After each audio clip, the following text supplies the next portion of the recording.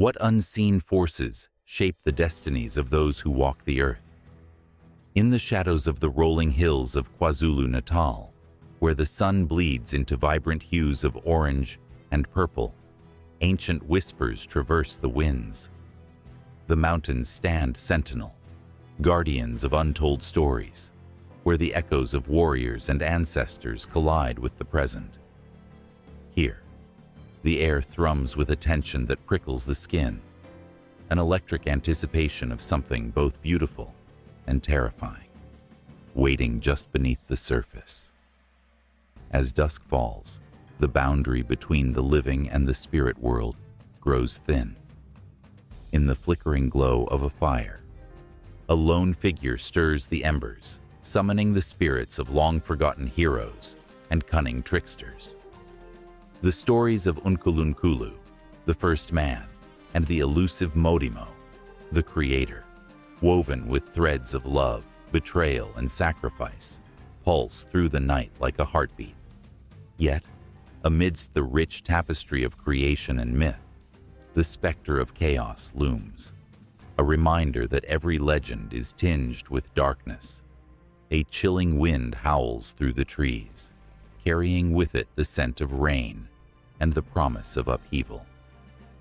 The people, once united by their beliefs and traditions, now find themselves at a crossroads. A bitter conflict simmers between those who honor the old ways and those who yearn for change, igniting a struggle that threatens to unravel the very fabric of their existence. Betrayal lurks in familiar faces, and the boundaries of loyalty blur as whispers of dissent rise like smoke. Will the age-old tales serve as a beacon of hope, or will they become a haunting chorus of despair? Within this turmoil, the figure by the fire, cloaked in mystery, holds the key to a prophecy long forgotten. Eyes glimmering with ancient wisdom, they recall moments of glory and tragedy, moments when gods walked among men and shaped their fates. The ground trembles beneath their feet, reverberating with the weight of impending change. An awakening is at hand, and with it, the potential for both salvation and ruin. As the drums of war begin to echo through the valleys, the people can feel the pulse of their ancestors, urging them to remember. Each beat resonates with the weight of their history, a reminder that they are not alone in their struggle. The heroes of old stir once more, their spirits preparing to intervene in the lives of the living. Time bends and twists, weaving together past and present, and in that moment, destiny sharpens its blade. Who will rise to answer the call? Who will fall into the abyss of their own making? In this charged atmosphere, where myths breathe and legends awaken, the stage is set for a reckoning that could change everything. A storm brews on the horizon, and as the skies grow darker, one question echoes in the hearts of all.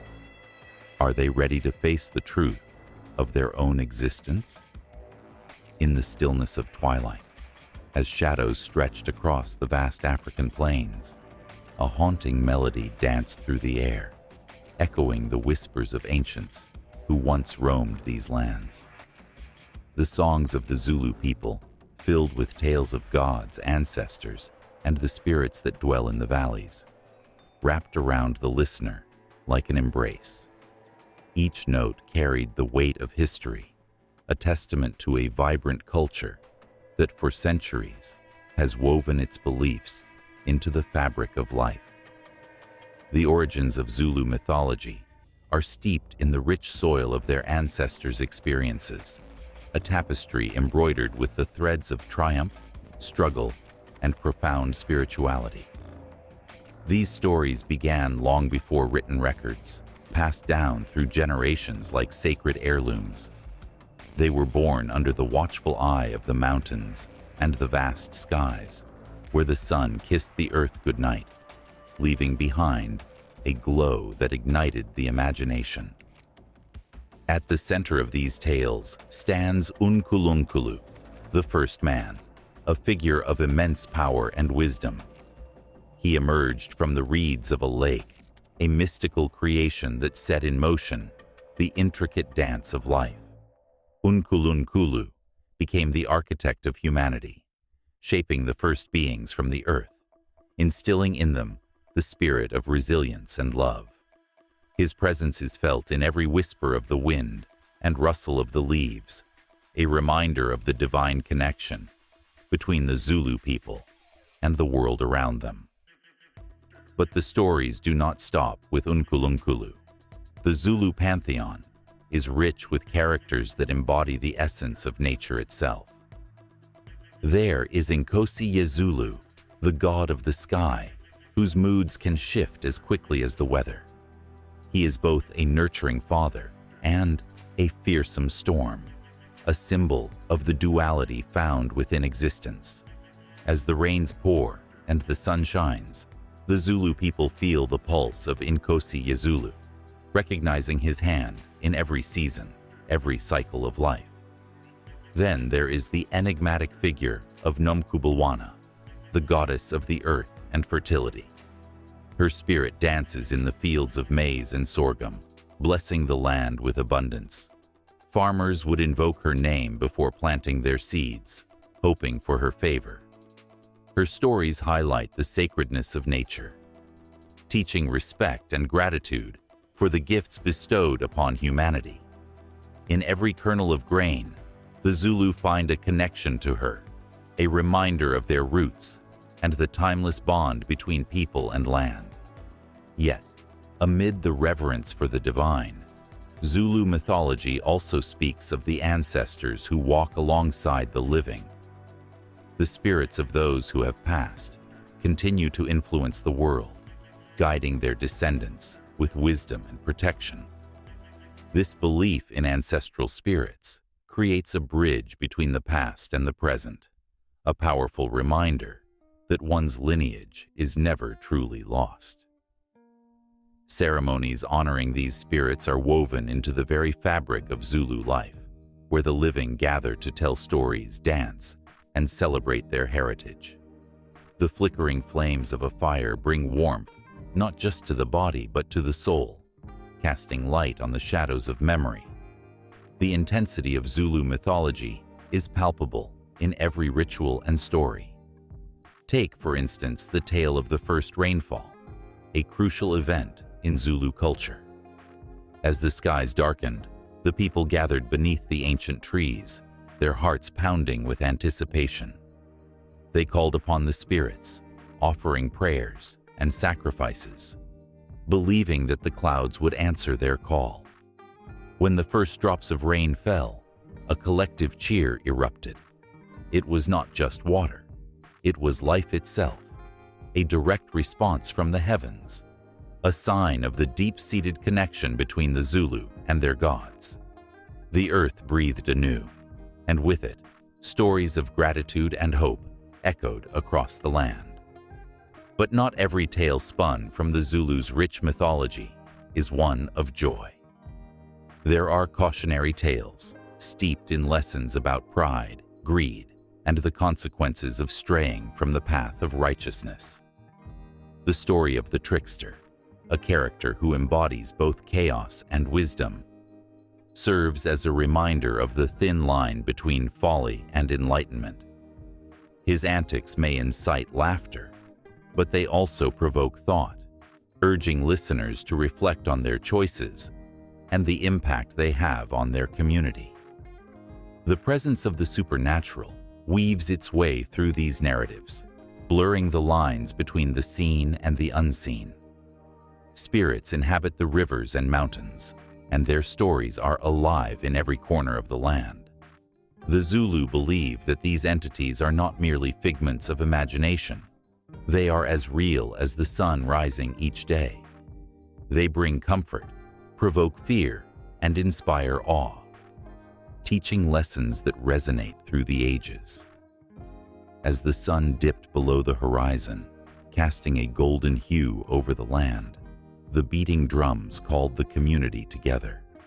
In the flickering light of the fire, faces illuminated with anticipation shared stories that echoed through the night. Each word spoken was a thread connecting the listeners to their ancestors and the gods above. The air crackled with energy, an unbroken bond that transcended time, reminding them that they were part of something greater than themselves. The Zulu mythology, vibrant and alive, holds tales that stir the heart and ignite the imagination.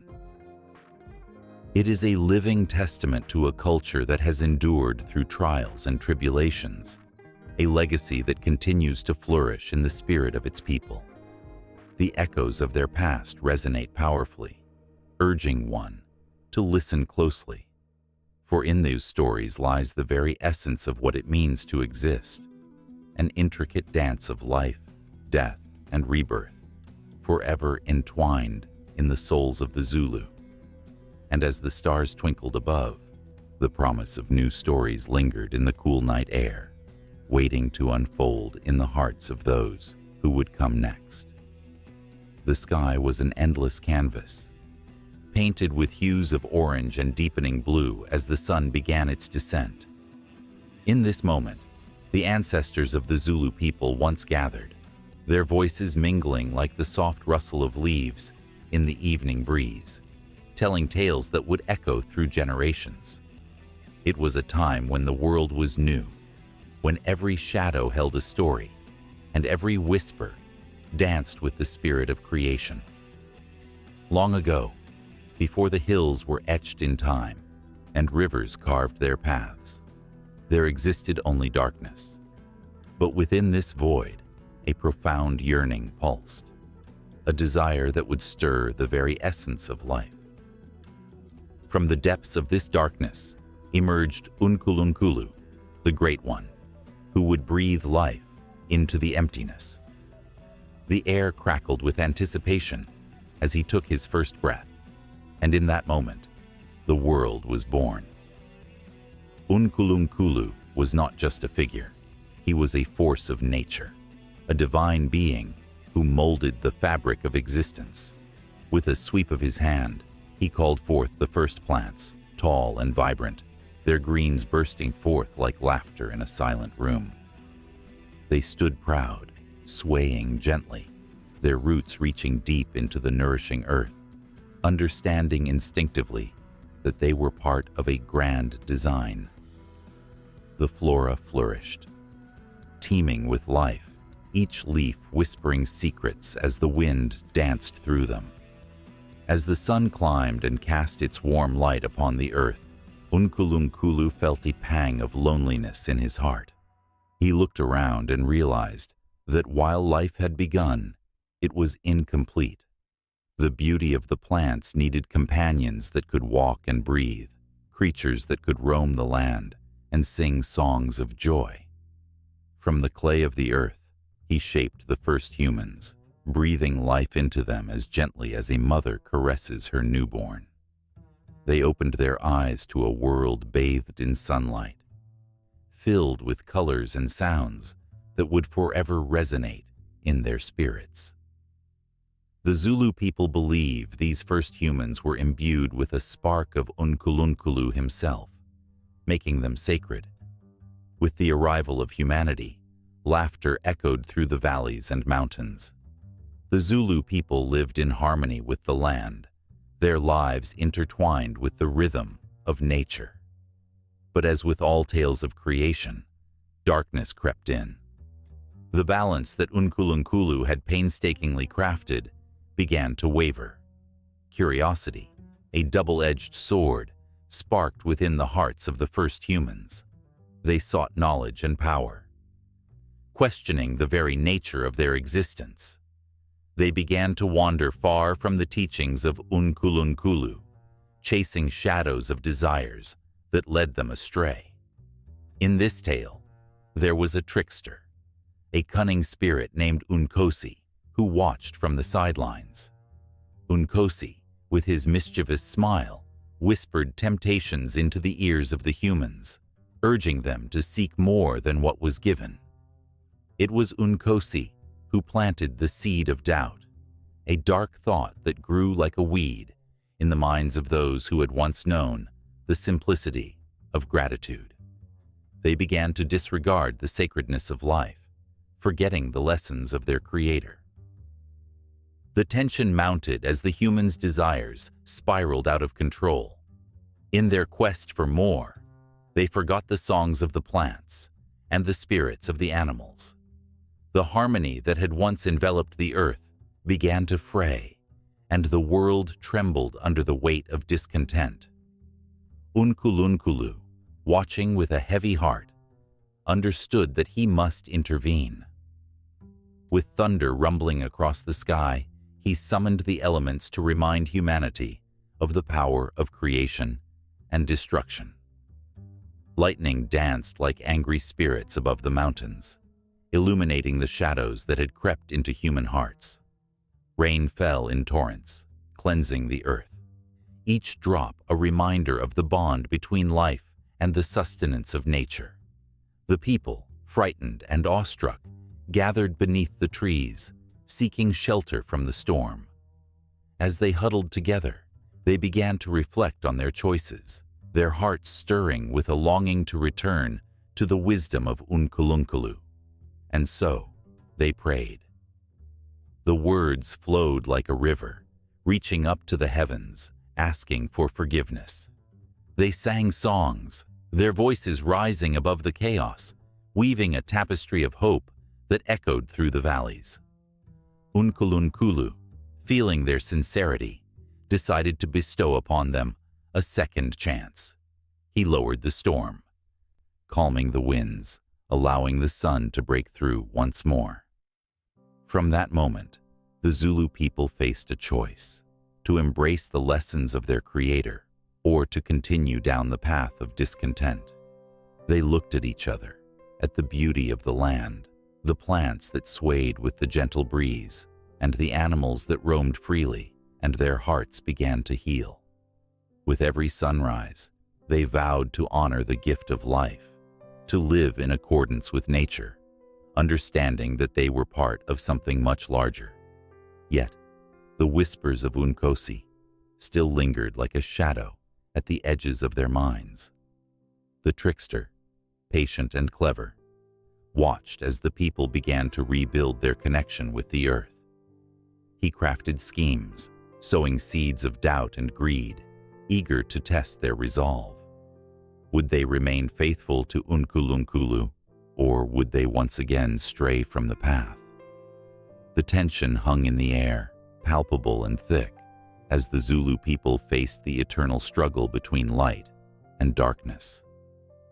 They built their communities, their fires blazing bright against the night, sharing stories of the Great One, reminding each other of their origins. Yet the laughter of Unkosi could be heard, a haunting melody that promised power and knowledge beyond their imagination. As the sun dipped below the horizon, casting long shadows over the land, the echoes of creation and temptation intertwined. The Zulu people stood at a crossroads, their hearts beating in rhythm with the pulse of the earth. Would they choose the path of wisdom, honoring the sacred bond with Unkulunkulu, or would they succumb to the whispers of Unkosi, risking everything for fleeting desires? The world around them held its breath, an ancient tension stretching across time as the winds carried the stories of the past into the future, waiting for the next chapter to unfold. In the beginning, when the first light kissed the dark expanse of the world, there was Unkulunkulu, the great creator. It was a moment so profound that the very air trembled with possibility.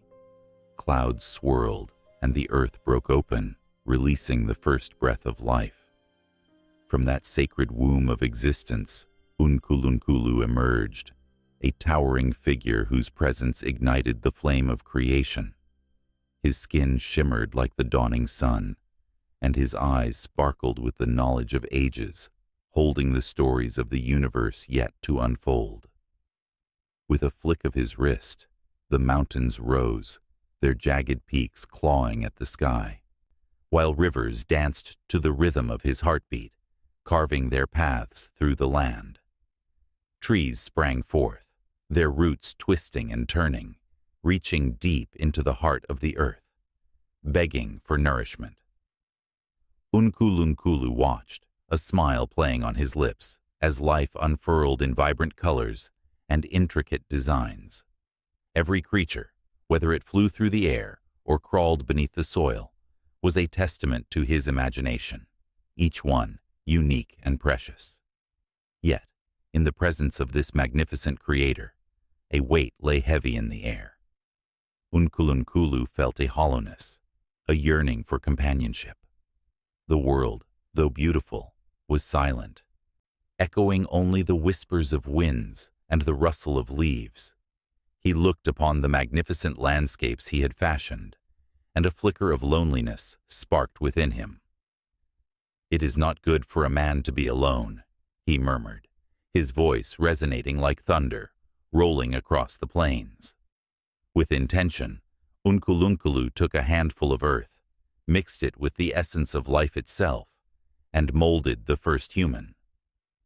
The figure, standing tall and proud, reflected the spirit of his creator. He breathed life into it, and in that moment, a new chapter began. The man blinked, looking around with wide eyes filled with wonder and confusion. He felt the warmth of the sun on his skin, heard the rustle of the grass beneath his feet, and for the first time, the air was alive with a different kind of energy, human potential. This man was named Umntwana, meaning the child of the people.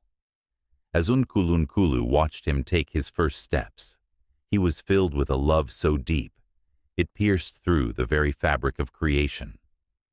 Umntwana looked up at his maker with awe, and Unkulunkulu felt a rush of pride swell within him. He had crafted not just a companion, but a bearer of dreams and stories, a spark to light the fires of humanity's journey. Yet, as Umntwana wandered this lush and bountiful world, he soon discovered something unsettling. In the stillness of the night, shadows danced around him, whispering secrets that made his heart race. There was a darkness lurking nearby, something that Unkulunkulu had not foreseen. With each passing day, Umntwana felt a growing fear. It was as if the creatures of the night had woven a web of despair around him. He called out for his creator, but the winds carried his voice away, and the silence wrapped him like a shroud.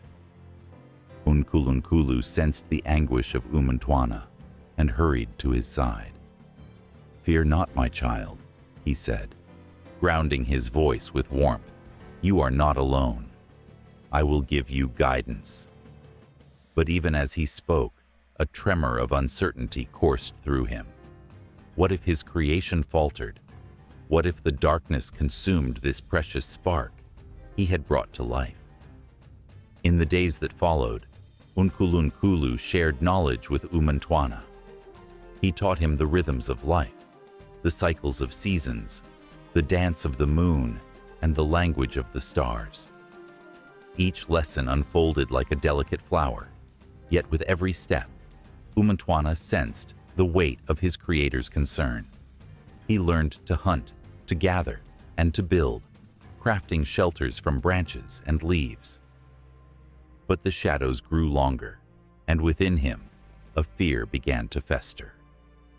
One fateful night, under a blanket of shimmering stars, Umntwana found himself standing at the edge of a cliff, staring into the void below.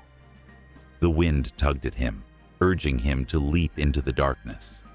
He thought of the stories Unkulunkulu had shared, but the whispers of the shadows filled his mind with doubt. What if I am unworthy? What if I fail? Unkulunkulu felt the turmoil within Umntwana, as if it were a storm raging in his own heart. He approached, his presence a calming force. "You are created from my essence, my child. You carry the strength of the mountains and the beauty of the rivers. You are part of me, and I am part of you." Yet, deep inside him, there was a flicker of fear, a fear that perhaps he had endowed Umtwana with too much freedom and not enough protection. As dawn painted the sky in hues of orange and pink, Umtwana leaped. He embraced the unknown and landed with a thud on the earth below. The ground shook beneath him, but he stood tall, alive and triumphant. Unkulunkulu watched, pride swelling in his chest. But he knew this was just the beginning. Life was not designed to be without trials. It was woven with challenges that would test the very fabric of their existence. But the shadows were not done. They began to creep closer, weaving tales of despair that ensnared Umantwana's mind. The whispers grew louder, echoing the fears that Unkulunkulu had tried to quell. What if you are alone? What if your creator has abandoned you? As these thoughts took root, Umantwana felt a coldness seep into his bones. Unkulunkulu, sensing the shift, felt a deep ache in his soul. He raced through the valleys and over mountains, searching for the light that had begun to dim within his creation. He reached Umantwana just as he fell to his knees, overwhelmed by the weight of the world. "My child," he called, desperation lacing his voice. "I am here. Do not allow the shadows to claim you." But Umantwana looked up with tear-filled eyes, the flicker of hope wavering. "What if I am not enough?" he whispered, vulnerability exposing the raw core of his being. Unkulunkulu's heart broke for the child of his creation, for in that moment, he realized that this was the gift and burden of life, freedom intertwined with fear, beauty entangled with pain. As the sun dipped below the horizon, casting long shadows across the land, the bond between creator and creation hung in the balance.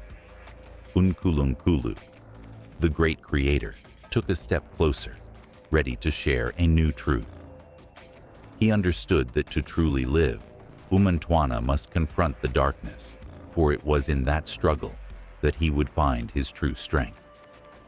The world was vast, filled with trials ahead that would test his resolve. But Unkulunkulu would not let go. The echo of their connection pulsed through the air, promising that the tale of Unkulunkulu and Umantwana had only just begun. The air was thick with the scent of burning sage, a fragrant offering to the spirits. A soft rustle stirred through the tall grass, as if the ancestors themselves stood at the edge of the village, watching over their descendants. This was the world of the Zulu, where the past was never truly past. It lingered, vibrant and alive, woven into the fabric of daily life. The ancestors were not just memories, etched in the minds of the living. They were a powerful force, guiding, protecting, and sometimes reprimanding those who strayed from the path of righteousness. In the flickering light of a fire, a group of elders gathered, their voices low and rich with history. They spoke of Umoya, the spirit of the departed, and how it intermingled with the living. Each name mentioned in their hushed tones held weight, a connection to the triumphs and sorrows of those who came before. The villagers listened with rapt attention, for these stories were more than tales from the past. They were lessons in resilience, courage, and the importance of community. An elder rose, his voice trembling as he recounted the story of a great warrior who had fought in battles long ago. This warrior, revered for his bravery, was believed to roam the land still, his spirit guiding the Zulu people through their struggles. Each time the community faced hardship, they recalled his strength, invoking his spirit through prayer and offerings. The warrior was not just a figure of the past, but a living presence in their hearts, urging them to stand tall against adversity. The gathering shifted as a young mother stepped forward, cradling her newborn child. Her eyes shimmered with tears, a mix of joy and apprehension. She spoke softly of her own ancestors, women who had borne children in times of turmoil, their spirits watching over her, whispering wisdom as she navigated the challenges of motherhood. The bonds between generations were strong, an unbroken chain that provided comfort and guidance. Every child was seen as a continuation of this lineage, a vessel for the dreams and hopes of those who had come before. As night deepened, the atmosphere grew thick with emotion. A small boy, curious and bright-eyed, asked about the rituals that honored the ancestors. Laughter filled the air, a gentle reminder of the joy intertwined with mourning. Elders explained how sacrifices were made, how the community would gather to celebrate the lives of those who had passed. They described the vibrant colors of the traditional attire, the rhythms of drums, and the songs that filled the night, blending sorrow and joy into a powerful tribute. During these ceremonies, the veil between the living and the dead thinned, allowing the ancestors to communicate with their descendants. Women adorned themselves with beads and skins, while men painted their faces, embodying the spirits they honored. The sound of ululation pierced the air, a melody that echoed through the valleys, calling upon those who had crossed over to join in the celebration of life. The ancestors danced with them, unseen yet felt, as the heartbeat of the community pulsed in rhythm with the drums. In another part of the village, a teenage girl sat alone, lost in thought. She felt the weight of her ancestors' expectations pressing down on her. Their whispers in her ears urging her to succeed. Yet, she felt trapped, torn between her dreams and the traditional paths laid before her. She longed for freedom, but feared disappointing the spirits of her forebears. The stories of her family echoed through her mind, tales of fierce women who had fought against the tides of oppression, and she felt a surge of determination. In that moment, she understood the power of her ancestors, not as chains to bind her, but as wings to lift her higher. The sun dipped below the horizon, casting long shadows across the land. The elders gathered once more, their faces illuminated by the flickering firelight. They reminded the people that the ancestors were always present, not just in their ceremonies, but in their everyday actions. A kind word, a helping hand, and a shared meal. All were ways to honor those who had gone before. It was a reminder that each person carried the legacy of their ancestors within them, shaping their choices and guiding their hearts. As the night wore on, the stories continued, each one adding to the rich tapestry of Zulu belief. The ancestors were seen as guardians, protectors of the people, ensuring their safety and guiding their paths. The living were responsible for maintaining these connections, for neglecting to honor the ancestors could bring misfortune. When mischief stirred or conflict arose, the villagers would gather and seek the wisdom of the elders, who would remind them that the ancestors watched, ready to intervene if called upon.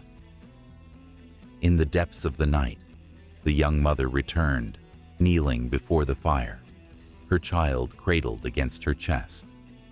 She whispered a prayer, an invocation of the ancestors who had nurtured her through her own upbringing. The flickering flames danced in the wind, carrying her words like a feather into the night sky. The ancestors listened, ever vigilant, their presence felt in every heartbeat, every sigh, and every whispered desire for guidance. As dawn approached, a chill ran through the air, and the villagers prepared for the day ahead. The stories and rituals would continue, weaving an unbreakable bond between the living and the spirits of the past. Each person was a link in an eternal chain, a testament to the enduring legacy of love, sacrifice, and wisdom that transcended time and space. The ancestors remained not as distant figures of history, but as vital threads in the fabric of their lives, ever present, forever guiding. The young girl stood at the edge of the village, the rising sun casting a warm glow on her face. She felt their whispers in the wind, urging her to forge her own path, while honoring the dreams of those who had paved the way. It was a delicate balance, one that required courage and faith, but she was ready to embrace her journey, knowing the spirits of her ancestors walked with her every step of the way. The weight of their legacy was not a burden, but a blessing, illuminating her path as she stepped boldly into the dawn of a new day. In the stillness of the night, under a blanket of stars shimmering like diamonds scattered across a deep blue canvas, the whispers of the ancestors lingered in the air. The rhythmic drumming of distant celebrations faded into the background as a young boy lay curled in his grass mat, his breath soft, eyes fluttering beneath closed lids. In those fleeting moments of sleep, he danced with spirits, traveled far beyond the realm of the living, and tasted the bittersweet essence of wisdom that only dreams could offer. For in Zulu culture, dreams are not mere figments of imagination. They are potent threads connecting the living to the spiritual world, a sacred bridge spanning life and death.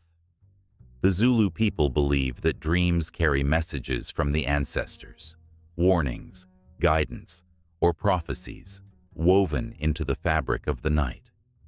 They see these nocturnal visions as the gentle nudges of spirits who have walked the earth before them, urging them toward paths of wisdom, healing, or caution. Each dream holds a narrative, a lesson that transcends time, and the young boy knew this truth well. He had grown up hearing the elders speak of their dreams with reverence, recounting tales of how they averted disasters or found solutions to their problems through the dreams gifted to them. It was a responsibility to listen, to decipher the symbols and the shadows that danced behind his eyelids. One night, when the moon hung heavy and full, illuminating the darkened corners of his village, the boy fell into a dream that would change everything. He found himself standing at the edge of a vast, tranquil lake, its surface like polished glass. The air was thick with an electric charge, a sense of something extraordinary about to unfold. As he gazed into the water, ripples danced, echoing the whispers of his ancestors. Then, from the depths, a figure emerged, an older woman, cloaked in the mist of mystery. Her eyes gleaming with the wisdom of ages, she bore the weight of countless stories, and as she spoke, her voice resonated like a distant drumbeat in the boy's heart. "Child of the land, do you not see? Your people are losing their way. The dreams they once cherished are fading, and with them, their connection to us, the spirits who guide them. You must listen, for the dreams are alive, and they seek to be heard."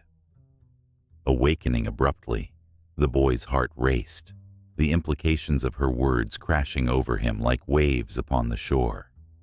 The elders had always spoken of the importance of dreams, but now he felt the urgency, the desperation woven into his very being. He remembered the tales of his grandmother, who had saved their crops after dreaming of a great rain, and the way his father had avoided conflict by heeding the warnings of the night. It was clear.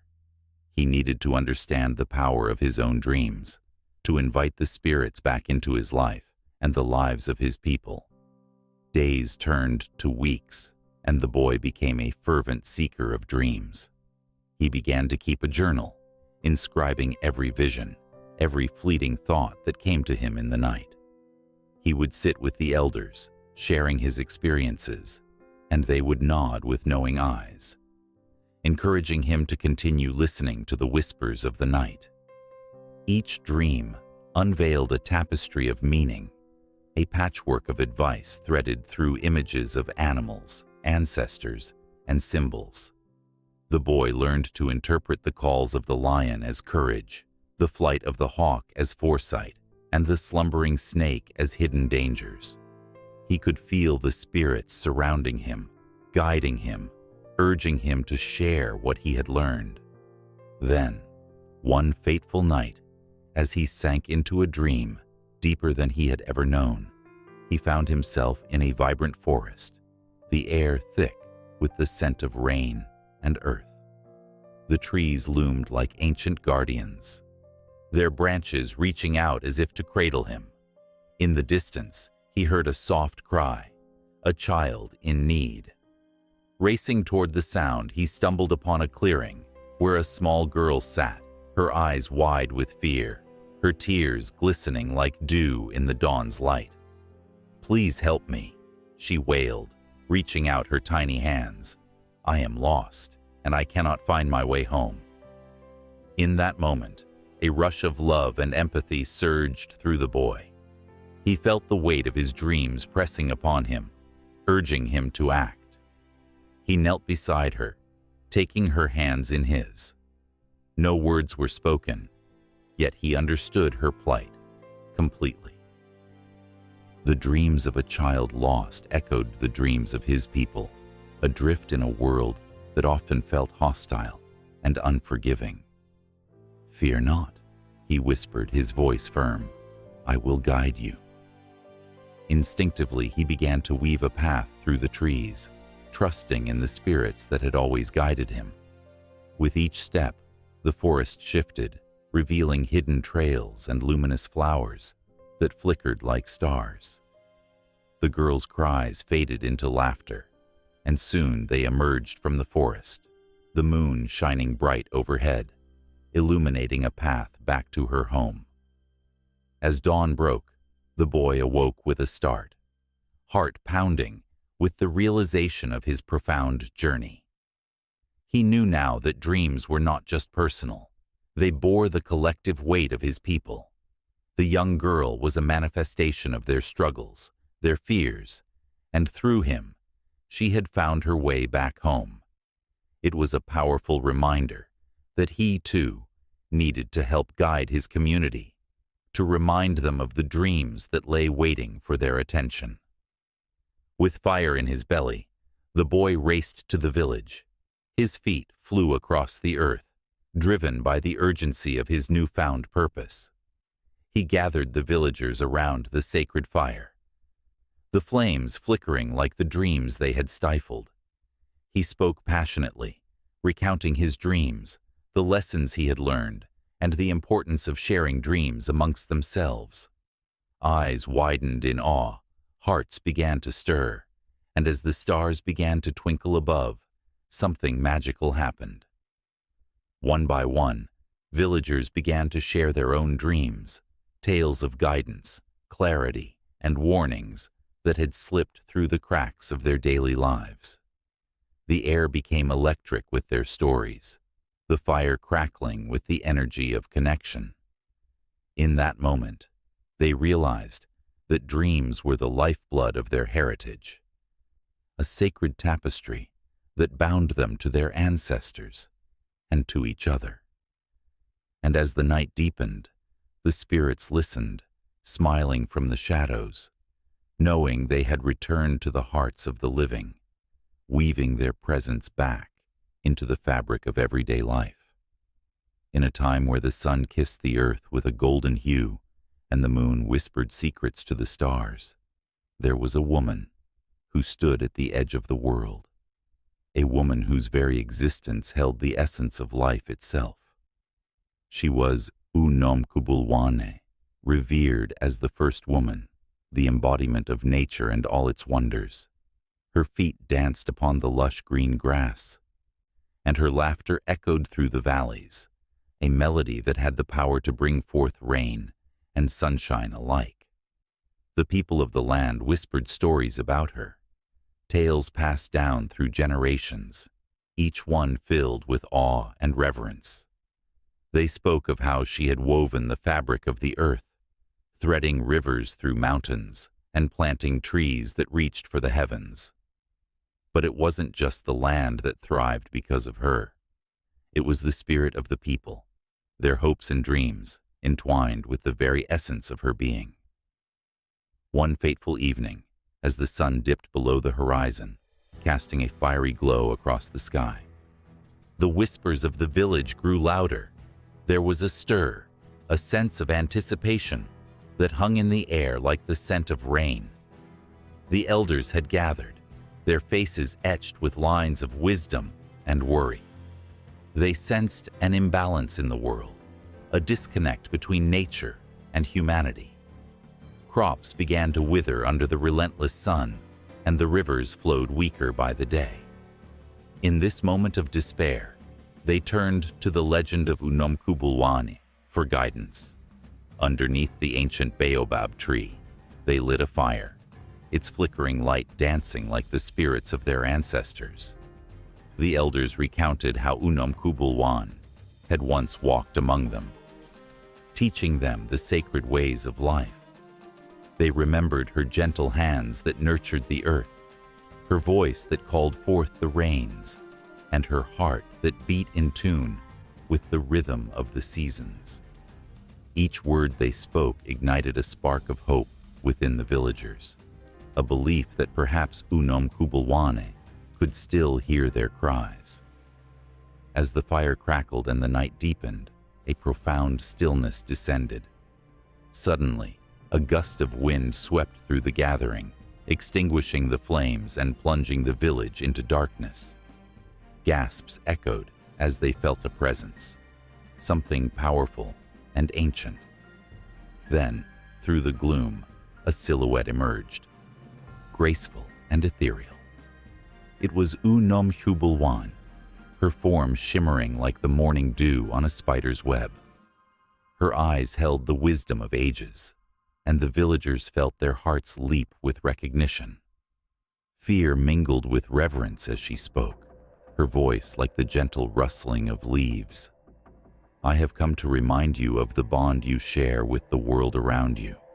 You have forgotten the sacredness of the land, the delicate balance that sustains life. It is time to listen to the whispers of the earth once more. As her words washed over them, memories of their ancestors filled the villagers. They recalled how their forebears had revered the land, offering thanks for every harvest and honoring the spirits of nature. But in the hustle and bustle of their lives, they had lost sight of these traditions. They had let greed and desire cloud their connection to the earth. Tears welled in the eyes of the elders as they pled for forgiveness. We have strayed, Unomkubulwane. We have ignored the signs and taken too much without giving back.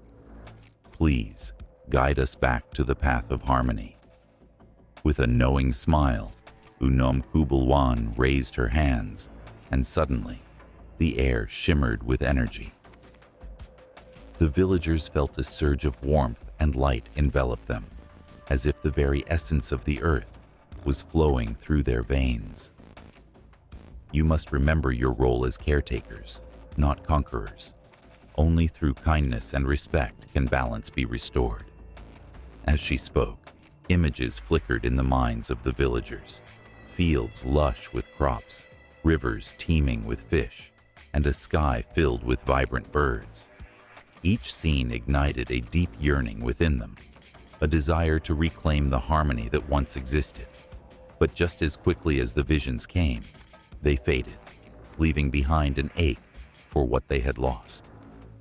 With a sudden crack of thunder, the atmosphere shifted. Dark clouds gathered above, heavy with rain. The villagers watched, both in awe and fear, as Unomkubulwane turned to the storm. This is not just a test of faith, but a call to action. The rain will not come to those who do not honor their promises. You must plant seeds of change in your hearts and in your land. As the first drops fell, the villagers felt the weight of their responsibility. They rushed to their fields, hands trembling with anticipation. They dug into the soil, planting seeds not only of maize and millet, but also of respect, love, and gratitude. With each seed they buried, they whispered promises to the earth, pledging to live in harmony with nature. The rain poured down, soaking the thirsty ground, and the villagers danced in the deluge, their voices rising in a chorus of joy and hope. It was a moment of rebirth, not just for the crops, but for their souls. Yet, amidst the celebrations, a sense of urgency lingered in the air, a reminder that the path ahead was fraught with challenges. Unomhubulwane's figure began to dissolve, but her gaze remained steady, piercing through their very beings. Remember this moment and carry it with you. When the storms come, and they will come, you must stand strong as guardians of the earth. Your journey is just beginning. And with that, she vanished into the mist, leaving behind a village transformed, a people awakened to their purpose. As the sun broke through the clouds, casting a rainbow across the sky, the villagers understood that they were not merely inhabitants of the land. They were its protectors, its voice, its heartbeat. But the winds of change had only begun to stir, and as the seasons shifted, the echoes of Unomhubulwane's wisdom would continue to shape their lives, challenging them to remain vigilant against the forces that sought to disrupt the delicate balance. With each sunrise, they would be reminded of their sacred duty, and the legend of the first woman would live on, guiding their steps as they walked toward a future filled with promise and hope. In the quiet of night, as darkness draped the world in velvet shadows, the moon hung in the sky like a lonely sentinel, casting its silvery glow over the earth. It was during these still hours that stories were born, whispered from one generation to the next, tales of love, loss, and celestial wonders. The villagers below, cradled in the embrace of a star-speckled sky, often spoke of a time when the moon and stars were not mere celestial bodies, but living, breathing entities, weaving their fates with those of mortals. Once, long ago, the moon was not a solitary figure. It danced with the stars, twinkling companions who spun around it in an eternal ballet. They told stories in flickers of light, communicating in a language older than time itself. Among them was Lyra, a star with a heart full of dreams, and Elon, the moon, whose silvery glow held the secrets of the universe. Their bond was forged in the shared glow of 1,000 nights, each illuminating the darkness that wrapped around the world below. But peace is often a fragile thing, easily shattered by the weight of desire and ambition. Rumors whispered through the cosmos that the humans below, driven by their insatiable hunger for knowledge, sought to touch the stars. They built towers that reached toward the sky, their ambitions like flames licking at the edge of the night. Lyra, with her brilliant light, felt a stirring in her heart. She wished to understand humanity, to know their laughter, their sorrows, and the very essence of their existence. Elon, ever the protector, warned her, "Stay away from them, dear Lyra. They are both beautiful and dangerous, fragile, yet relentless." Yet curiosity is a powerful force, and Lyra's sparkle only grew brighter as she gazed down at the world. She saw children pointing at her with wide eyes, lovers whispering sweet nothings beneath her glow, and dreamers painting their hopes in the night. Each moment, each heartbeat, called to her. Finally, unable to resist, she descended, her light shimmering like diamonds falling from the heavens. As she touched the earth, A gasp echoed through the village. The people fell silent, eyes wide in disbelief. Lyra transformed into a radiant being, her form a cascade of shimmering light. A young girl named Ilara, with hair that glimmered like burnished gold, stepped forward, her innocent heart drawn to the star's brilliance. "Are you a goddess?" she whispered, awe in her voice. "I am but a star, a friend from the sky," Lyra replied, her voice like a gentle breeze, soothing and warm. The villagers gathered, mesmerized by her presence, forgetting their worries and fears, lost in the magic of the moment. They shared stories and laughter, and for a time, the world seemed perfect. But while Lyra found joy among the humans, Elon watched helplessly from above, his heart heavy with concern. He knew the laws of the universe, the delicate balance that existed between celestial beings and mortals. With each moment Lyra spent on Earth, the boundaries between their worlds began to blur. Stars flickered with unease. They felt the pull of their friend's light dimming, as if a tether was pulling her gradually away from the heavens. As days turned into nights, Lyra's laughter rang through the village, enchanting all who heard it. But with her radiance came shadows. The villagers, hungry for more of her light, became greedy. They began to build shrines, to call upon her name with offerings of fruit and flowers, desperate to keep her tethered to their world. Each tribute dimmed her glow, and the once vibrant star found herself torn between two realms. Elon could sense the shift, a rift forming in the fabric of their existence. He descended, his luminous form casting an eerie light over the village. The villagers, once joyous, felt a chill run through them as they beheld the moon, a figure of authority and sorrow. "Lyra, you must return," he urged, his voice filled with a haunting melody that echoed in the hearts of the mortals. "You belong in the skies, not among those who would bind you with their desires." But Lyra, with her heart now woven into the fabric of human emotion, hesitated. "I have never felt so alive, Aelin. They believe in me. They give me purpose. Can't you see?" Tears glistened in her eyes, resembling tiny stars, as she looked down at the villagers. "What if I can help them? What if my light can guide them through their darkness?" The villagers, sensing the tension between the celestial siblings, held their breath. They could feel the weight of the moment, the fate of their beloved star, hanging in the balance. Yet, Elon knew the truth. "Your light is not theirs to keep," he said softly, his voice breaking with emotion. "You are a beacon for all, but you cannot shine if you are trapped."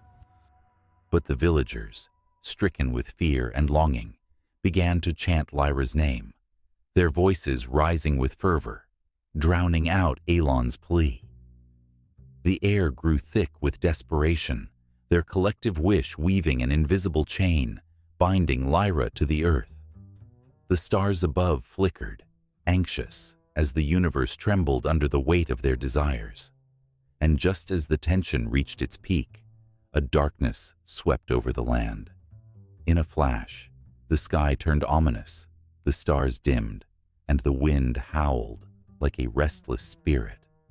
A thunderous voice echoed through the heavens, a reminder of the cosmic laws long forgotten. Balance must be restored.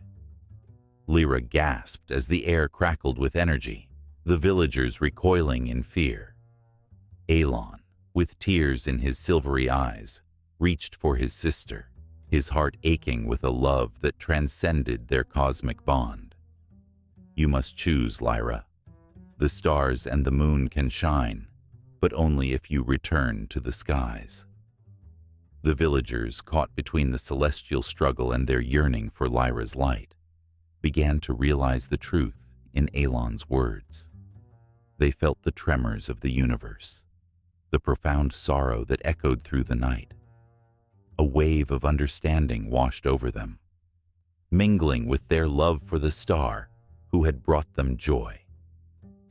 As the storm brewed overhead, Lyra stood at the crossroads of two worlds, her heart divided, suspended in a moment that felt like eternity. The love of the villagers warmed her, yet the clarity of her purpose shimmered just beyond reach, waiting like a distant star.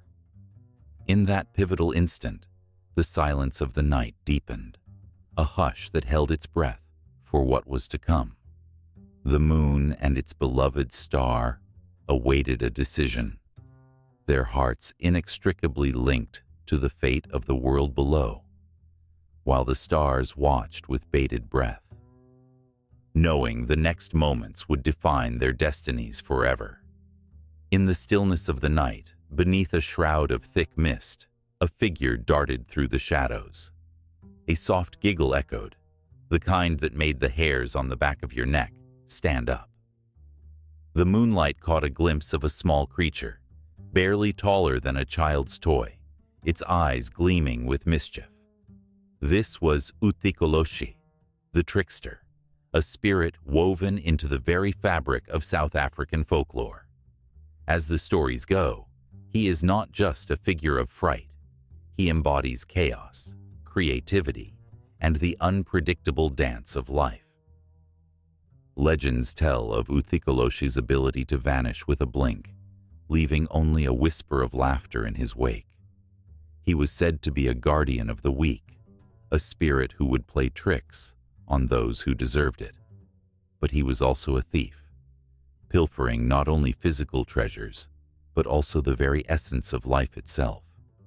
Tales of his antics were passed down through generations, each recounting a different version of his capers. Some say he would sneak into the huts of the greedy, turning their wealth into dust, while others recall nights when he would mischievously tickle the sleeping, leaving them with wild dreams that blurred the lines between reality and fantasy. In a time when the world was still young, Uthikoloshi was believed to walk among humans, his tiny feet barely making a sound against the earth. His skin, the color of ash, blended perfectly with the shadows, making him a master of stealth. Children would gather around the fire, wide-eyed as the elders recounted the tale of how he once turned a village's water supply to wine, only to revert it back the next morning, leaving the villagers to scramble for their buckets and pots in a flurry of confusion. Laughter would erupt around the fire, but deep down, a shiver would creep through them, for they knew that Uthikoloshi was unpredictable, and laughter could quickly turn to fear. One fateful evening, as the sun dipped below the horizon, a dark cloud rolled over a small village. Stories of Uthikoloshi's return sent ripples of excitement and dread through the air. People locked their doors, whispering prayers for protection. Yet, as the night deepened, curiosity sparked among the braver souls. A group of young boys, emboldened by tales of glory and mischief, ventured into the night, daring each other to summon the trickster. They gathered at the edge of the forest, where the moonlight barely reached, shadows swirling like ghosts around them. "Uthikoloshi, come out! We're not afraid of you!" they shouted, their voices trembling yet filled with bravado. The forest seemed to hold its breath, and then, as if answering their call, a low chuckle echoed, sending a chill down their spines. A small figure emerged, his laughter like the tinkling of bells, and with him, an electric current of excitement and fear. He danced from tree to tree, a blur of motion, before finally coming to a halt before the boys. "Why do you call for me?" he asked, his voice high and teasing. "Do you want riches? Or perhaps a taste of chaos?" The boys, at first frozen in awe, found their courage, and one stepped forward. "We want adventures. Show us what you can do." With a flick of his wrist, Uthikoloshe conjured a flurry of fireflies that illuminated the dark, painting the night with glowing, dancing lights. The boys squealed with delight, their fear momentarily forgotten. But then, in a heartbeat, the lights vanished, and in their place was a towering figure, a monstrous shadow that loomed behind them. The laughter faded, replaced by gasps of horror, as the Uthikoloshe morphed into a frightful giant, eyes glowing red and teeth sharp as daggers. "Remember, little ones," he snarled, "every trick has its price." Panic erupted among the boys as they turned to flee, the laughter of Uthikoloshe trailing behind them. The woods came alive with his echoing giggles, a reminder that he was always watching, always waiting. In the days that followed, tales of the encounter spread like wildfire. Some claimed they saw the tiny figure darting through their gardens, playing tricks on unsuspecting villagers, while others whispered of a shadow that lingered just beyond their sight. The elders warned the children of his power, teaching them respect for the chaos he brought. But there were always those who dared to tempt fate, seeking Uthikoloshe out for fun and folly. As dusk fell each night, the stories would creep into the hearts and minds of the villagers, binding them together in a web of anticipation and trepidation. Children whispered to one another, sharing their latest encounters with the trickster, while the elders nodded knowingly, recalling their own youthful misadventures. And in that tight-knit community, a fragile balance was maintained, a delicate dance between fear and joy, where laughter could just as quickly turn to dread. But Uthikoloshe was not merely a creature of chaos. He represented the unpredictable nature of life itself. As night turned to day, he was a reminder that darkness could bring light and that mischief could lead to lessons learned. Each tale, each encounter, added layers to his legend, making him an inseparable part of the cultural landscape. The stories intertwined with the very essence of the people, creating a rich tapestry of emotion, laughter, and fear. As the seasons changed, so too did the stories of Uthikoloshe. Some spoke of his kindness, of how he helped the sick regain their strength through laughter. Others lamented the times he brought calamity, teaching lessons that sometimes stung. The duality of his nature kept everyone on their toes. Children learned to tread carefully, knowing that while he might gift them with joy, he could just as easily snatch it away with a mischievous twist. And so, the firelight flickered against the night, casting shadows that danced like Uthikoloshe himself. The tales continued to swirl around the village, weaving a rich narrative of laughter and fear, binding the community together in a shared understanding of their trickster. The laughter that followed him, both delightful and haunting, echoed in their hearts long after the fire had burned down to embers, leaving them wondering what the night would bring next. Would he come for them, or would they dare to seek him out once more? The night was full of uncertainties, and with every dusk, the air thickened with the promise of his laughter. The sun dipped low over the vast African plains, casting a golden hue that danced on the tall grass, swaying gently in the evening breeze. The whispers of the wind seemed to carry stories, ancient and powerful, intertwining with the pulse of the earth beneath. For the Zulu people, this was not just a landscape.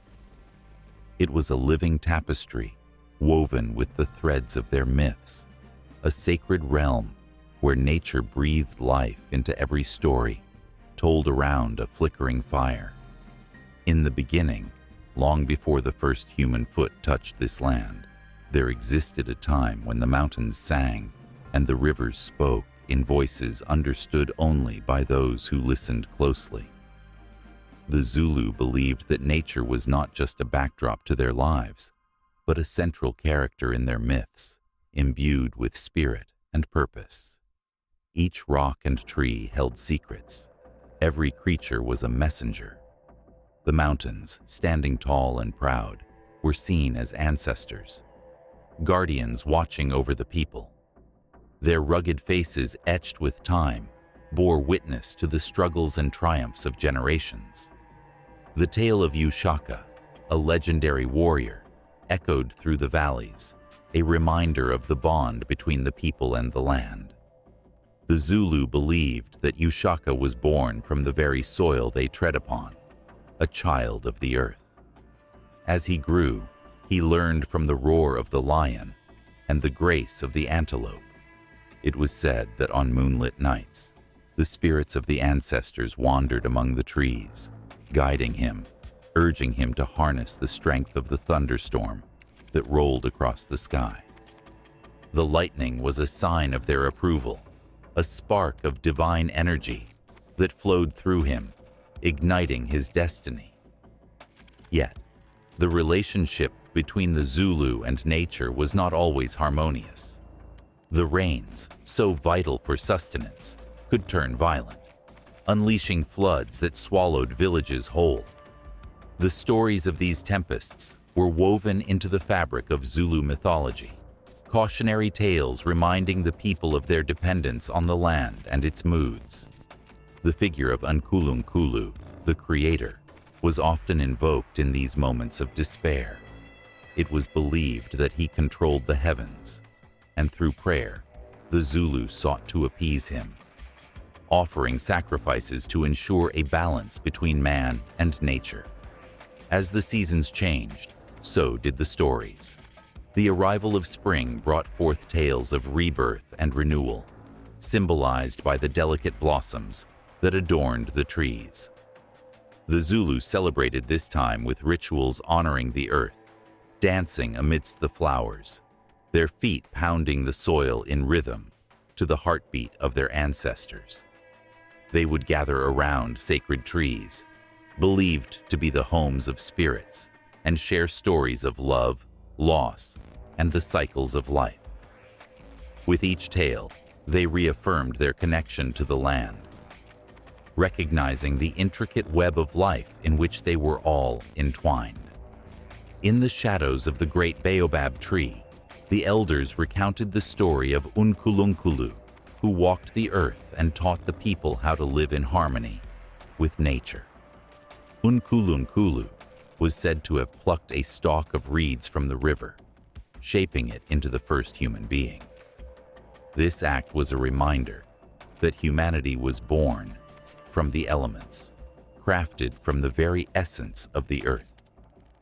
The Zulu viewed themselves as stewards, caretakers of the land, responsible for nurturing the relationship between the seen and the unseen. Through the eyes of a child, the magic of nature unfolded in vibrant colors. The sound of the cicadas became a symphony, the rustling leaves a lullaby. In stories shared by the firelight, the young were taught about the trickster hare, who used cunning to outsmart predators, a testament to the cleverness required to survive in a world governed by the laws of nature. This was their way of imparting wisdom, teaching the importance of respect for all living things and the balance that existed within the ecosystem. Yet, there were darker tales woven into the fabric of Zulu mythology as well. The story of the great serpent, known as Inkanyamba, who dwelled in the depths of the lake, sent shivers down the spines of those who heard it. This creature, a manifestation of the storms, was feared and revered. It was believed that Inkanyamba could manipulate the weather, bringing both devastation and healing.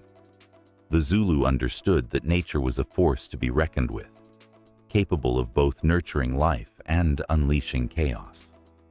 On stormy nights, when the winds howled and the skies roared, the elders would gather the children close, their voices low and steady, spinning tales of hope amidst the thunder. They spoke of the resilience of the land, of how it healed itself after every storm.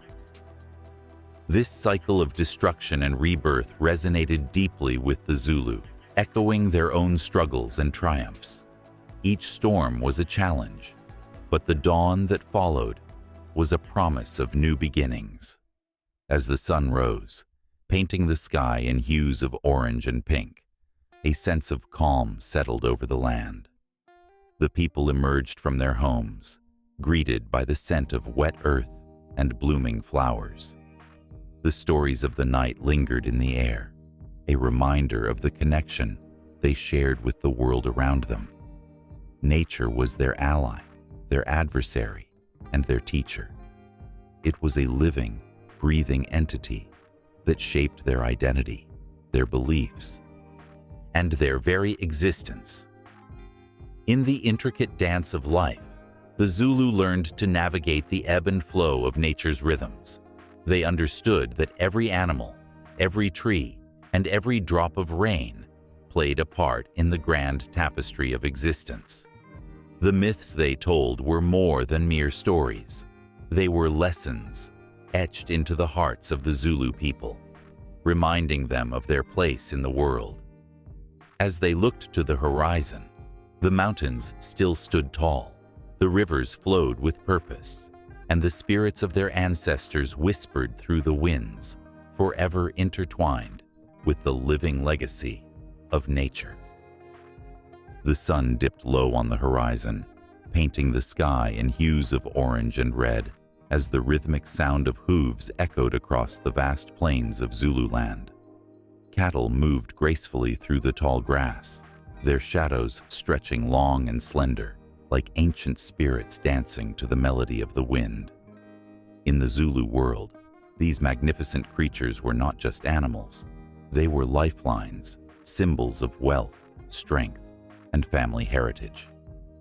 Each cow, with its gentle eyes and sturdy frame, told a story that reached back through generations, resonating in the very marrow of Zulu culture. To the Zulu people, cattle embodied more than mere economic value. They were the pulse of the community. A man's worth was measured not just by the number of cows he owned, but by the respect and love he garnered from his family and fellow villagers. The first sight of a newborn calf brought joy that lit up the hearts of families, a promise of prosperity and continuity. A single cow could symbolize the birth of a child, sealing an unbreakable bond between families. A cow's soft mooing echoed like laughter, weaving together tales of hope and unity across the land. In times of celebration, herds would gather at the kraal, where the air buzzed with laughter and music. The beating of drums harmonized with the rhythm of life as the community came together to honor their ancestors. Cattle were often central to these rituals, their presence a bridge between the living and the spirits of those who had come before. To slaughter a cow during such ceremonies was not an act of loss. It was a heartfelt offering, a way to pay homage to the ancestors who had walked before and guided their descendants.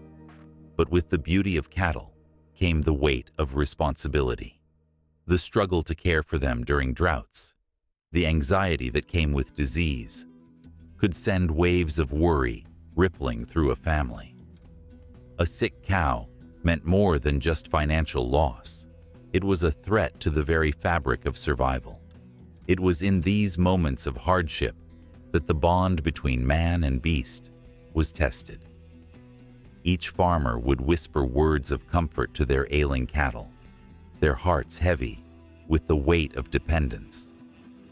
In this struggle lay the truth of resilience, a reflection of the Zulu spirit forged in the fires of adversity. Cattle also played a crucial role in the sacred traditions of marriage. The bride price, or lobola, was typically paid in cattle, a gesture of respect and appreciation for the bride's family. The exchange of cattle was a symbol of commitment, a promise of protection and love, forever binding two families together. With each cow given, emotions surged: joy, anticipation, and the bittersweet ache of separation. Young women, adorned in vibrant traditional attire, would dance around the kraal, their laughter mingling with the wind, celebrating not just their new beginnings, but the ancient customs that shaped their identity. The Zulu people recognized that every cow had a spirit of its own. These animals were not just possessions, they were living, breathing entities with emotions and histories. Elders often shared tales of cows that had saved lives, guiding their owners away from danger or leading them to water during the hottest days. Such stories, passed down through the ages, brought goosebumps to the skin, weaving a tapestry of life that mingled the human experience with that of cattle.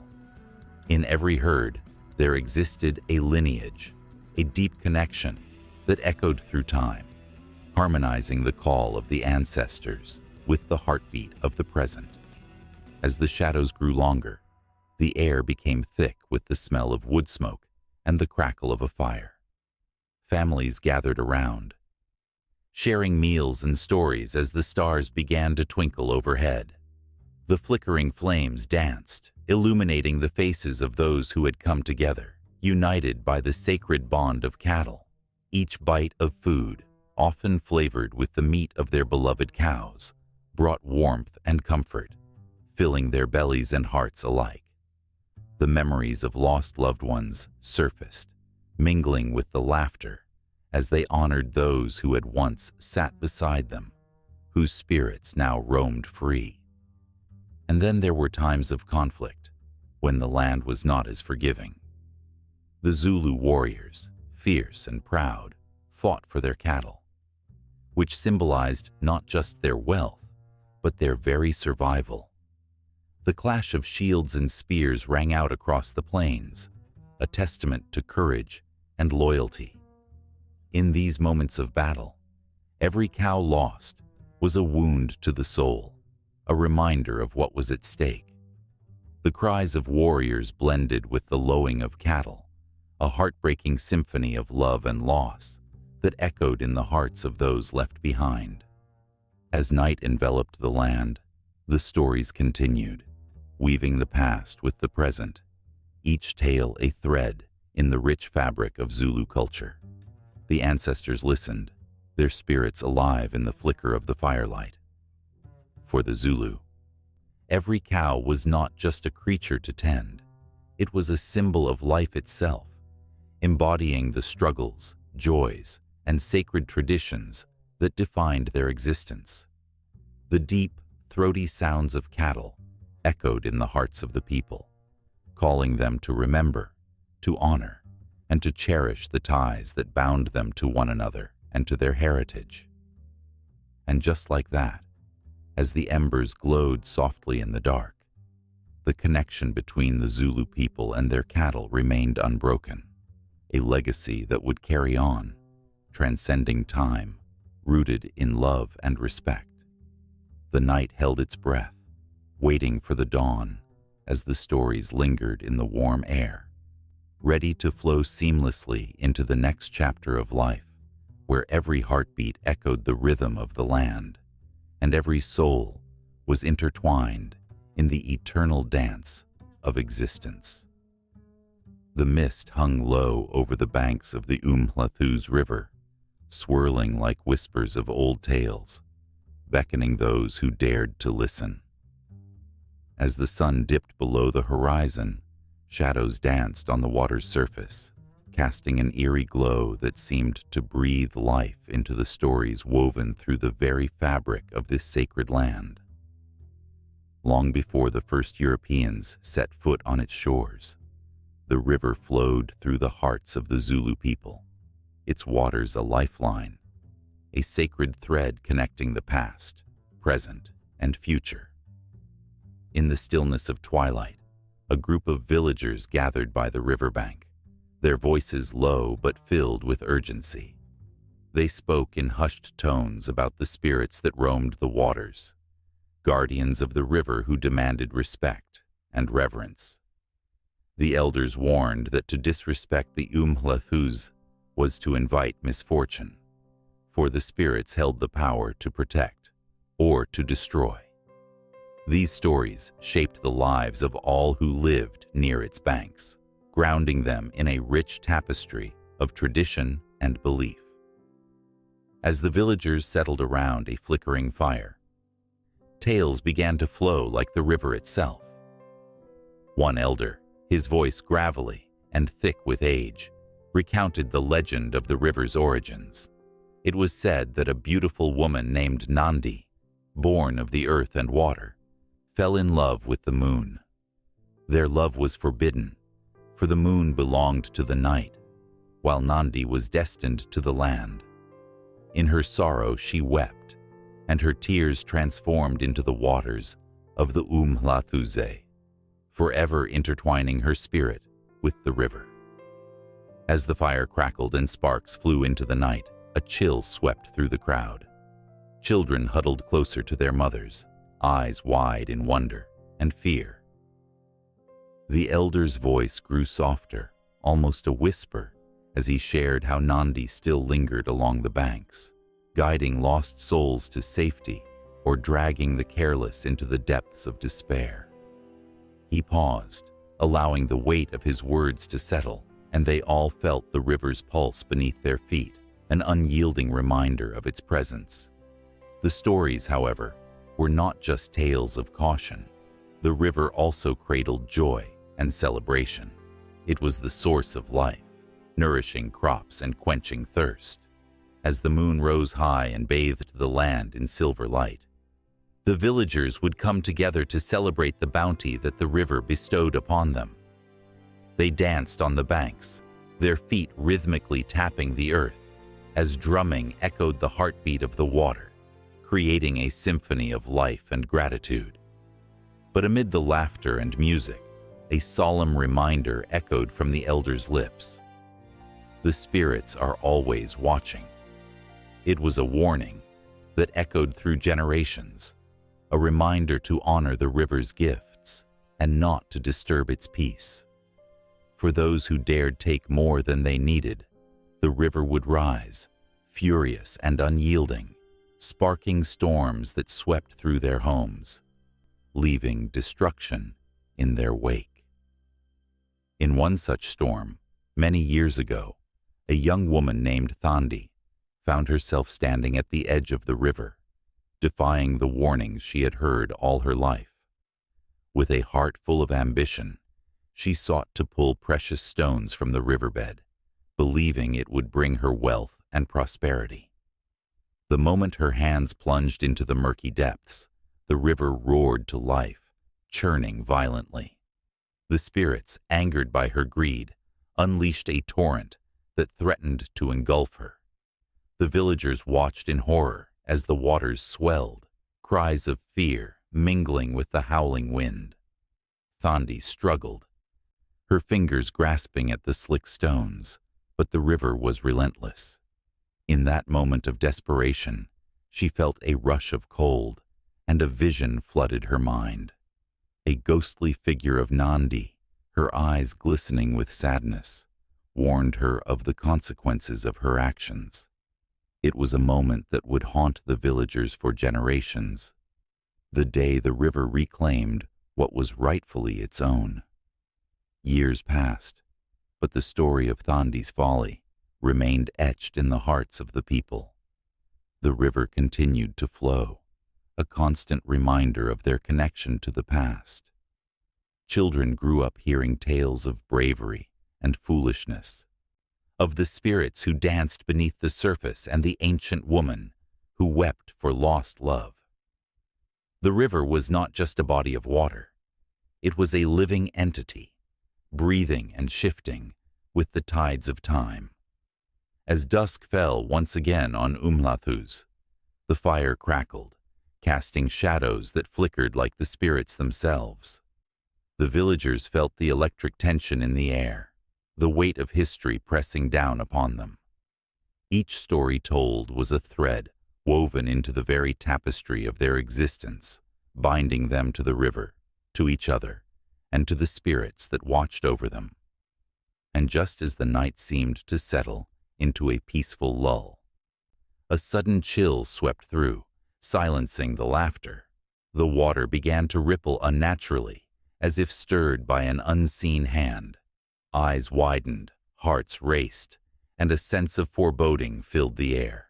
The fire flickered, casting ghostly silhouettes on the faces of the villagers.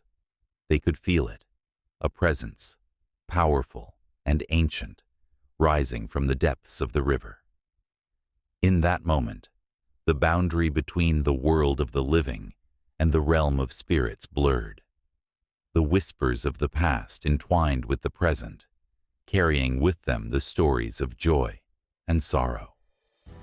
It was then that one brave soul, a young boy with fire in his heart and curiosity in his eyes, stepped forward, drawn to the river's edge as if called by the very spirits themselves. His feet moved almost of their own accord, each step igniting a dance between fear and fascination. The villagers watched in hushed awe, their breaths caught in their throats as the boy reached the water's edge.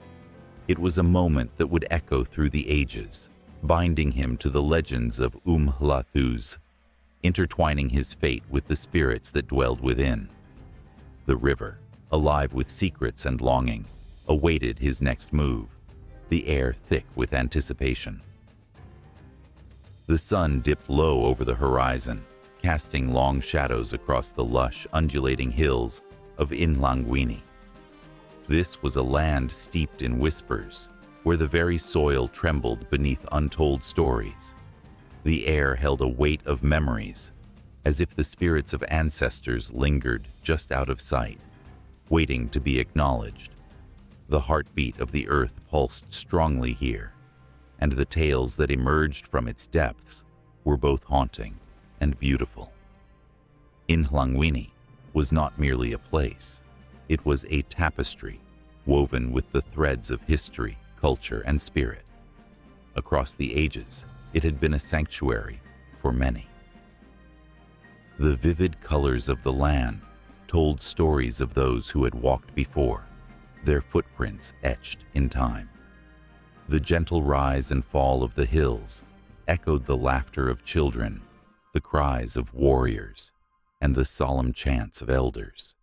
Each sound reverberated through the air, inviting those who dared to listen. One of the most poignant tales belonged to a young girl named Thandiwe. She was brave, with eyes that sparkled like the stars above. Legends said she could communicate with the spirits, understanding their pain and joy. As a child, she often wandered through the fields, her bare feet dancing over the warm earth. One fateful day, she discovered a hidden grove, a sacred place where the boundaries between the living and the spirit world blurred. The trees twisted high above her, their gnarled branches a sanctuary for the whispers of the past. Thandiwe sat beneath the largest tree, her heart racing, sensing an energy pulsing around her. It was here that she met the spirit of her grandmother, a powerful figure who had once been a healer in their village. The spirit spoke softly, her voice a breeze rustling the leaves. "Listen, child. The land speaks to those who will hear. Our stories weave through the roots beneath you, and they must be told." As Thandiwe listened, she felt an overwhelming connection to her family's history. The stories poured into her like rain into a parched earth. Each tale was a testament to courage and resilience. They spoke of the trials faced by their people, the battles fought for freedom, and the love that united them across generations. The spirit warned her, "You must carry these stories forward, or they will fade into the shadows." Years passed, and the whispers of Inlangwini continued to echo through Thandiwe's life. Now an adult, she became a guardian of these stories, sharing them with anyone who would gather under the starlit sky. Villagers would sit in rapt attention, enraptured by her words, feeling as if the spirits themselves were present. The tales of joy and sorrow intertwined, creating an unbreakable bond among the listeners, reminding them of their shared heritage. But as the world outside began to change, the connection to their traditions weakened. Modernity encroached like a shadow, threatening to eclipse the vibrant spirit of Inhlangwini. Thandiwe sensed the struggle of the land, the spirits growing restless, longing for recognition. One night, as she stood by the sacred grove, she felt a chill in the air, a warning that the stories were fading, that the spirits were beginning to vanish. That night, she had a vivid dream. The spirits of her ancestors appeared before her, their faces a mix of kindness and urgency.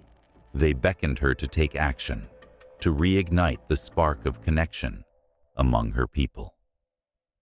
Thandiwe woke with a start, her heart pounding. She knew what she had to do. A gathering was needed, one that would awaken the spirit of Inhlangwini once more. As the sun rose the next day, Thandiwe called upon the villagers. They gathered around the sacred grove, a sea of faces filled with curiosity and concern. Thandiwe stepped forward, her voice steady, yet filled with emotion. We are the keepers of a legacy, a living connection to our past. We cannot allow these stories to slip away. The land speaks to us, and it's time we listen. With each word, the air thickened, charged with anticipation. The villagers felt the pull of history, the echoes of their ancestors urging them to remember. One by one, they began sharing their own stories, tales of love, laughter, and loss. The grove became alive with laughter and tears, each story a thread weaving the community closer together. The spirits danced around them, visible only to those willing to see. As dusk approached, the fire crackled and glowed, illuminating the faces of the villagers. Thandiwe watched with pride as her community came alive with the stories of their ancestors. Laughter filled the air, mingling with the night sounds of crickets and rustling leaves. But beneath the joy lay a current of urgency. The spirits were restless. They wanted to ensure their tales would not be forgotten. In the twilight, a hush fell over the gathering. An elder rose, his voice breaking the silence. We must honor the land and our ancestors with our actions. We must nurture this spirit, not just with words, but with love and respect for our home. A ripple of agreement surged through the crowd. A collective understanding that they were not just witnesses, but participants in a living history. As the night wore on, the flickering flames cast shadows that danced like spirits among the trees. The stories flowed without end, creating a powerful tapestry that bound the village together. Thandiwe felt a warmth spread through her heart. The spirits of the land were no longer distant echoes, but vibrant participants in their lives. Yet, in the depths of the grove, something stirred. An unresolved tension crept in, a reminder that not all stories had been told. The spirits waited, their eyes reflecting the flames. Longing for one last tale to emerge, they whispered to Thandiwe, urging her to delve deeper into the heart of Inhlangwini, to uncover the hidden layers of their past, the stories that needed to rise from the shadows. The air thickened, charged with emotion and expectation. The villagers leaned closer, sensing that the night was far from over, that the spirits had more to reveal. Thandiwe stood at the crossroads of history and memory, ready to unveil the next chapter, where the land and its spirits would guide her to the tales that demanded to be told. A cacophony of drums echoed through the twilight, filling the air with an unyielding rhythm that resonated with the very essence of life itself. The flickering flames of a sacred fire danced in time, illuminating the faces of the gathered tribe, their expressions a mix of reverence and anticipation. Stories were about to be told, stories that weaved the past and present together, binding generations through the threads of their shared beliefs. This was no ordinary evening. It was a time for myths to leap from the shadows and into the hearts of the people. As the stars blinked into existence above, their light mingling with the smoke of the fire, the air thickened with an electric charge. It was in these moments that the influence of the Nguni tribes on Zulu mythology emerged, vibrant and alive, as if the ancestors themselves whispered tales of old through the gentle breeze. The Zulu, a proud tribe within the Nguni cluster, held these stories close, their roots running deep into the soil of the land where they lived, loved, and fought. Among the many tales that emerged from the Nguni tribes, one stood out like a beacon in the night.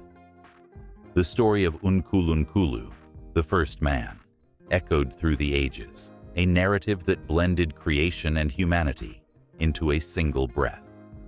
He was said to have emerged from the reeds, the very fabric of life, bringing forth the dawn of existence.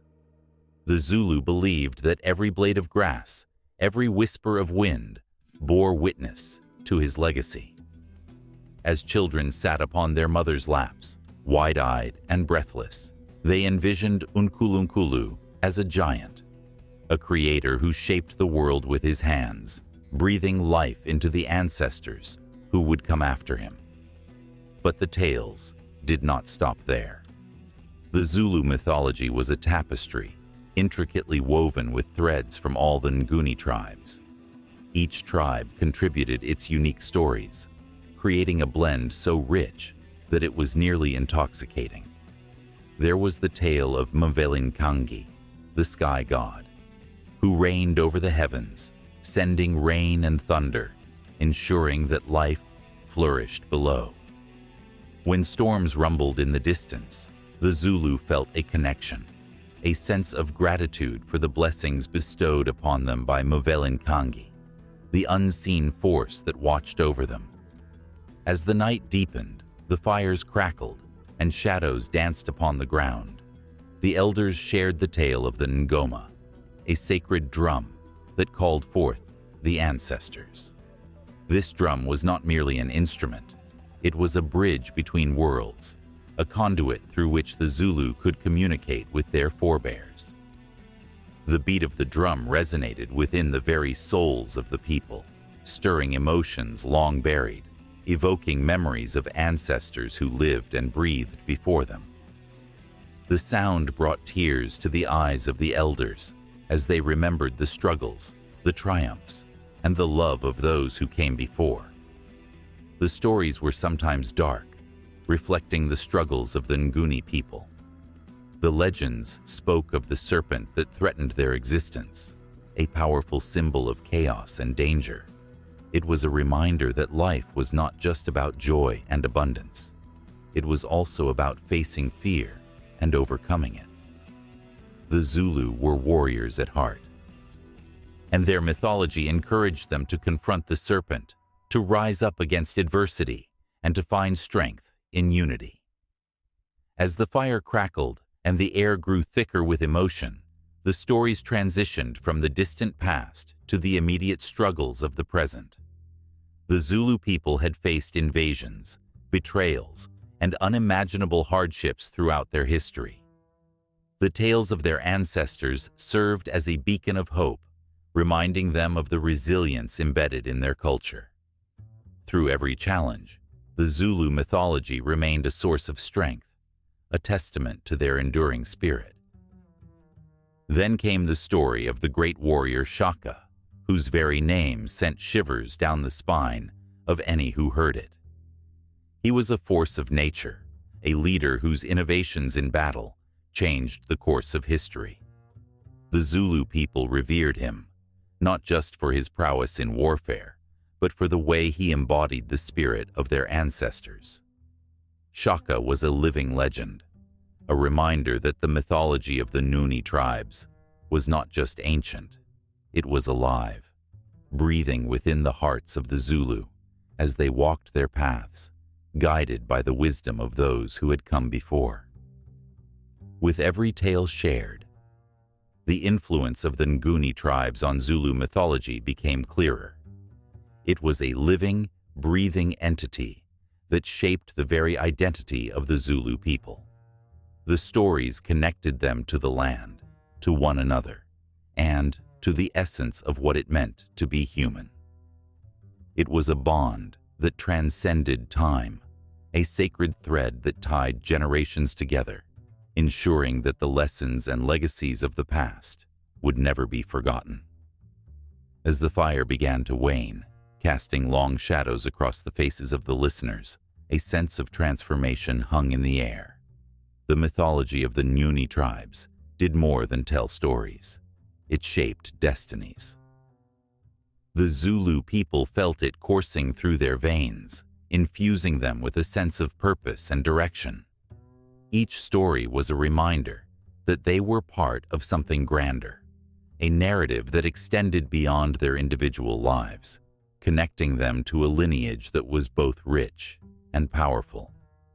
And as the last embers flickered, illuminating the darkened sky, a soft wind brushed through the gathering, carrying with it the faint whisper of the ancestors.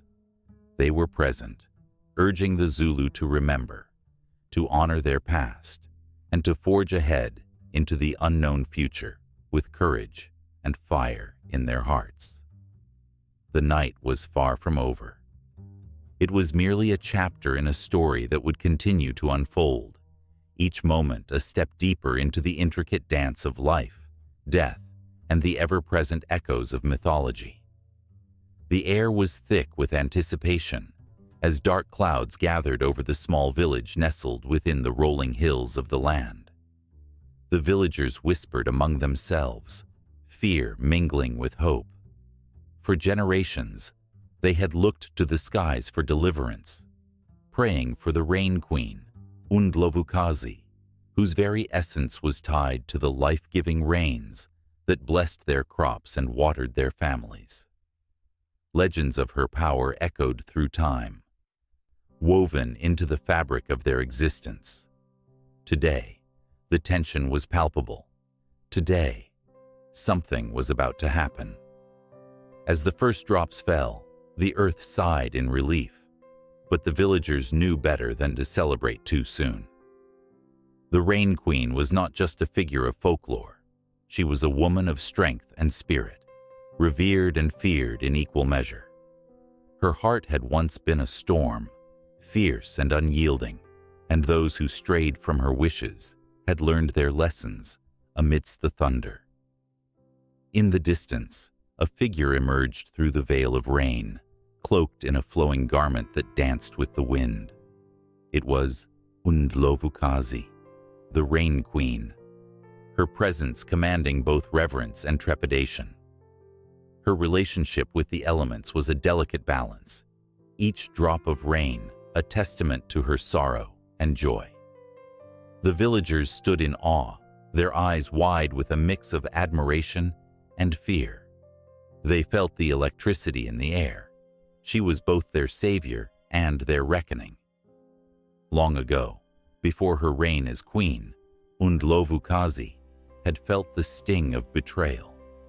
The love she held for the earth and its people had been tested time and again.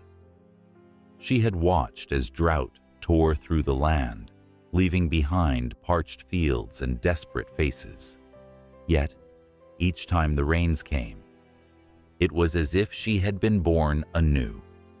The rhythm of the rain mirrored the tumult of her heart, a constant reminder of the power she wielded. As she walked, the clouds seemed to pulse around her, dark and heavy with emotion. The villagers felt their hearts race, as if the very sky reflected her inner turmoil. Those who knew her story understood the burden she carried, the weight of expectation, the fear of failure. She had once loved a mortal, a brave man whose spirit shone like the sun. But he had been taken from her, lost to the storms that raged both outside and within. Since that day, the realm of spirits and mortals had blurred, and her powers grew stronger, yet more unpredictable. With every step, she summoned the rains, a reminder of her connection to the universe, a reminder of her pain. The villagers bowed their heads, feeling the energy shift around them. They could almost hear the whispers of her lost love in the wind, the echo of his laughter, mingling with the sound of water splashing against the earth. The memory was a bittersweet symphony, stirring emotions that hung heavy in the air. As the rain began to pour, the villagers danced in the downpour, their hearts swelling with gratitude. But Undlovukazi stood apart, her heart encased in a shell of ice. They rejoiced, while she felt the ache of loneliness creeping in, a familiar shadow that wrapped itself around her, like the dark clouds above. She watched them, her people, their faces illuminated by the joy of the rain, and in that moment, she knew she was both their queen and their prisoner. Across the village, an elder woman, wise and weathered, felt the connection between them. Undlovukazi, she called out, her voice steady as she navigated the tempest. You are loved, even when you feel lost. We thank you for the rains, but remember, you too are part of this cycle. Allow us to share your burden. The Rain Queen's heart stirred, a flicker of warmth igniting amidst the storm brewing within her. Do not thank me yet, she replied, her voice a haunting melody that intertwined with the sound of rain hitting the earth. For I am but a vessel, a conduit for the emotions that rage within me. The storms may bring you life, but they also remind me of my heart's deepest sorrows. Her words floated into the air, heavy yet ethereal, echoing across the fields of green. As the villagers continued to dance, their laughter rang out like bells. But Undlovukazi remained distant. The weight of her past clung to her like the raindrops that dripped from her hair. Mingling with the very essence of life, she felt the anger of the storms, the pain of her lost love, and the joy of her people, all colliding within her. What could she do? How could she balance their joy with her own sorrow? Suddenly, a crack of thunder roared above, startling the villagers, their laughter turning to gasps. They turned to Undlovukazi, seeking her eyes for reassurance, but what they found was a tempest brewing. A storm of emotions raged within her, and in that moment, she became both a fierce protector and a dangerous force. The winds howled, and as if responding to her turmoil, the rain fell harder. The villagers fell silent, their hearts pounding in unison with the storm. They could feel the shift, the very air vibrating with energy, and they sensed that something monumental was coming. The Rain Queen was no longer just a giver of life. She was a force of nature, a reminder of the raw, untamed power that resided within her. The elder woman felt it too, stepping forward, her face etched with concern. Undlovukazi, you must not let the storm consume you. Let us be your shelter, your calm, amidst the chaos. But as her words hung in the air, the Rain Queen's powers surged, and with them, an unwavering resolve. In that moment, she understood the true meaning of her reign. It was not merely about the rains she commanded, but about the lives she touched and the legacy she would leave behind. The storm, her storm, could be harnessed, transformed not just into wrath, but into healing. With this revelation, Undlovukazi raised her arms to the heavens, the winds swirling around her like a whirling dance. The rain poured down in torrents, the villagers gasping as they watched her transformation. She was no longer just a queen. She was the embodiment of life and death, joy and sorrow, power and vulnerability, all intertwined in one magnificent being. What would happen next was unknown, but as the storm raged on, the boundaries between her heart and the hearts of the villagers began to blur, each feeling the other's emotions as the sky above continued to darken. And there, amid the chaos, a new story was being born. In a dimly lit room, shadows danced across the walls, whispering of truths long forgotten and fears tightly held. A flickering candle cast an eerie light on ancient texts, their pages yellowed with age, filled with stories of what lies beyond the grave. It's a question that has haunted humanity since time immemorial. What happens when we die? This question opens a chasm of myths that stretch across cultures, each more gripping than the last, pulling at the very fabric of belief. In ancient Egypt, the dead were prepared for an afterlife that promised comfort and splendor. Elaborate tombs were built, adorned with hieroglyphs that told of Osiris, the god of the afterlife. It was said that a heart heavier than a feather would condemn a soul to eternal wandering, while a light heart would soar into paradise. The weight of one's deeds rested on a scale, the ultimate reckoning at the hands of Anubis, the jackal-headed guardian. Priests would chant prayers, beseeching the gods to grant safe passage. As the pharaohs were laid to rest, surrounded by treasures, one could almost hear their silent pleas to be remembered, to defy death's final embrace. Fast forward to the Dark Ages of Europe, where superstition reigned supreme and the church wielded its power like a sword. The fiery tales of purgatory took root, where souls languished in torment, awaiting redemption. The fear of demons lurking in the shadows haunted every corner of life. People believed that their very existence could lead them to eternal damnation or heavenly bliss. The thought of being judged by a divine hand was enough to make anyone shudder. With each church bell tolling, the weight of sin pressed upon the collective soul, igniting a fervent desire to seek forgiveness, often through fear rather than faith. In contrast, the indigenous cultures of North America embraced death as a natural cycle, a mere transformation. The belief in the Great Spirit held that life continued in another form, where ancestors watched over their descendants.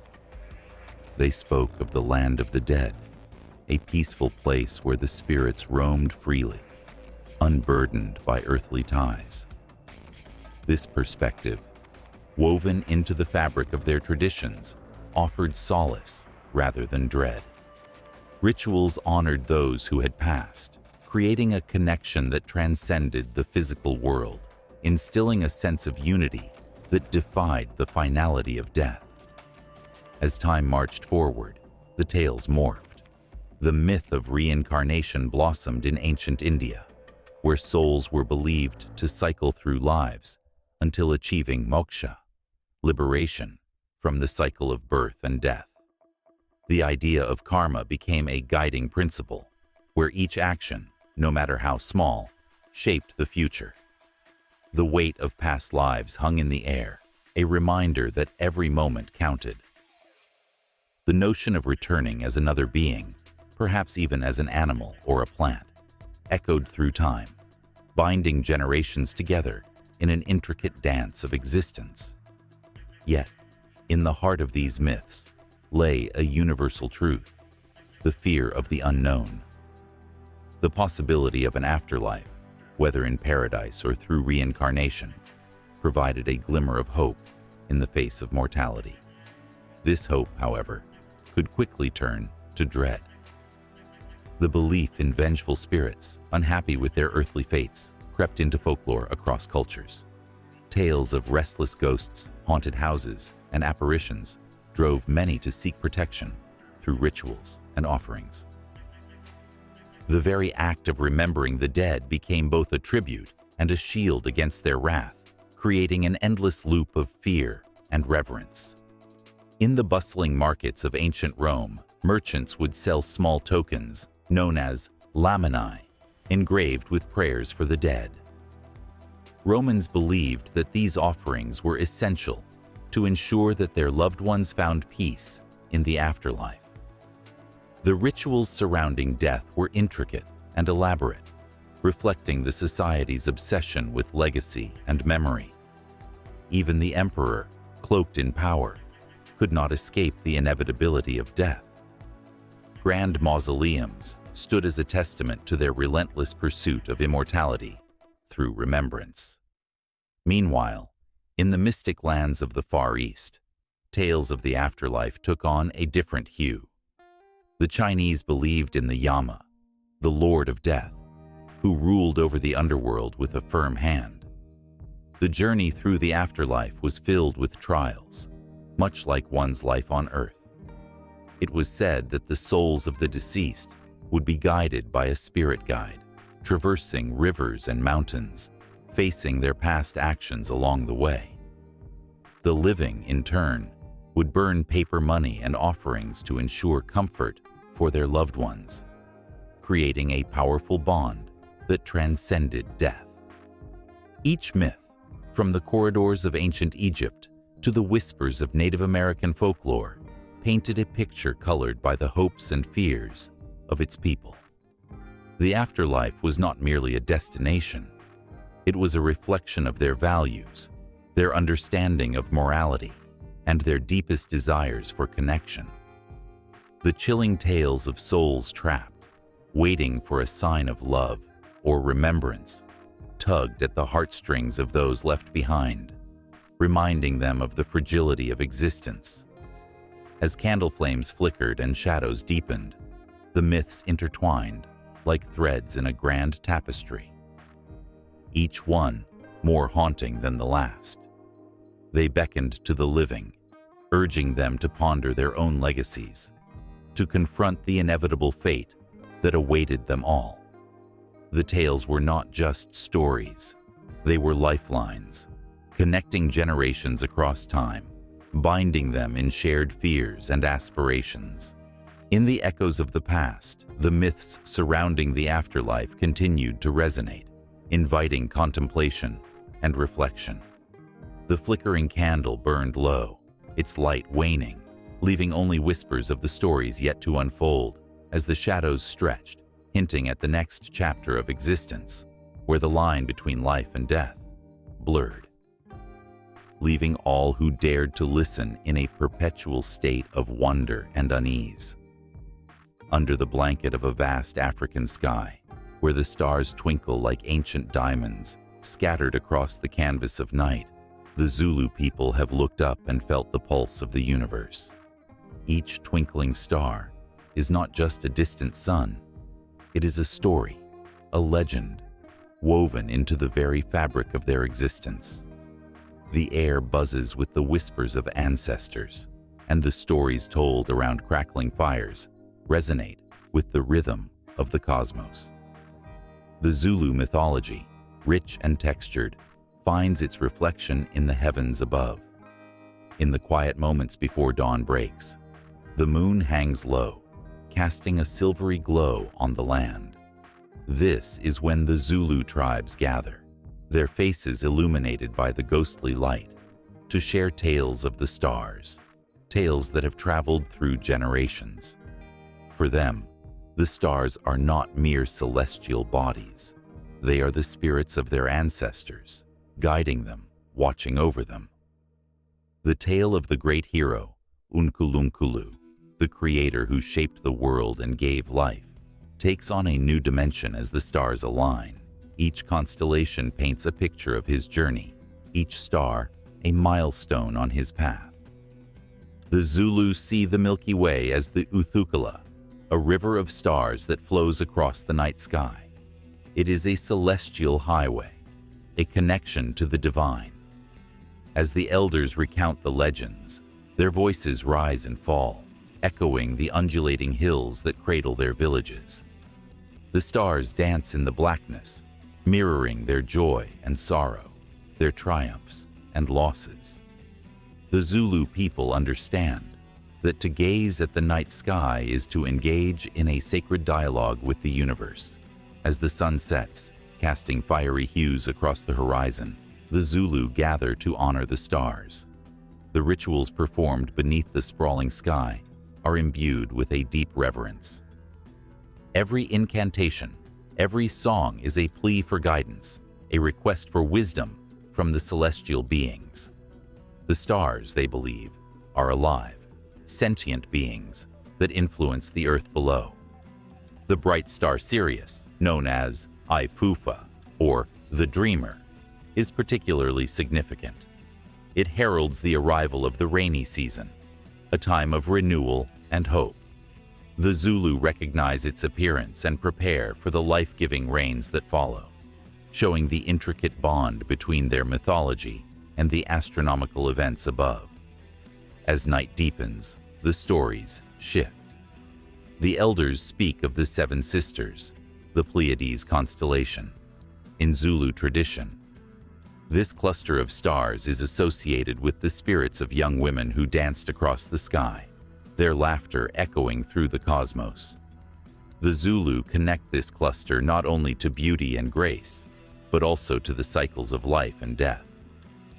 When the Pleiades rise in the night sky, it is a reminder of the cyclical nature of existence, of beginnings and endings, of loss and rebirth. The audience listens, hearts pounding, as they recall those they have lost, understanding that the stars above are not just guides, but also witnesses to their sorrow. The power of the Zulu mythology intertwines with the movements of celestial bodies. The sun and moon hold dominion over the seasons, the planting and harvesting, the tides of life. The Zulu calendar, based on the lunar cycles, dictates their agricultural practices. They understand that the phases of the moon influence the growth of crops. Thus, the sky is their almanac, and the stars their counselors. This connection is palpable, a magnetic pull that unites the people with the universe in a seamless dance of dependence and reverence. On particularly clear nights, the Zulus say they can hear the songs of the stars. It's an ethereal, haunting melody that drifts through the air, wrapping around them like a warm embrace.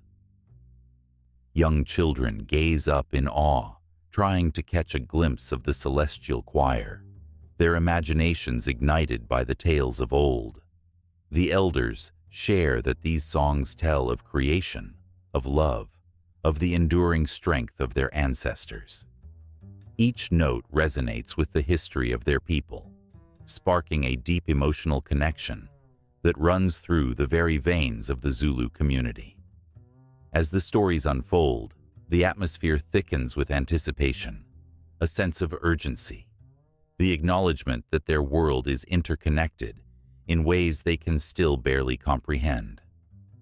The Zulu speak of the cosmic cycle, a belief that everything in existence is part of a grand design, a web of life that transcends time and space. The constellations serve as reminders of their place in this intricate tapestry. The Zulu people understand that they are but one thread among many, yet each thread holds significance, each life carries weight. With each passing moment, the stars seem to pulse brighter, as if acknowledging the weight of the words spoken. The stories swirl like the gentle breeze that caresses the savanna, pulling the listeners deeper into the heart of their shared heritage. The ancestors are not just figures of the past. They are alive, breathing through the stories, the myths, and the stars that twinkle above. There is comfort in this connection, a promise that they are never truly alone, even when the night feels darkest. As the fire crackles and embers rise into the night, the Zulu people find solace in the celestial dance playing out above them. The connection between mythology and astronomy is not merely academic. It is steeped in emotion, history, and the enduring search for meaning. Each star holds a fragment of their identity, each constellation a reflection of their soul. The rhythm of the universe mirrors the heartbeat of their community, a reminder that they are part of something far greater than themselves, a bond that transcends the earthly realm and reaches for the stars. And just as the stories linger in the air, spilling over into the unknown, the night deepens, inviting the Zulu to listen closely to the secrets that lie ahead, waiting to be unveiled. As the stars continue their silent vigil, the Zulu remain united in their belief that the cosmos holds the answers they seek, and that their mythology is intricately woven into the very fabric of the universe. The sun dipped low in the sky, casting a rich golden hue over the vast landscapes of Zululand. Children hurried home from the fields, laughter echoing like a sweet song, their cheeks flushed with the warmth of the day. But as the sun kissed the horizon, an ancient tale began to weave its magic through the air, stirring the hearts of all who listened. The Zulu people knew that the changing seasons were not merely shifts in weather. They were the breaths of ancestors, the whispers of the earth, and the rhythm of life itself. As the first rains fell, a soft patter on parched soil, the elders would gather. Their voices, aged yet vibrant, filled the air with stories of Unkulunkulu, the creator, who shaped the mountains, rivers, and skies. They spoke of how the rains brought rebirth, a sacred promise that life would flourish. Each drop, they said, is a tear of joy from the heavens, nourishing all that it touches. The children listened in awe, their eyes wide with wonder, imagining the spirits dancing in the clouds, grateful for the life-giving rains. When the rains ceased, a transformation swept over the land. The earth, once brown and cracked, now bloomed with vibrant greens, a lush tapestry of life.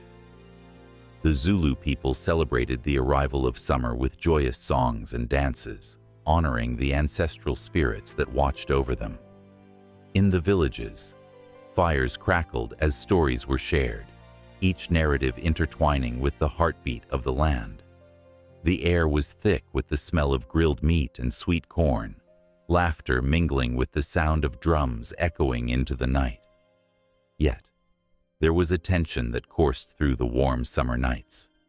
The elders would speak of the balance of life, of how the gifts of abundance could quickly turn to scarcity. As the days grew longer, the Zulu warriors shared tales of the lion, king of the wild, who roamed the savannah with eyes fierce and proud. He was a reminder that strength and vulnerability coexisted, a delicate dance between predator and prey. The children would shiver at the thought of the great beast prowling just beyond the safety of their homes, yet they felt the thrill of life coursing through their veins, a reminder that the world was alive, vibrant, and unpredictable. As summer waned, the colors of the landscape shifted into hues of gold and crimson. Autumn approached like a gentle sigh, yet it held an air of melancholy. The harvest was upon them, a time of gathering and gratitude. Families came together to collect the fruits of their labor, weaving tales of the past into the fabric of their work. The elders shared stories of the great floods, of famine that once swept through the land, warnings wrapped in the warmth of community. The children listened closely, their small hands working diligently, understanding that to survive was to respect the cycles of life. With each passing day, the nights grew colder, and the Zulu people prepared for the arrival of winter. The fires burned brightly, flickering shadows dancing against the walls of their huts. Here, the stories turned darker, filled with the chilling tales of ancestors who had faced immense struggles. The spirits of those who had come before were invited to join the circles of warmth, becoming part of the living tapestry that wove through the hearts of the Zulu people. The elders spoke of the ancestors as guardians, watching over them during the long nights, reminding them that hope glimmered even in the darkest hours. Winter held its breath, and the land lay quiet under a blanket of stillness. The Zulu people found comfort in the intimacy of shared stories, their voices rising and falling like the crackling embers in the fire. They told of how the frost, while harsh, was a necessary part of the cycle, teaching resilience and patience. The earth rested, gathering strength for the rebirth that would come with the rains. They understood that the harshest storms gave way to new beginnings. It was a promise, whispered through time. Just as the first signs of spring began to emerge, a tender bud here, a new shoot there, the Zulu children danced with uncontainable excitement. With the arrival of the season of renewal, the air was filled with the sound of laughter and joy. The stories of Unkulunkulu were recounted once more, this time emphasizing creation and new life. From the tiniest seed, the elders said, comes the mightiest tree. The children clutched these words close to their hearts, feeling the pulse of their ancestors within them. As the sun climbed higher in the sky, the cycle would begin anew. The spirits of the seasons sang in harmony, echoing through the valleys and across the mountains. The Zulu people understood that life was a continuous circle, each season a chapter in a much larger story, woven together by the threads of myth and memory. They felt it in their bones, in their very essence, that each season brought with it lessons of love, loss, strength, and unity. The warmth of the sun, the chill of the wind, the rhythm of the seasons, each was a reminder of the stories etched into the very fabric of the earth. The Zulu myths breathed life into the cycles they witnessed daily, helping them navigate a world filled with both beauty and terror.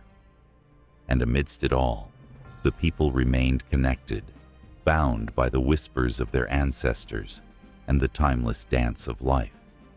They stood on the precipice of history, aware that their tales would carry on, that the seasons would continue to turn, binding generations in a sacred cycle. The stories of the Zulu, vibrant and alive, would echo on, waiting to be told anew as the sun dipped once more, setting the stage for the next chapter in their never-ending saga. In the cool golden light of dawn, a woman kneels by a river, her fingers tracing the surface of the water as if it were a canvas. The air is thick with the smell of damp earth and the promise of a new day. She pauses, looking up at the sprawling sky, and whispers the names of her ancestors, invoking their spirits as the first rays of sunlight spill across the land. This moment, small yet profound, echoes the strength and resilience woven into the fabric of Zulu creation stories, where the role of women is not merely supporting, but central, powerful, and transformative. Long ago, in the vast expanse of what is now KwaZulu-Natal, women were revered as bearers of life, the originators of wisdom, and the stewards of traditions. The tales told around the fires at night spoke of women who danced with the stars, their movements weaving the threads of fate. In these stories, they were not just wives or mothers. They were the very essence of creation, embodying the spirit of the land.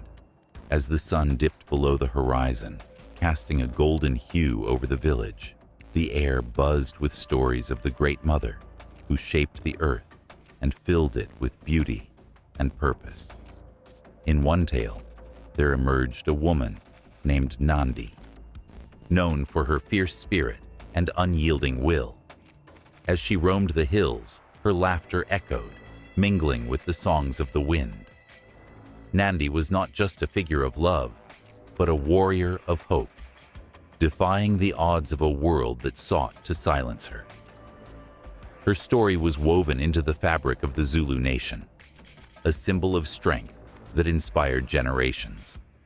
Children gathered at her feet, wide-eyed and enchanted, as she painted pictures in their minds of battles fought and won, of a land flourishing under the watchful eyes of its women. But the tales were not without their shadows. The challenges faced by women were palpable, their struggles etched in the stories whispered through the ages. With each retelling, the tension grew, as did the determination of those who heard them. In the soft glow of the firelight, women spoke of the trials they faced, of heartbreak and loss, yet they found strength in unity. The stories embodied the spirit of sisterhood, where one woman's pain was shared among many, a collective burden that they carried together. As dusk fell, the village gathered to celebrate the goddess of the harvest, a figure revered for her generosity and nurturing spirit. Women danced in circles, their voices rising harmoniously, echoing the heartbeat of the earth. With every step, they reminded the world that they were not just passive participants in creation, but the very hands that shaped it. The earth thrummed beneath their feet, alive with the energy of their ancient songs and the memories of their mothers and grandmothers before them. In one poignant tale, a woman named Zola dared to challenge the heavens. She climbed the tallest mountain, her feet steady on the rocky path, determined to retrieve the lost light of the stars. As she ascended, she faced fierce winds and biting cold, yet her spirit remained unbroken. The journey was both a physical and spiritual trial, echoing the challenges faced by countless women throughout time. Each step she took was a testament to their struggles, a reminder that they bore the weight of the world, yet continued to rise. When she finally reached the summit, Zola gazed into the vast night sky, her heart racing. It was then she realized that the stars were not just distant points of light. They were the souls of women who had come before her, guiding her with their brilliance. In that moment, the connection between woman and universe ignited a fire within her.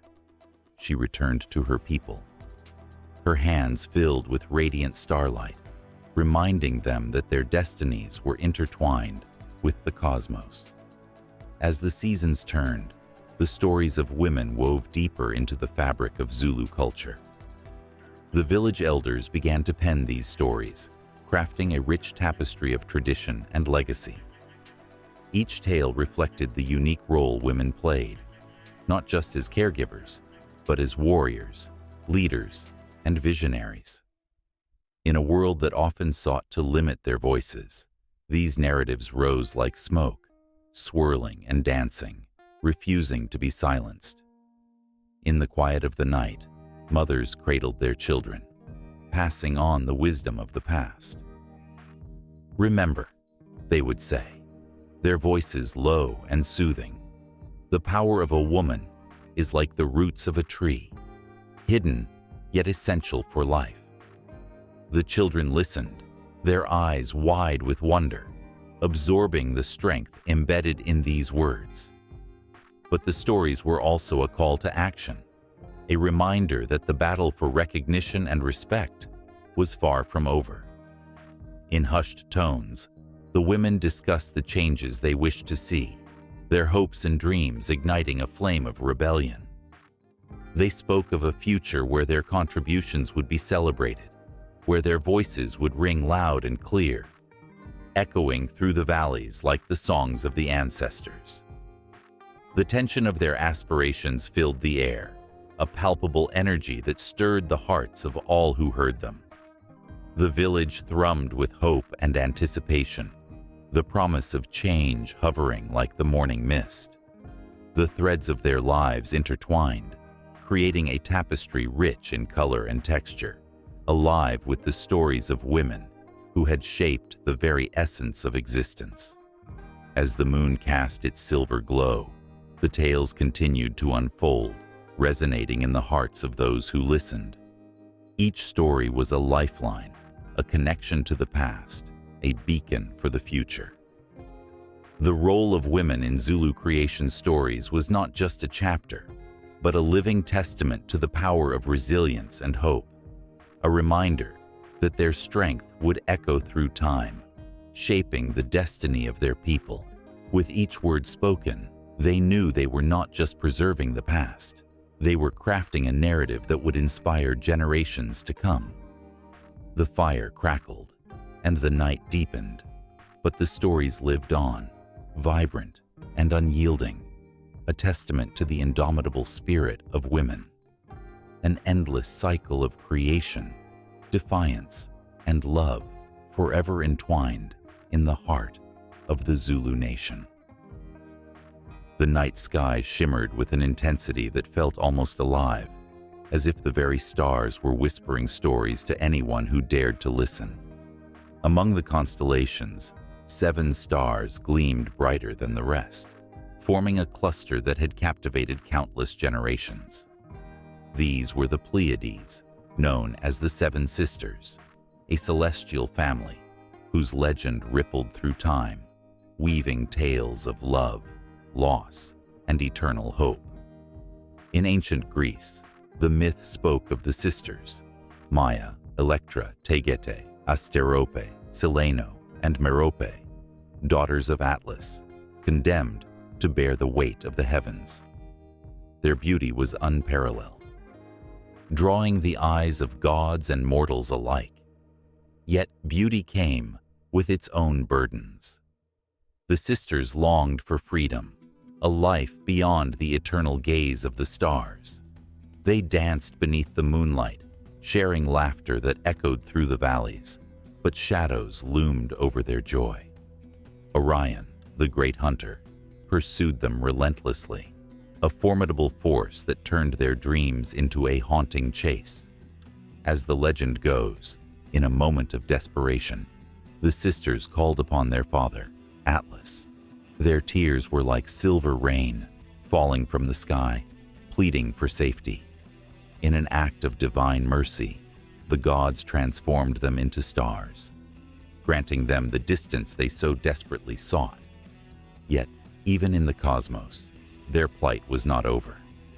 They still felt the weight of Orion's pursuit, looming ever closer, a reminder of their earthly fears. The very constellations that provided them solace also imprisoned them in a cycle of longing. In the quiet corners of history, the Pleiades shone not just as celestial bodies, but as symbols of hope. Indigenous tribes in North America looked to them for guidance, using their cycles to mark seasons and navigate the world. The Pleiades served as a reminder that even in darkness, there is light. In ancient Japan, the sisters were revered as the Subaru, guiding the way for travelers and farmers alike. Families gathered under the night sky to share stories, their hearts swelling with pride at the thought of being watched over by these stellar sisters. But the legend didn't stop there. The Pleiades were also entwined with tales of love and sacrifice. In some cultures, they were seen as symbols of fertility, their glittering forms nurturing the earth below. Farmers would plant their seeds when the Pleiades rose, believing the sisters blessed their toil with abundance. Love stories blossomed under the watchful gaze of the stars. Lovers would meet in fields illuminated by starlight, their whispered promises carried on the wind, entwining their fates with the sisters they revered. However, not all stories ended in joy. Merope, the shyest sister, fell in love with a mortal man who, in his ambition, sought to conquer the world. Blinded by his desires, he neglected her, causing her heart to ache with loneliness. As she watched him rise to power, the weight of her unfulfilled love became unbearable. In a fit of rage and despair, she hid her light, dimming her star as a testament to her sorrow. The heavens watched silently, acknowledging her pain, but powerless to change her fate. Every spring, as the Pleiades reappeared in the night sky, communities would gather in celebration, their hearts swelling with nostalgia. Rituals and dances echoed ancient traditions, rekindling a connection to the celestial family above. Women adorned themselves with flowers, weaving garlands in homage to the sisters, while men offered prayers for protection. The air buzzed with excitement, hope flickering like candlelight, binding everyone together in collective memory. Yet, beneath the joy, a tension simmered. The Pleiades represented more than beauty. They were reminders of sacrifices made and burdens carried. With every passing year, the stories grew richer, but also more poignant. The pursuit of happiness seemed intertwined with loss, leaving an imprint on the hearts of all who looked to the stars. As long as the Pleiades shone, so too did the tales of love and tragedy, echoing through the fabric of time. In the deep shadows of the night, a young girl named Ilara stood transfixed, her gaze locked onto the heavens. She had heard the stories of the seven sisters from her grandmother, who spoke of their strength and vulnerability with reverence. Ilara felt an unexplainable connection to them, as if their spirits resonated within her own. She whispered her dreams to the stars, wishing for adventure, love, and a life filled with purpose. But with each wish, she felt a twinge of fear. What if her dreams led her down a path of heartache like Merope's? Ilara had a secret, a longing to dance among the stars. Night after night, she would sneak away from her village, making her way to the highest hill where the sky felt within reach. She closed her eyes, envisioning herself twirling among the Pleiades, laughter echoing through the cosmos. But just as quickly as the vision came, doubt would creep in, reminding her of the dangers that lay ahead. Would she, too, hide her light in the pursuit of dreams? One fateful night, driven by a force she could not explain, Ilara climbed the hill once more. The stars twinkled with a brilliance that seemed to beckon her closer. She lifted her arms, feeling the cool breeze wrap around her like an embrace, as if the universe recognized her desire. In that moment, she felt the presence of the seven sisters, their spirits intertwining with her own. The stories of their struggles and triumphs surged within her, igniting a fire that burned away her fears. Tears streamed down her cheeks as she danced, a wild expression of freedom and hope. The world blurred around her, and as she spun, she felt lighter, as though she was truly among the stars. But the night was not without its shadows. In the distance, a figure emerged, a young man who had been watching her, captivated by her spirit. His presence stirred something in her, a mixture of excitement and trepidation. Would he be another hunter, drawn to her light only to bring darkness? The air crackled with tension as their eyes met, both recognizing the magic of the moment and the weight of their destinies. Ilara's heart raced, caught between the allure of love and the fear of loss, two forces that mirrored the stories of the Pleiades. The stars shimmered above, their light illuminating a path that stretched beyond the horizon, while Ilara stood at the precipice of her own legend, the echoes of centuries past, guiding her steps forward into the unknown, where darkness and light danced in an eternal embrace. The flickering candlelight danced in the dim room, casting shadows that whispered secrets of ancient wisdom. A woman, her hands trembling with age and experience, sat cross-legged on the floor, surrounded by herbs, shells, and vials filled with mysterious potions. Outside, the wind howled, echoing the cries of those who sought solace and healing. It was a night steeped in history, where the boundaries between the physical and the spiritual blurred, invoking a sense of magic that threaded through generations. Around the world, healing has worn many faces, each woven intricately into the fabric of culture and tradition. In the heart of the Amazon rainforest, shamans beckoned spirits to aid the sick, using potent brews that twinkled with the promise of relief. In the deserts of Africa, healers sang songs that called upon ancestors, their melodies caressing the souls of those in pain. But beneath these rich tapestries lies a web of myths that has often clouded the truth about traditional medicine and spirituality. It was said that the power of a herb was closely tied to the spirit of the earth itself. The ancients believed that if a leaf fell at the wrong time, its healing properties would be lost forever.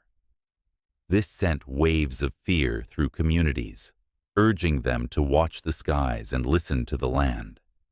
But nature doesn't conform to human schedules. The truth was that many plants carried their healing gifts, regardless of the whims of fate. Yet, the myths persisted, shackling the minds of countless healers who feared to stray beyond the boundaries set by tradition. In a small village in India, an old healer named Rani had tended to the sick for decades. Villagers spoke of her as if she were a deity, claiming her touch could bring back the dead. One fateful day, a child suffering from a fever was brought to her. Frantic parents pleaded for her intervention. Rani prepared her remedies, whispering incantations that her grandmother had taught her. But even as she worked, she felt the crushing weight of myth hanging over her. Was she truly the vessel of healing, or just a woman playing with the unseen threads of life? In that poignant moment of doubt, the fever broke, and the child smiled. The villagers rejoiced, already weaving a new myth around Rani, unaware of the very human struggle that had transpired in her heart. Across the ocean, Native American healers invoked the spirits of the ancestors with each ritual they performed. They believed that illness was a manifestation of spiritual imbalance, a disconnection from the harmony of the universe.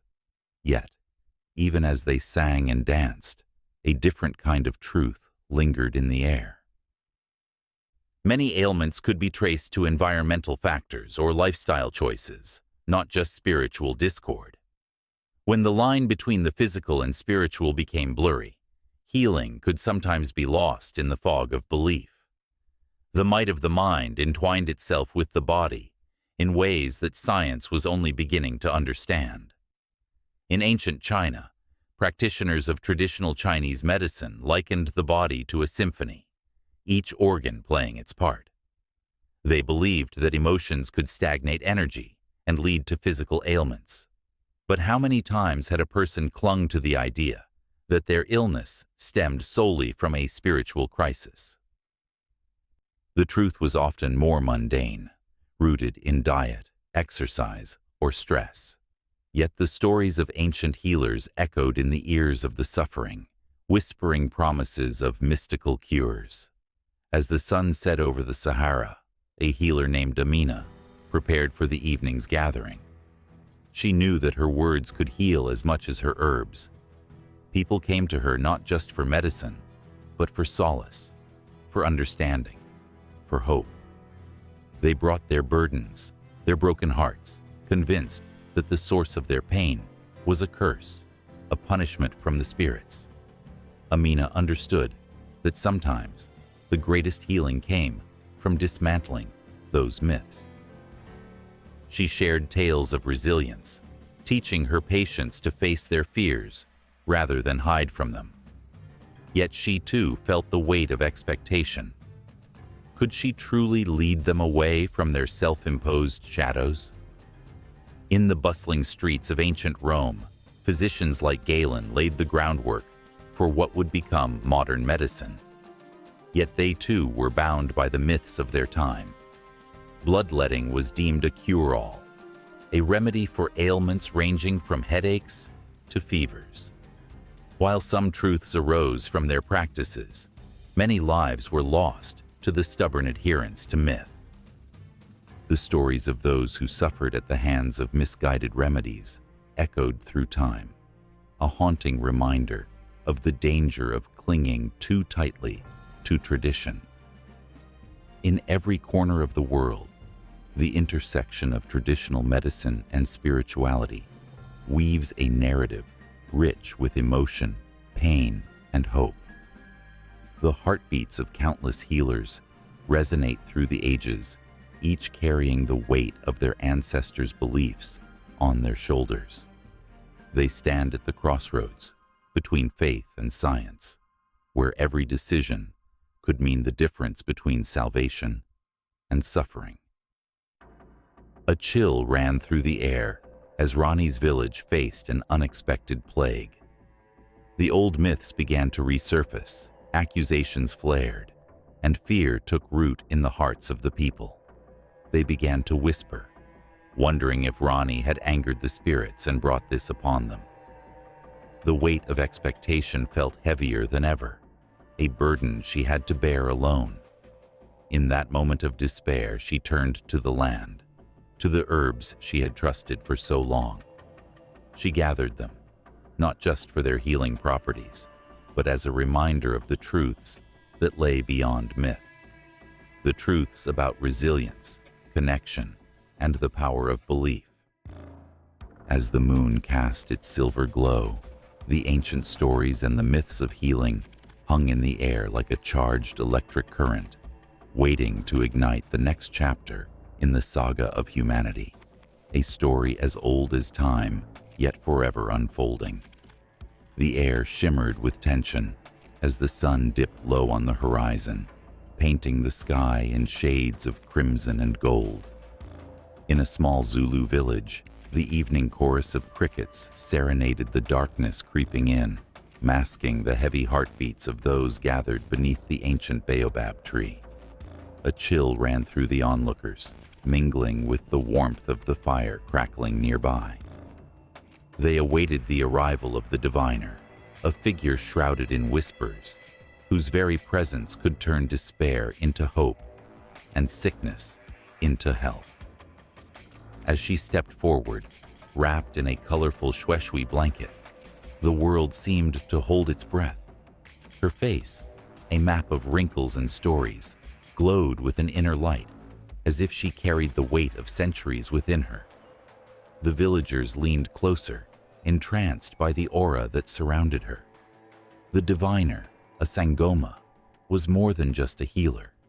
She was the bridge between the living and the spirits, the past and the present. Her eyes sparkled with a wisdom that transcended time, and with each step, she whispered sacred secrets to the earth beneath her feet. In Zulu society, the role of the diviner went beyond the mere act of healing. It was a calling, steeped in tradition and reverence. Generations had passed down the art of divination, a practice vital for maintaining the balance between the physical and spiritual worlds. The villagers trusted her implicitly, for she held the keys to their well-being, stitching together the fabric of their lives with each incantation and ritual. A sudden gasp broke the stillness as a young woman stepped forward, her eyes wide with fear. Her child, once full of laughter, lay ill, trapped in a trance of fever.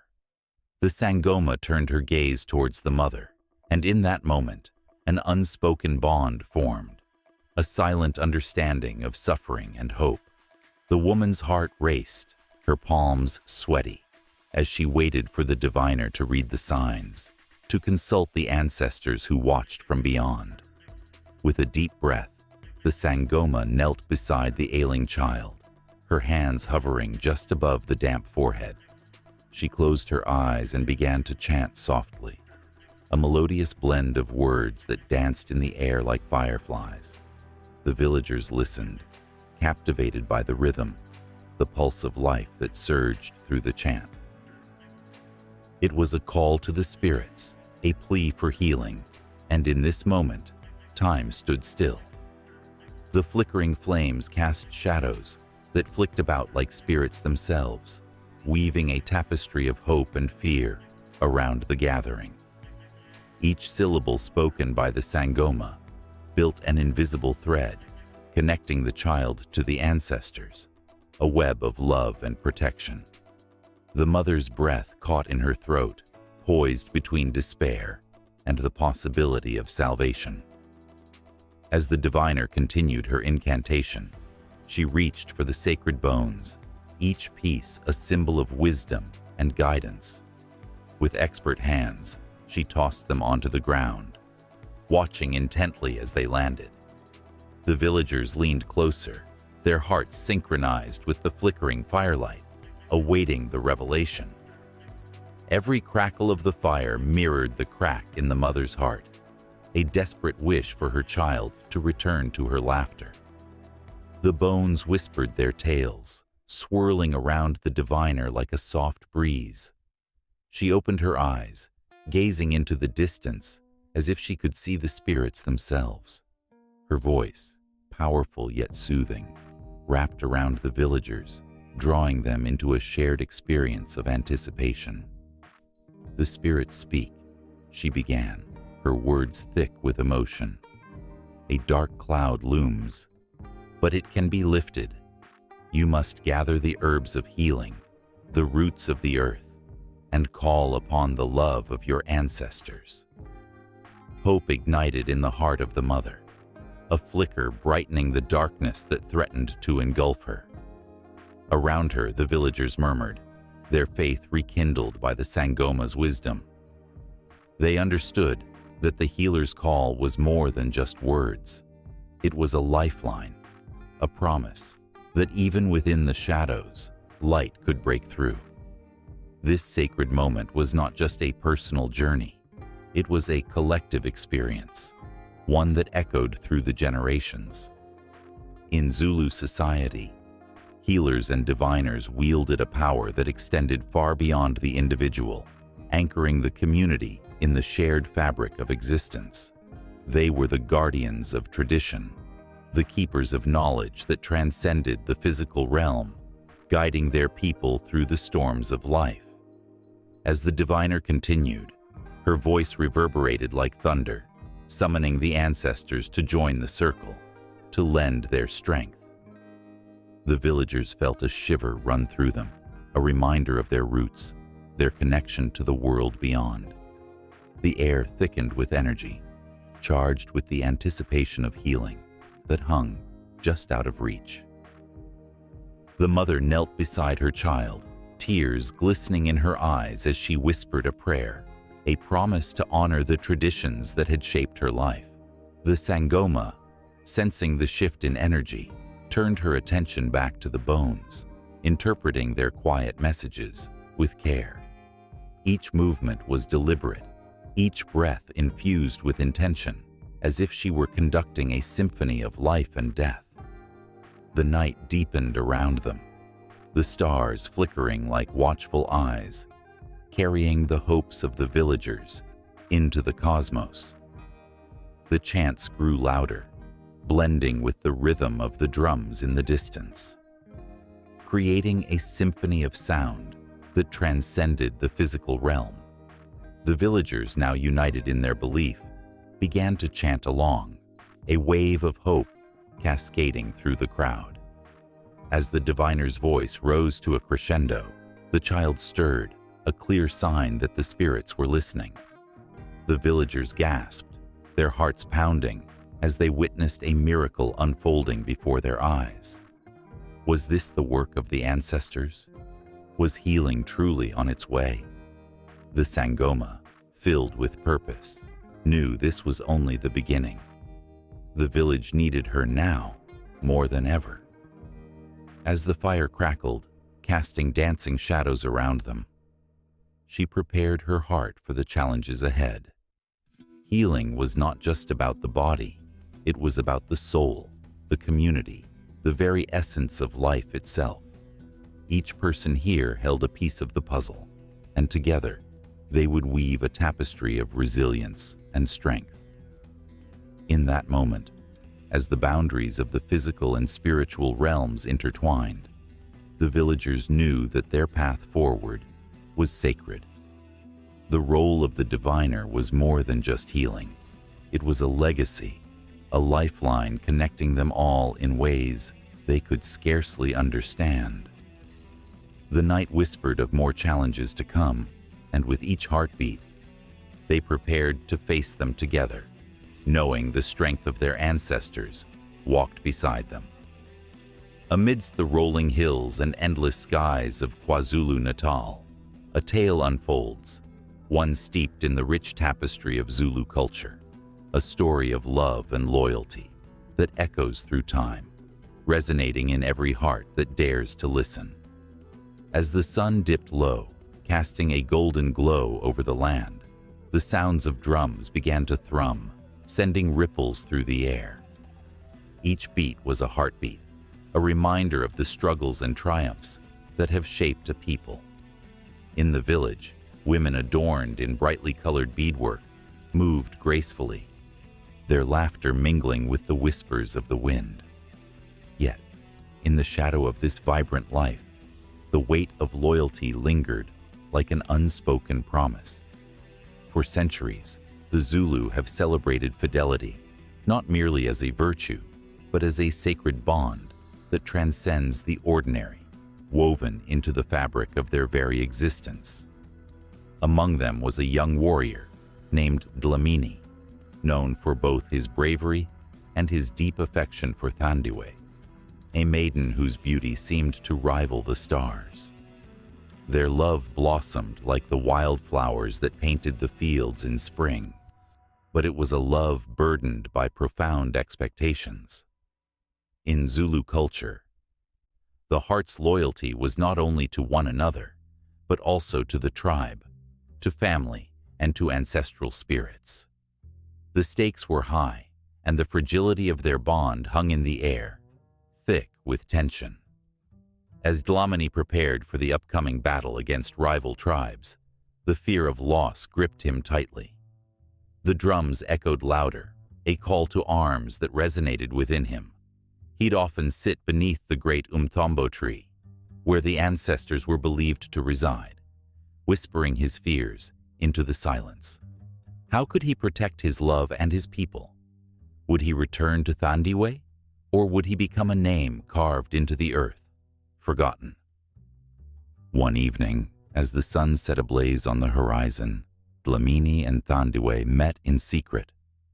The air was electric, charged with unspoken words and a promise that hung between them like a fragile thread. Thandiwe's eyes sparkled with a mix of hope and trepidation. She understood the weight of loyalty he carried. "If your heart remains true," she whispered, her voice barely above a murmur, "then no distance can sever us." But loyalty is not always simple.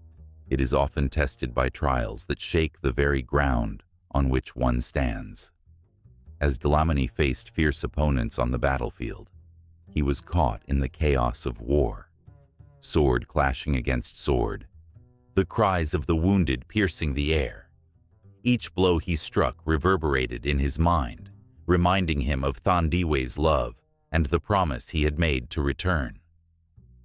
The moment he spotted a familiar face across the chaos, a fellow warrior, Zola, who had once pledged his loyalty to Dlamini as a brother, Dlamini felt a flicker of hope. They fought valiantly side by side, but as the battle raged on, a devastating blow landed. Zola fell, a haunting silence consuming the space where laughter had once thrived. In that heartbeat, Dlamini realized that loyalty comes at a price, one that could shatter the very essence of what he held dear. Days turned into endless nights, and the rhythm of drums transformed into mourning songs. Thandiwe, with each heartbeat, felt the distance growing between her and Dlamini, a haunting reminder of what the world could take from them. The stories of the great warriors were etched in the stone of her heart, but they also told of love lost, of promises broken amid strife. In the quiet of her thoughts, she often returned to the wisdom of her grandmother, who spoke of the ancients and their love stories, those who, despite the odds, remained faithful. Would she too become a tale whispered among the stars? A woman left waiting for a love that might never return. Then came the day when Dlamini, weary and battle-scarred, returned to the village, his heart heavy with the loss of his comrade and the weight of what lay ahead. The joy in Thandiwe's eyes was a light that pierced through his darkness, yet he was haunted by the shadows of his past decisions. In the embrace of his beloved, he felt both relief and a pang of guilt. How to rejoice when others had fallen. As the village gathered to celebrate the return of their warriors, Dlamini felt the strain of his dual loyalties, his love for Thandiwe and his duty to honor those who had fought beside him. The elders spoke of unity, of strength found in love, but also in sacrifice. He listened as they recounted tales of love that endured, undeterred by loss, and the fierce loyalty that bound their people together. In the days that followed, whispers of an impending storm brewed not just in the heavens, but in the hearts of the Zulu people. With each passing moment, the shadows of conflict loomed large, threatening to unravel the delicate threads of love and loyalty. Dlamini found himself at a crossroads, torn between the call of love and the call of duty, each choice laden with the consequences of those who loved him. The myth of the Zulu people pulsated with life, rich in emotion and history, where love was a bond that could withstand the fiercest trials. Dlamini's heart raced as he made his way back to the Umtombo tree, seeking the guidance of the ancestors, the guardians of his people's stories. What would they ask of him? To fight? To love? To choose one over the other? And as the winds began to howl, a gentle voice seemed to whisper amidst the rustling leaves, urging him to listen closely to his heart, to the loyalty that had defined his very existence. Would love triumph over the chaos of battle? Or would loyalty to the tribe extinguish the flame of their bond? The answers lay ahead, just beyond the horizon, waiting to be revealed, as both the warrior and the maiden stood on the brink of an uncertain destiny, their hearts entwined, yet fraught with the weight of their choices. In the vast expanse of a starlit sky, where the universe whispers its ancient secrets, the sun and the moon danced their eternal ballet.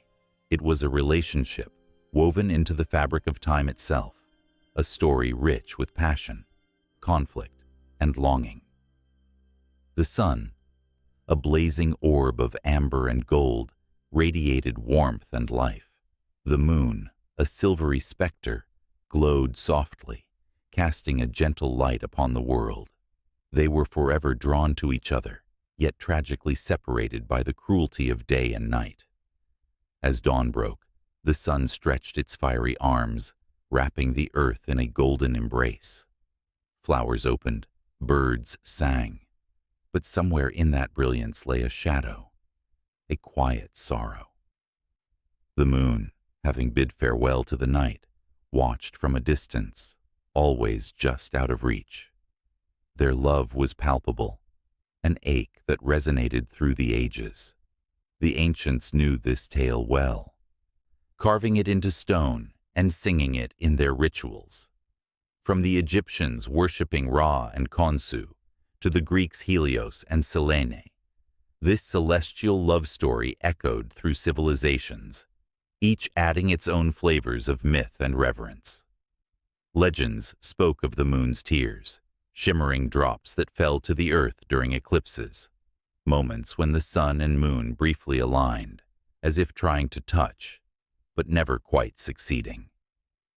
These eclipses stirred emotions across the globe, People gathered, holding their breaths, hearts racing with the thrill of witnessing a rare union. In these moments, a collective hope flickered in their eyes, the longing for connection, a reflection of their own lives. The sun and the moon, in their silent struggle, became a mirror for humanity's deepest yearnings. In the quiet corners of the world, stories of this cosmic relationship were told by firelight. There were tales of lovers whose paths crossed under the moonlit sky, their hearts intertwined like the celestial bodies above. In some cultures, it was said that the sun would chase the moon across the sky, yearning for the moment they could finally unite. In others, the moon was painted as a nurturing figure, guiding lost souls with her soft luminescence, while the sun embodied strength, illuminating the path, but ever so fleeting. And yet, with each sunset, the sun's fiery heart burned brighter, a desperate bid to reach the moon.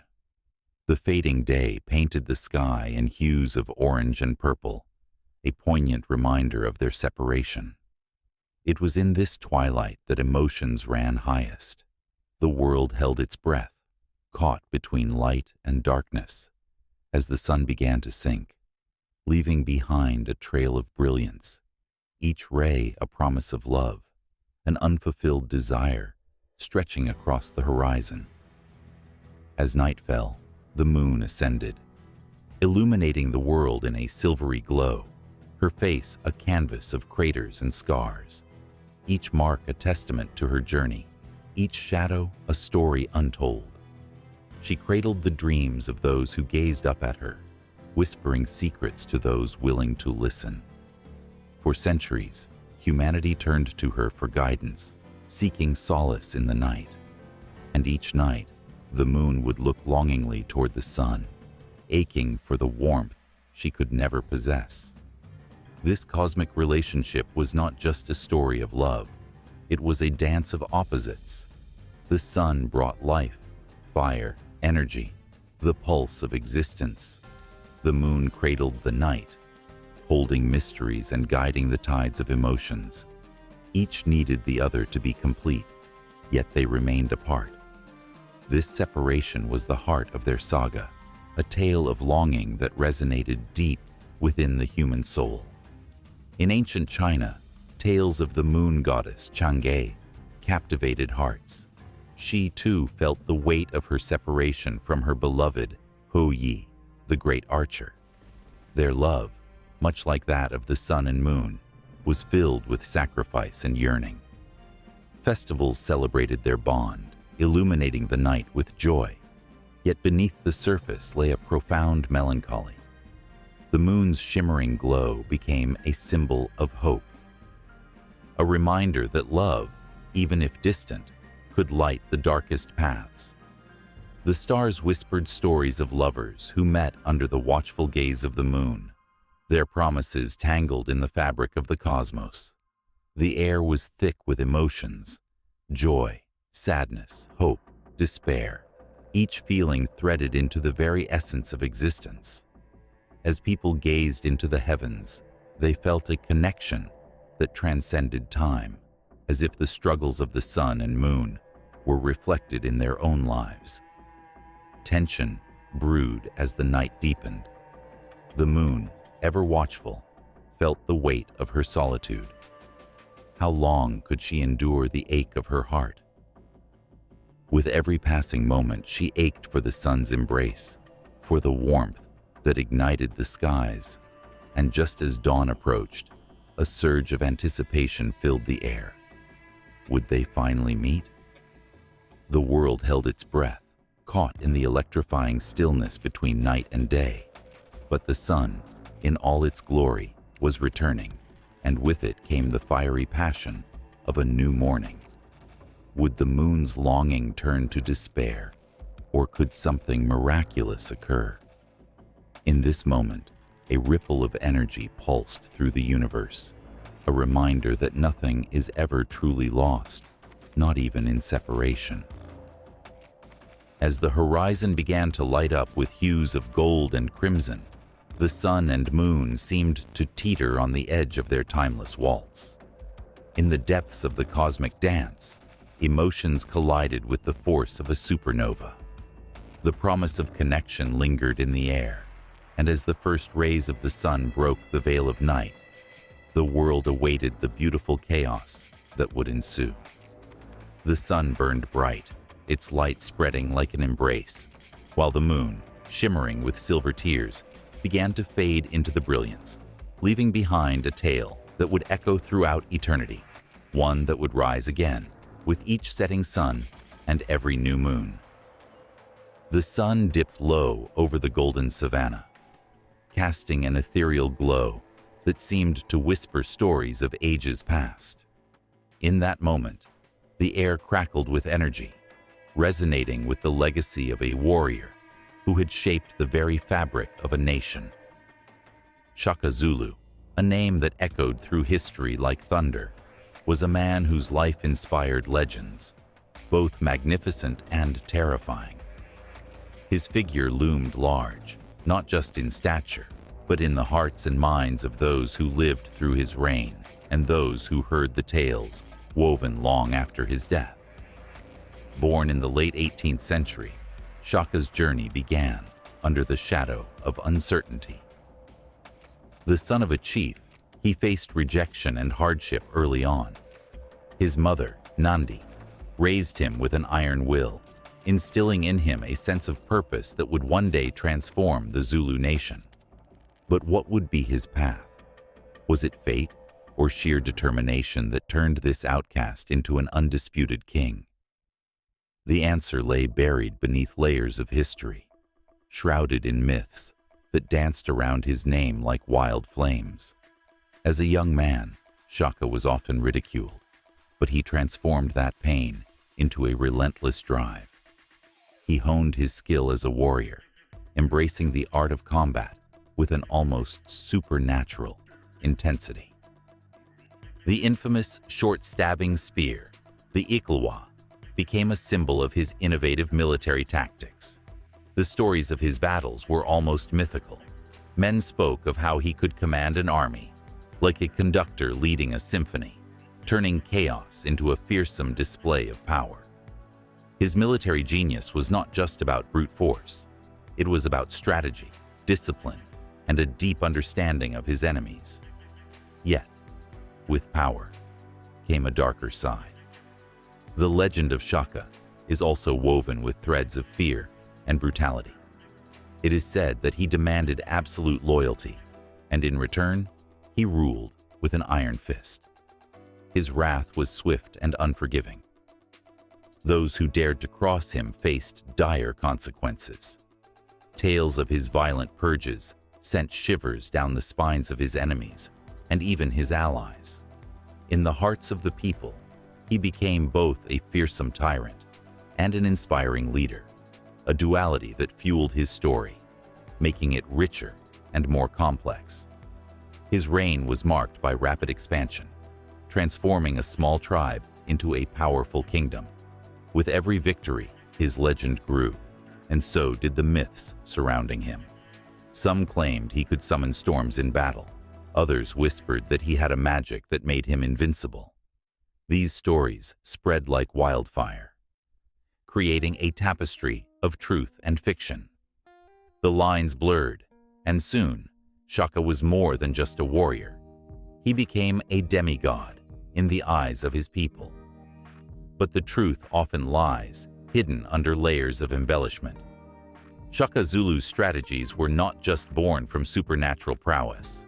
They were the results of keen observation and adaptation. He studied the movements of his enemies, learned from their tactics, and redefined his approach with each encounter.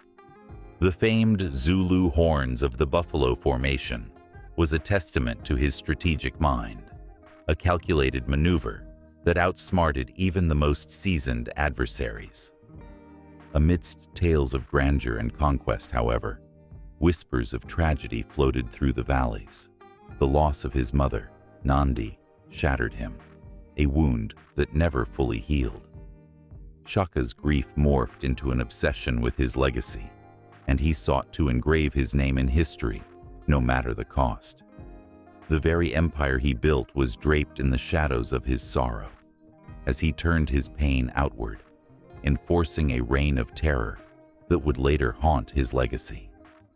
The myths surrounding Shaka Zulu took on lives of their own. Stories of his prowess, his rage, his heartbreak became a part of the cultural fabric of Southern Africa. He was revered, feared, and sometimes forgotten, but his impact was undeniable. The tale of the Zulu kingdom, its rise and fall, was interwoven with his spirit, forever altering the landscape of the land he once ruled with such fervor. As the years passed, the realities of Shaka's life became intertwined with the myths that surrounded him. His assassination in 1828 was cloaked in mystery. Some said it was a betrayal born from jealousy, while others believed it was the inevitable consequence of his own tyranny. The man who had once stood so tall now lay in the annals of history, his legacy a chaotic blend of heroism and horror. Yet, even in death, Shaka's spirit refused to fade. His name became a rallying cry for generations. The stories were passed down like precious heirlooms, each retelling adding a layer to his complex character. The Zulu nation, forged in the crucible of his ambition and violence, continued to remember him as a symbol of strength. These narratives echoed in the hearts of those who sought to understand their ancestry, to grasp the essence of what it meant to be Zulu. Myths and realities danced together, shaping identities, stoking pride, and sometimes igniting conflict. In the shadows of his exploits lay a question that would linger through time. Was Shaka Zulu a hero or a monster? As the sun set on the horizon, painting the sky with shades of crimson and gold, the legacy of Shaka Zulu lived on. The stories thrummed like the heartbeat of the land, alive and fierce as his spirit whispered through the grasslands. Each tale carried a weight, an emotion that gripped the heart and stirred the soul. The tension between the man he was and the myth he became created a powerful pull, an irresistible force that beckoned all to listen, to feel, and to remember. And so, the narrative continued, an unbroken chain of emotion and history, weaving through the lives of those who dared to remember. The legacy of Shaka Zulu was alive, a fire that refused to be extinguished, simmering in the hearts and minds of those who sought to understand a figure who was, at once, a king, a warrior, and a haunting reminder of the power of myth. The air crackled with tension, a thick fog of anticipation enveloping the gathering. Underneath the vast African sky, where stars twinkled like ancient warriors, watching from above, the Zulu people stood shoulder to shoulder. They were not just a tribe. They were a tapestry of stories woven through generations, each thread filled with the battles of good and evil that had shaped their existence. In the distance, a low rumble echoed through the hills, like a warning growl from an unseen predator. The villagers looked towards the darkening horizon where shadows danced between the trees, hinting at the conflicts that had been waged since time immemorial. These weren't just tales told around the fire. They were the very essence of their beings, a constant reminder that the struggle between light and darkness lived in every heart. It was said that long ago, before the sun rose on the first kingdom, the earth was a place where spirits roamed freely. Among them were the powerful forces of good, known as the Abafansi, who brought love, life, and protection. They governed the balance of nature and ensured that harmony reigned. Yet, as in all stories, darkness lurked nearby. The malevolent spirits, the Abafana, thrived on chaos and despair, feeding off fear and strife. This is where the real battle began, a clash that would echo through the ages. Legend spoke of a warrior named Shaka, a figure who embodied the struggle between these two forces. With the strength of a lion and the heart of the people, he stood at the forefront of the Zulu kingdom, determined to protect his land from the encroaching shadows. His victories against rival clans became the stuff of legend, but it was his encounter with the dark spirit of a vengeful ancestor that would mark the turning point in the eternal battle. One fateful night, as the moon hung low and full, casting an eerie glow over the land, Shaka felt a chill. It slithered through the air, wrapping around him like a serpent. He had been warned of the Abafana's wrath, their thirst for revenge against the living who dared to challenge their reign. This spirit, once a proud warrior in life, had turned into something twisted and grotesque. Possessed by anguish, it sought to undo all that Shaka had built. The ground trembled as Shaka approached the ancient tree, a sacred place where the veil between the worlds thinned. Whispered legends claimed that this tree held the power to summon the Abafanzi for guidance. With each step, uncertainty washed over him like a wave. The spirits were restless, their moods as unpredictable as the storm clouds gathering above. As he reached the tree, the air grew still, heavy with anticipation. The spirits emerged, shimmering figures clothed in light, their faces filled with wisdom and sorrow. They spoke in voices that sounded like the rustling of leaves, urging Shaka to understand the fine line between bravery and recklessness. He must confront the darkness, but also recognize the pain that shaped it. With a nod of determination, Shaka stepped into the shadows, where the Abafana awaited him. They manifested as swirling mists, eyes glowing with a hunger for chaos. The air filled with a rancid scent of decay, drawing from the anger that simmered within. Shaka's heart raced. He felt the weight of his ancestors on his shoulders, the hopes of his people echoing in his ears. The clash was fierce and unrelenting.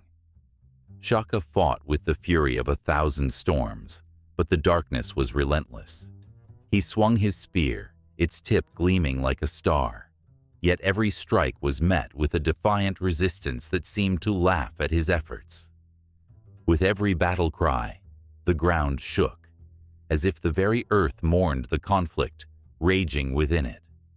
For every moment of triumph, a wave of despair crashed upon him, threatening to drown him in doubt. "You cannot defeat us," the shadows hissed, their voices like nails scraping against stone. Shaka's spirit flickered like a candle in the wind. Would he become just another tale of failure told around the fires?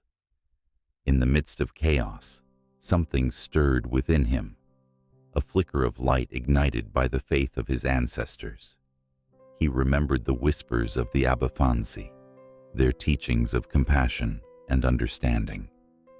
Instead of fighting hate with hate, perhaps there was a different path, a chance to turn the tide not through violence, but through connection. With every ounce of courage, he called to the dark spirit, appealing to its lost humanity. "You were once a warrior, brave and noble. Remember who you are." His voice echoed through the shadows, and for a fleeting moment, the swirling darkness hesitated, a flicker of recognition crossing its features.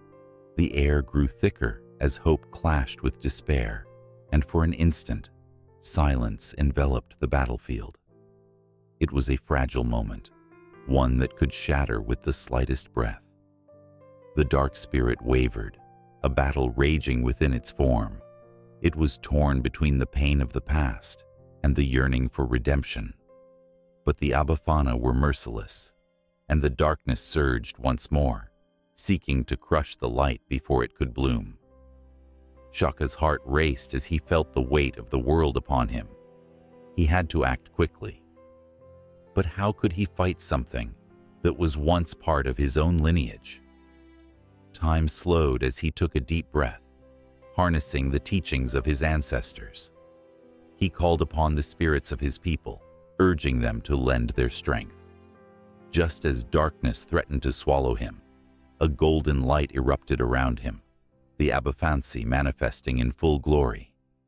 Together, they formed a protective barrier, illuminating the night with unwavering resolve. The battle raged on, light against dark, each fighting for dominance. Will Shaka find a way to bridge the chasm between these opposing forces? Will the spirit find redemption, or will it succumb to the darkness, forever lost? The echoes of their struggle resonated through the land, reminding all that the battle between good and evil is not a tale of victory or defeat, but a continuous cycle, where every soul plays a part in shaping the world they inhabit.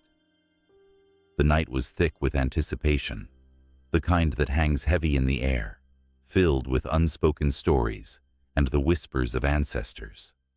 The moon, a silver coin hanging in a sea of darkness, cast an eerie glow over the land where legends roamed.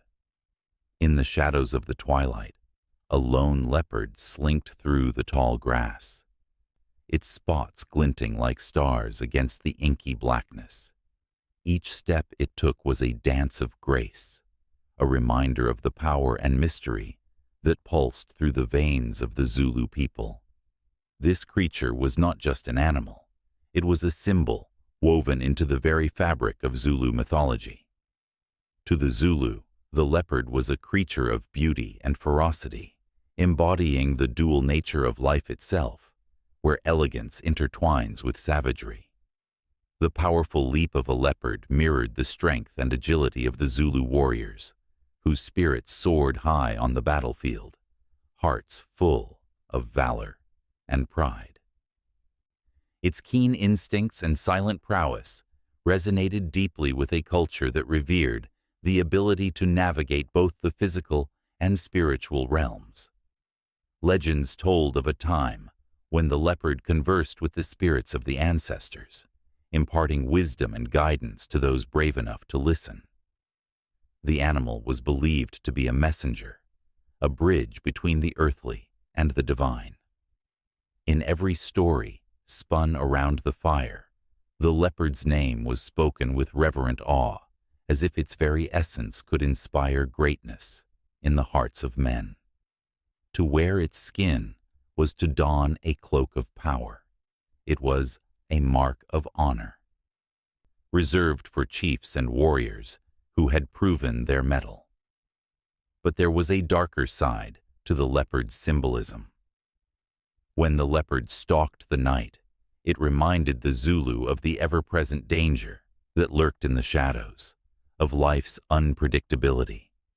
Just as the leopard could strike from the darkness, so too could fate, leaving one's life forever altered in an instant. The balance of beauty and danger was ever looming, echoing the struggles and triumphs of the Zulu people through centuries of conflict and resilience. In the tapestry of Zulu life, the leopard's eyes shone with the fire of ambition and the shadows of fear. Young boys, with dreams as wild as the winds, would mimic its stealth as they roamed the savannah, dreaming of becoming great leaders who could protect their people. Their hearts raced with the thrill of the hunt, while their minds spun tales inspired by the majestic feline, tales of bravery and cunning that would one day echo in the annals of their history. A night came when the drums beat fiercely, echoing the pulse of the earth and sky. The Zulu gathered, their spirits ignited with fervor, under the auspices of the great leopard. A chief stood tall, his presence commanding respect, as he shared stories that danced through the air like fireflies, illuminating the darkness with flickers of hope and resilience. With each word, the leopard came alive in their imaginations, a guardian, a teacher, a ferocious protector. As the stories unfolded, the leopard transformed in the minds of the listeners. It became a symbol of strength, a creature unyielding in pursuit, unafraid of the odds stacked against it. The Zulu saw themselves in the leopard, fierce, cunning, and endless in their determination. The elders spoke of times when the leopard had aided them in their darkest hours, guiding lost souls back to safety, leading them away from danger. Yet, the whispers in the wind carried warnings too. The leopard's power was not to be taken lightly.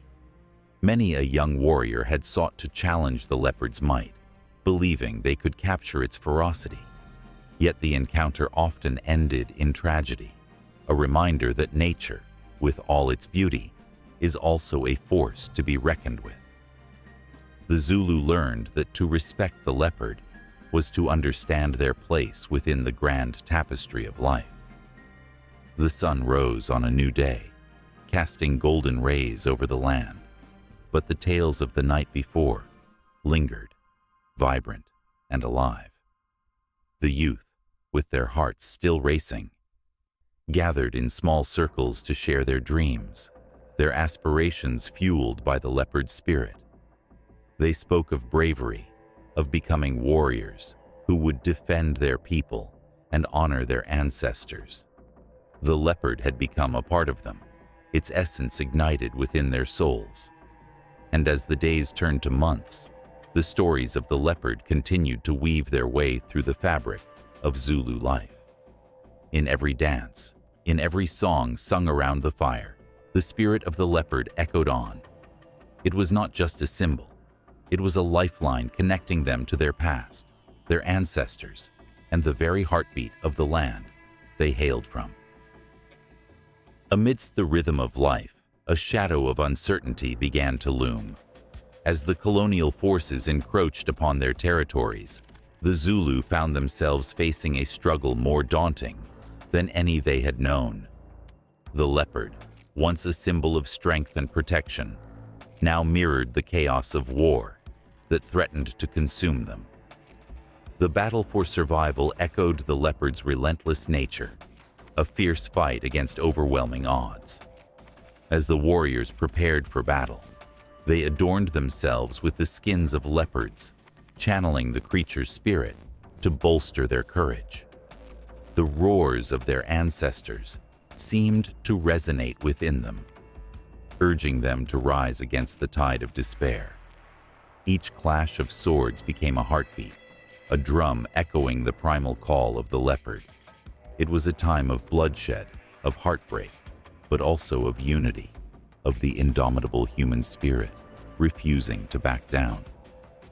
In the aftermath, as the sun struggled to rise above the clouds of war, the Zulu people sought solace in their symbolism, in the stories that had carried them through generations. The leopard's image was etched into their hearts, a reminder of both their strengths and vulnerabilities, a testament to their journey. It was more than just a symbol.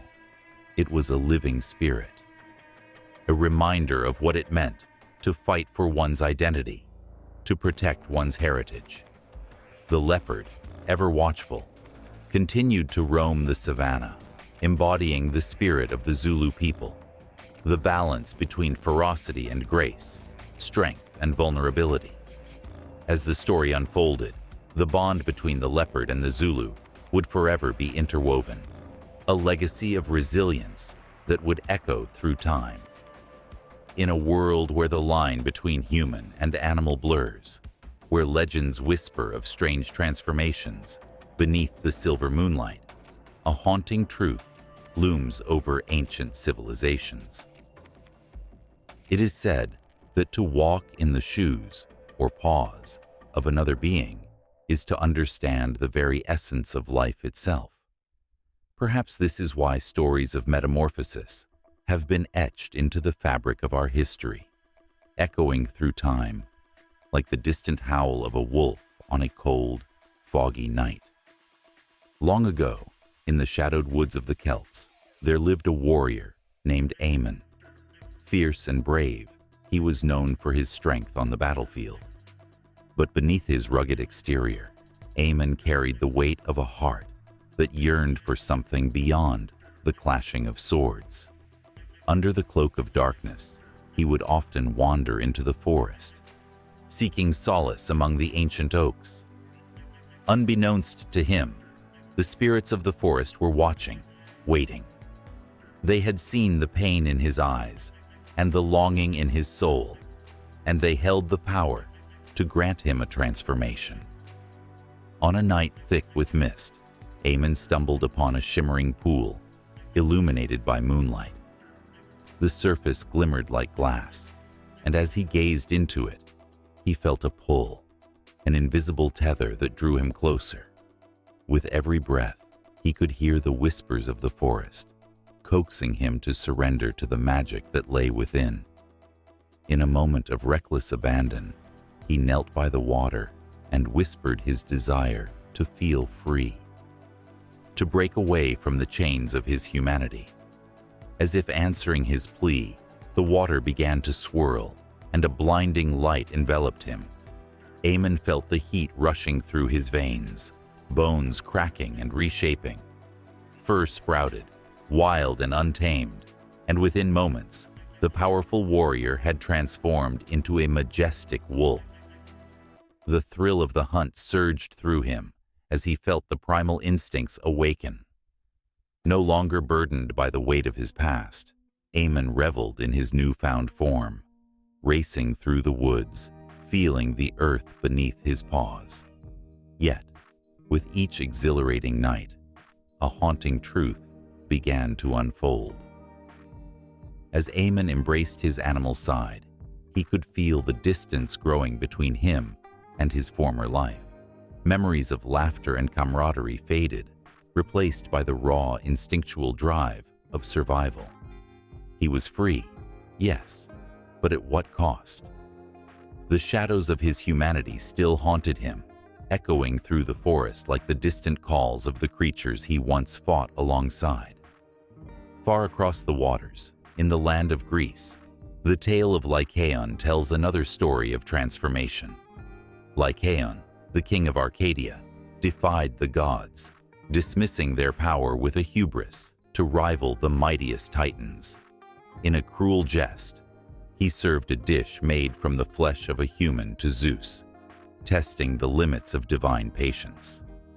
Furious at the insult, Zeus transformed Lycaon into a ravenous wolf, stripped of his humanity and cursed to roam the wilderness in search of his own lost self.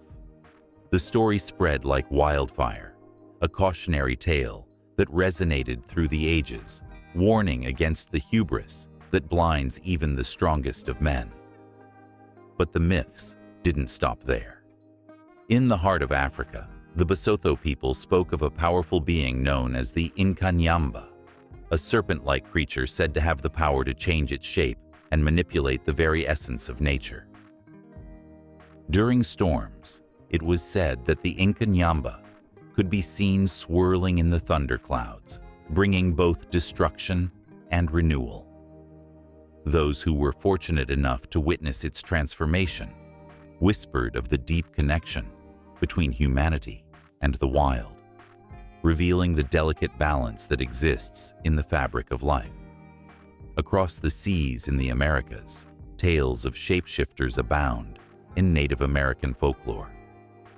The trickster coyote, revered and reviled, could shift into any form, often teaching valuable lessons through his clever antics.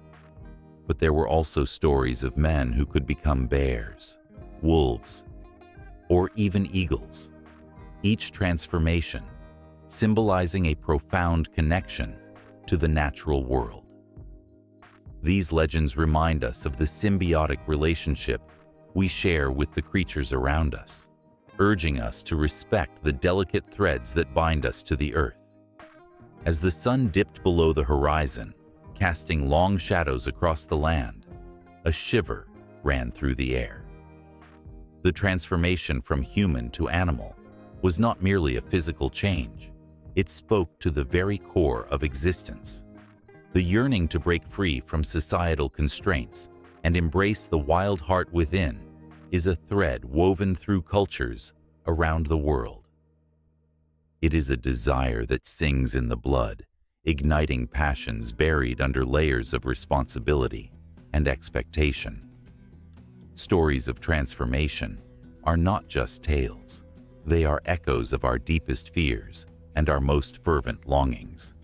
They remind us of the fragility of our humanity and the power of the animalistic instincts that dwell within. The tension between civilization and the wild, between man and beast, creates a rhythm that beats like a drum within the hearts of those willing to listen. In the flickering light of a fire, a group of friends gathered, captivated by the tales of old. Each story brought goosebumps to their skin as they shared their own experiences of feeling wild and free, of losing themselves in nature, of the moments when they felt they could transcend their human limitations. They spoke of encounters with animals that seemed to understand them, a silent communion that transcended words. As the night deepened, the wind whispered through the trees, carrying the echoes of the past into the present. Laughter turned to silence, and eyes grew wide with the weight of truth. The stories were but a reflection of their own lives, an invitation to confront the shadows that lurked within. The magic of transformation lingered in the air, promising both liberation and loss, beckoning them to explore the depths of their own souls, to find the wildness they had tucked away in the corners of their hearts. And so, as the flames danced and the stars twinkled above, the boundaries between human and animal began to fade. The stories, rich and deep, wove together like threads in a tapestry, creating a profound connection that would continue long after the embers cooled. The night carried on, full of promise and mystery, hinting that the journey of transformation was far from over. Under the vast African sky, where stars twinkle like the eyes of ancestors watching over their descendants, the Zulu people gather in a circle, their voices weaving together a tapestry of sound that reverberates through the night air. The flickering flames of the fire cast dancing shadows, illuminating faces filled with hope, fear, and reverence. Rituals pulse like a heartbeat within the Zulu culture, a lifeline connecting the living to the spirits of the past and the mysteries of the future. In the warmth of the night, the air thickens with anticipation as the elders, draped in colorful beads and fabrics, begin to chant. Their rhythmic words, steeped in the rich history of their people, evoke a sense of belonging that sweeps through the gathered crowd. Each syllable resonates with the echoes of a world where every tree, river, and mountain holds a story, a spirit, a lesson. The Zulu understand that life is more than the visible. It is a sacred dance between the living and the unseen. The rituals serve as a bridge, a sacred connection between this world and the next. They honor the ancestors, those who walked the earth long before, whose wisdom still whispers on the wind. As a young girl steps forward to present an offering, her heart races with the weight of her responsibility. She kneels, placing her humble gift on the earth, an offering of maize, a symbol of sustenance and life. The elders nod in approval, their eyes glistening with tears of pride and remembrance. There is a magic that envelops these moments, a shimmering veil that obscures the mundane and reveals the extraordinary. In the Zulu belief system, rituals are not mere performances. They are sacred acts that hold the power to summon the spirits, to invoke blessings, and to bring healing. Each gesture is deliberate, steeped in meaning. The way a seed is planted, the way a drum is struck, everything matters. It is a choreography of faith, an art that binds the community together, anchoring them to their roots. The sound of the drums rises, pulsating through the gathering like the very heartbeat of the earth. Underneath the rhythm, an energy stirs, crackling in the air. A young warrior, embodying courage and strength, prepares for his initiation. This rite of passage, rich in symbolism, is a celebration of transformation. With each beat, he feels the weight of history upon him, the expectations of his family, and the pride of his ancestors. He knows that this moment is not just his own. It is a continuation of a legacy, a vital thread in the fabric of Zulu identity. As the initiation ritual unfolds, the air thickens with tension. The warrior's heart pounds in his chest, each thump echoing his resolve to embrace the challenges ahead. He faces the elders, the guardians of tradition, their faces a mix of sternness and warmth. They guide him through chants that call upon the spirits, invoking protection and wisdom. The words swirl around him, wrapping him in a cocoon of light and strength. The very essence of his ancestors flows through him. But not all rituals are joyous. There are moments of sorrow, too, when the community must come together to grieve. The death of a loved one is marked by solemnity, a reminder of the fragility of life, and the rituals surrounding it are steeped in deep emotion. The mourning process is a sacred duty, a communal act that honors the deceased while allowing the living to navigate their grief. As the community gathers at the homestead, they wail and chant, their voices rising in a haunting melody that pierces the night. It is in these raw moments of pain that the strength of their beliefs is revealed, the understanding that life and death are intertwined, a cycle that must be respected and embraced. The rituals of remembrance draw upon the rich tapestry of Zulu mythology, where stories of creation and ancestral spirits illuminate the path forward. The elders recount tales of Unkulunkulu, the first man, and how he crafted humanity from the earth. These stories are not merely entertainment. They are lessons woven into the very fabric of the Zulu spirit. They teach the young about their place in the world, reminding them that they are part of something greater, a lineage that stretches back to the dawn of time. As the night deepens, the gathering swells with energy, a palpable force fueled by belief and unity. The rituals are a call to action, a reminder of the shared responsibilities that bind the Zulu people together. Just as the moon rises, casting a silvery glow upon the earth, so too do the spirits emerge, joining in the celebration. The drums beat louder, the chants grow bolder, and in that moment, the boundaries between worlds blur, and the community stands on the precipice of the extraordinary. The fire crackles, and as the flames leap higher, illuminating the faces of the gathered, the tension in the air shifts. The rituals are not just about honoring the past. They are a declaration of intent for the future. The Zulu know that each ritual reinforces their identity and renews their commitment to their culture and heritage. In their hearts, they carry the weight of history and the promise of tomorrow, a delicate balance that defines their very existence. In this sacred space, the cycle of life continues, and as the night wears on, the rituals weave the fabric of Zulu life, a seamless blend of joy, sorrow, reverence, and celebration. The energy hums in the air, alive with the spirit of the ancestors and the hopes of the living. As the drums echo into the night and the last chants fade into the horizon, the stage is set for what lies ahead, an unbroken chain of belief and practice that will carry the Zulu people forward into the unknown, hand in hand with the spirits that guide them. The sun hung low over the dusty plains of KwaZulu-Natal, casting long shadows across the land where generations of Zulu warriors once stood, tall and proud. In the air, a palpable tension swirled, a mix of ancient traditions and the harsh realities of an encroaching foreign influence.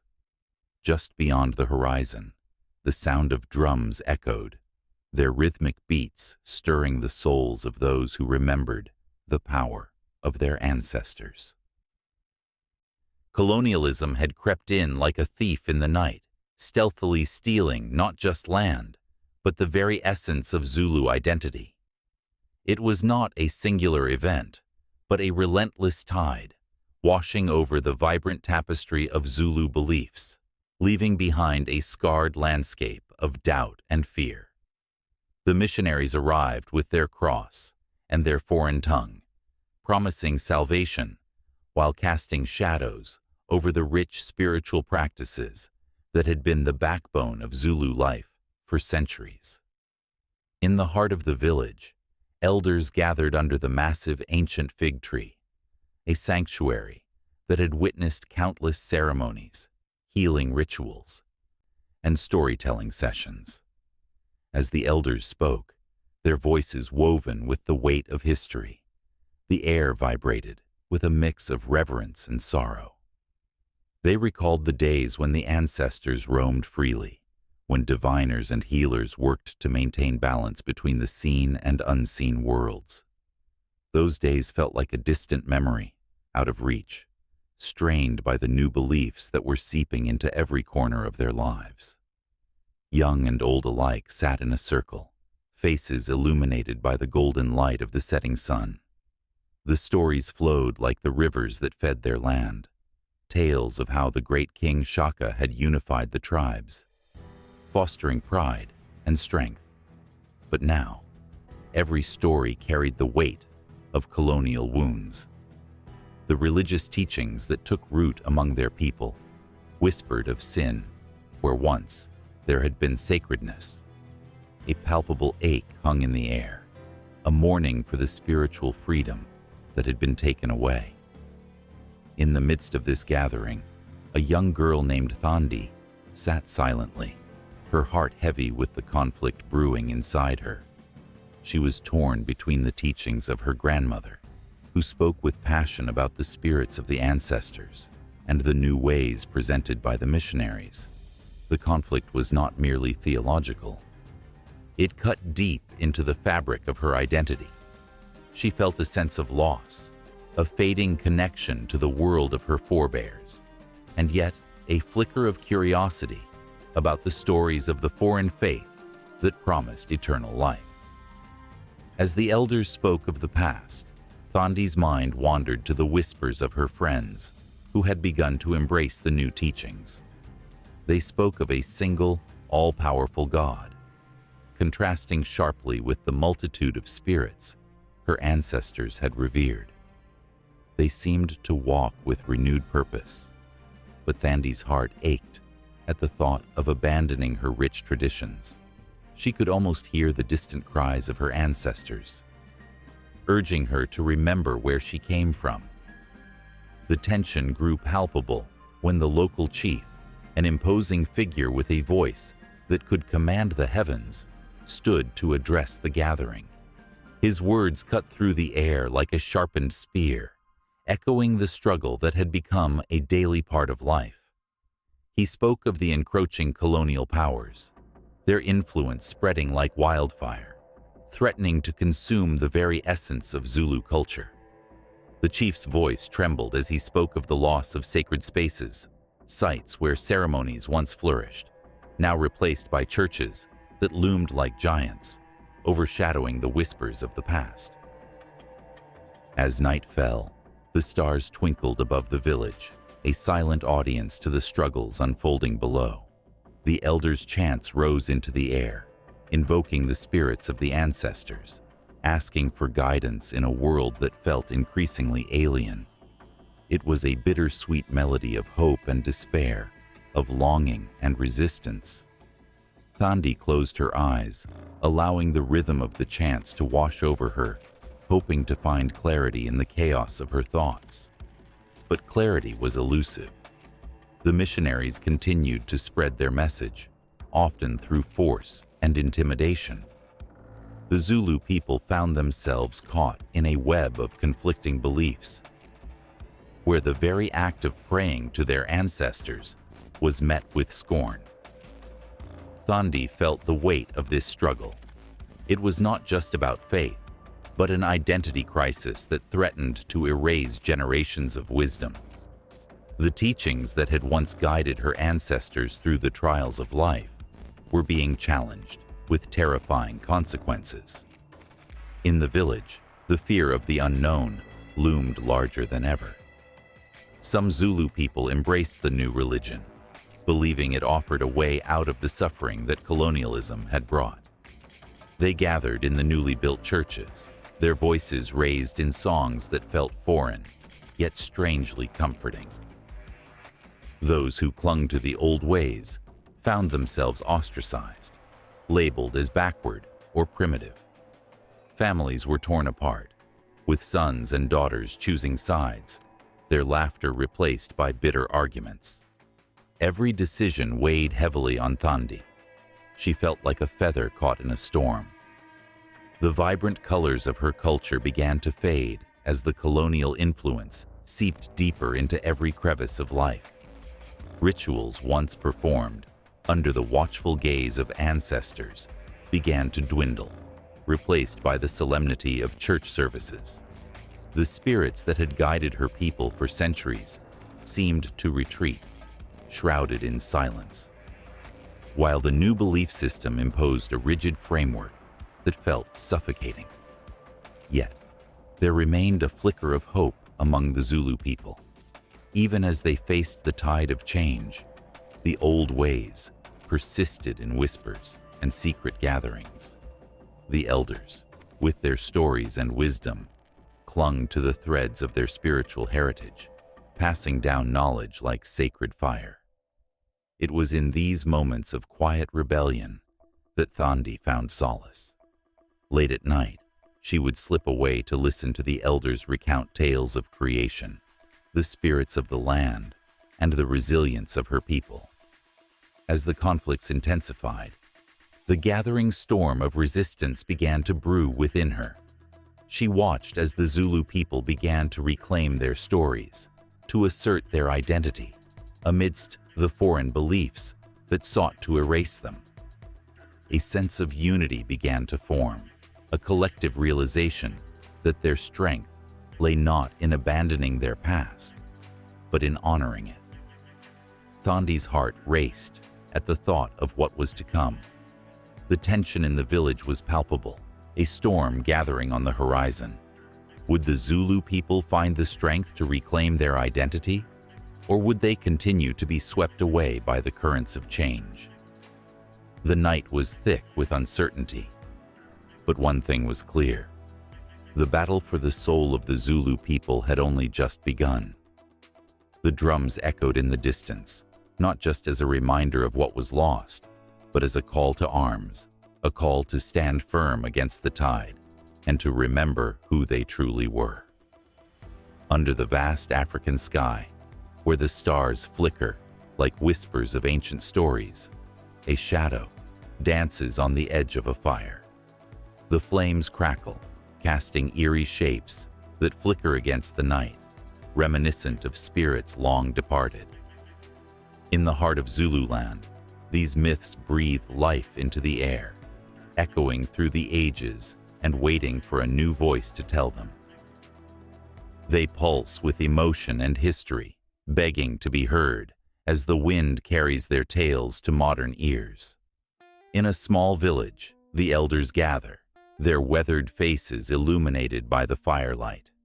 Each wrinkle tells a story, a fragment of the past woven into the rich tapestry of Zulu culture.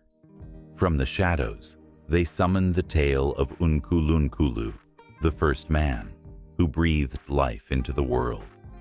His story is not just a memory, but a living legend, capturing the essence of creation, imbued with wisdom that transcends time.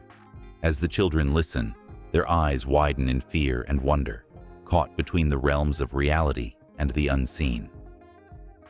Suddenly, the air shifts, crackling with energy.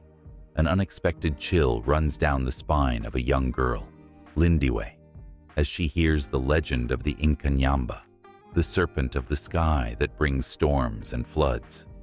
Its presence in modern literature, a haunting symbol for the uncontrollable forces of nature, reminds everyone of the age-old struggle between humanity and the elements. With a voice quivering slightly, the elder recounts how the creature can be tamed, yet it also mirrors the chaos lurking within human hearts.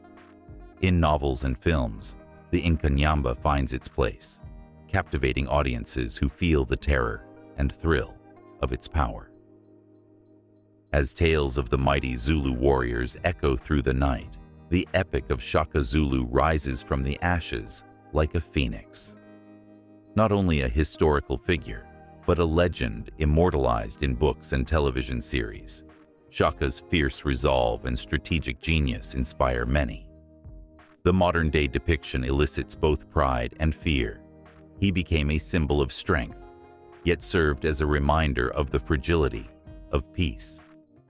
In the throes of battle, the drums beat louder, resonating with a heartbeat that connects the past with the present, stirring emotions that can't be ignored.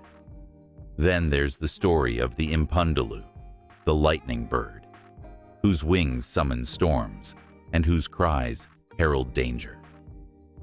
In literature, it's portrayed as both a protector and a harbinger of doom, embodying the duality of nature itself. It flits between pages, its fierce spirit reminding readers of their connection to the earth and its mysteries. Those who dare to pen tales of the Impundulu often find themselves haunted by its restless energy, just as Lindiwe feels a shiver down her spine when the elder's voice takes on the tone of a warning.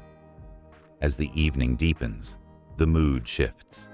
The story of the beloved figure, the trickster, and the wise fool, Ukahlamba, reveals itself. With laughter and mischief, Ukahlamba dances through the hearts of people, teaching valuable lessons about humility and the unpredictability of life. The modern renditions of this character thrive in children's books and animations, where every twist and turn carries a sense of humor that resonates across cultures, transcending age and background. Lindiwe giggles, her fears temporarily forgotten, as she imagines the trickster weaving through the lives of heroes and villains alike, a reminder of the joy and folly found in every soul. Yet, as the embers fade, the dark side of these tales emerges, the haunting presence of the Tokoloshi, a creature that strikes fear into the hearts of children, a being that steals the innocent from their dreams. In contemporary films, its portrayal taps into primal fears of the unknown, weaving terror into the fabric of everyday life. Lindiwe's laughter fades as the elder's voice grows somber, her eyes darting to the shadows around the fire. The Tokoloshi is not just a tale of fright. It embodies the very fears that linger in the corners of one's mind, reminding everyone that night can hide both wonders and terrors. In a world where technology and tradition collide, the legends of the Zulu people have found their way into comics, animated series, and even video games. Characters inspired by the heroes and monsters of Zulu myths leap off the pages and screens, breathing new life into old stories. Each frame, every pixel, reflects a rich heritage that connects young people to their ancestors, instilling pride in their identity while igniting imagination. Within these narratives, the essence of the Zulu spirit thrives, a vibrant reminder of resilience and hope. The sound of drums beats steadily in the distance, reverberating through time, the rhythm of a culture that refuses to be silenced. As Lindiwe stares into the flickering flames, she feels the pull of these stories like a moth drawn to light. The tales are not merely relics of the past. They are vibrant threads woven into the fabric of modernity. Each character, each lesson, pulsates with life, urging the next generation to carry forth the legacy of their ancestors. The elder's voice rises in intensity, weaving in and out of the shadows, capturing hearts and minds with every word. Tensions build as the myths intertwine with the present, creating a symphony of voices that echo across the ages. In every corner of the world, the stories find listeners, people yearning for connection, for understanding, for the magic that lies within the folds of ancient lore. As the flames flicker low, the stories continue to swirl in the air, unending and alive. Lindiwe can feel the weight of their history pressing against her chest, sparking a fire of her own, a desire to share, to tell, to become a vessel for the legends of her people. With each heartbeat, the myths blend into the modern world, assuring that their essence will never fade. They will forever be a part of the human experience, echoing through literature, media, and the hearts of those who dare to listen. The sun dipped low on the horizon, painting the sky in shades of crimson and gold. A celestial canvas that mirrored the tumultuous changes in the sacred lands of the Zulu people.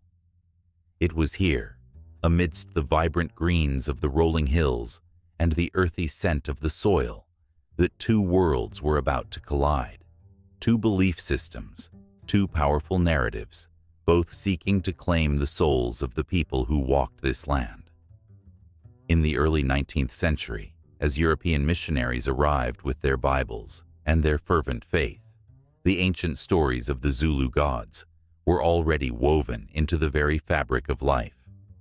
Stories of Unkulunkulu, the Creator, who brought forth life from the reeds, and of the ancestors, whose spirits lingered in the air, whispering wisdom and guidance.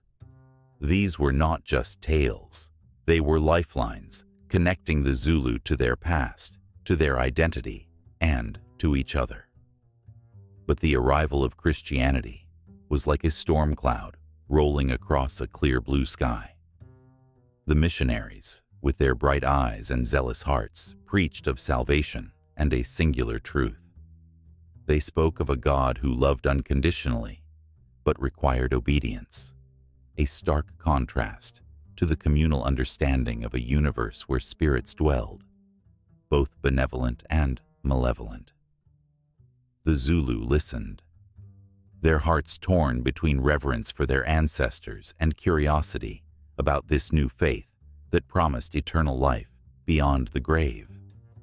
As the months turned into years, the influence of Christianity began to seep into the cracks of Zulu mythology.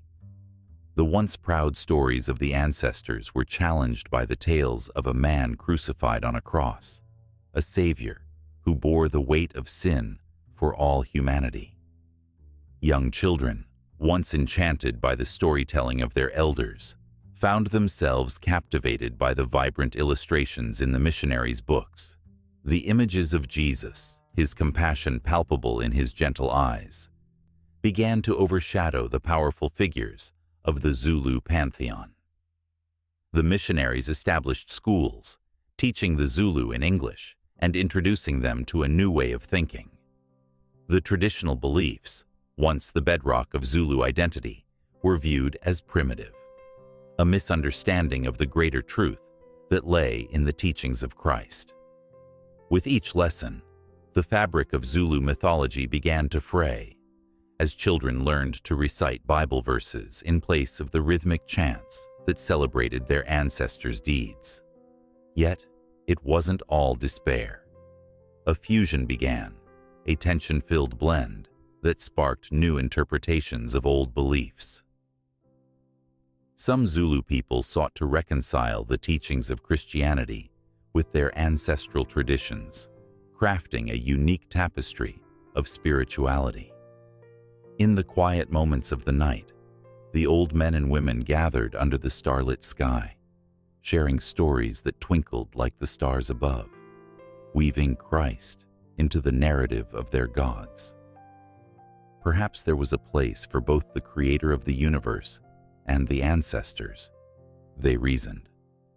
Perhaps the spirit of Unkulunkulu was simply another face of the one true God. As the conflict brewed, a palpable tension hung in the air, crackling like static before a storm. The Zulu king, Dingaan, found himself at a crossroads. On one side lay the traditionalists, their drums pounding with the heartbeat of their culture, and on the other, the missionaries, their voices rising in harmony, with the promise of a new dawn. With every passing day, the choice before him felt heavier, as if the very essence of his people was at stake. In secret meetings held under the cover of darkness, whispers of revolt echoed through the grasslands. The warriors, adorned in vibrant beads and animal skins, spoke of their ancestors and the power that lay in their connection to the land. And yet, as they raised their voices in defiance, they found themselves grappling with the allure of the new faith. When faced with the harsh realities of life, many pondered if the stories of the past were enough to sustain them. The Zulu mothers, torn between two worlds, prayed fervently for their children, urging them to honor their heritage while navigating the treacherous waters of a world reshaped by foreign hands. The cries of babies filled the air, their innocence a stark contrast to the uncertainties simmering just beneath the surface. Would they grow up knowing the fierce pride of their ancestors? Or would they be molded by the new teachings that promised hope but demanded sacrifice? As missionaries baptized whole villages, the waters churned with emotion, both joyous and mournful. The elderly watched, tears streaming down their faces, mourning the slow erosion of their cultural roots, while simultaneously hoping for a brighter future for the young ones. Was it betrayal or evolution? The line blurred, and the weight of history pressed heavily on their hearts. In the vibrant markets, once filled with the sounds of traditional music and laughter, a new rhythm emerged, a fusion of hymns and ancestral songs. People began to dance, not just in celebration of their rich heritage, but also in reverence for the new faith that had taken root. It was a dance of conflict, of longing, embodying the strife between the old ways and the new revelations. The drums beat in a syncopated rhythm, echoing the heartbeat of a people in transformation, a reflection of the struggles they faced as they sought to find balance in a world turned upside down. As tensions escalated, whispers of rebellion against colonial rule intertwined with the desire to preserve cultural identity. The Zulu warriors, emboldened by their ancestry, yet intrigued by the teachings of Christianity, found themselves in a struggle for their very souls. Their battles were not just against the forces of colonization, but against the encroaching shadow of a faith that, while promising salvation, threatened to erase the stories that had shaped their existence for centuries. The spirit of Unkulunkulu lingered, as if watching over his people, witnessing the clash of civilizations. The Zulu people were enduring a metamorphosis, an emotional upheaval that would redefine their narrative.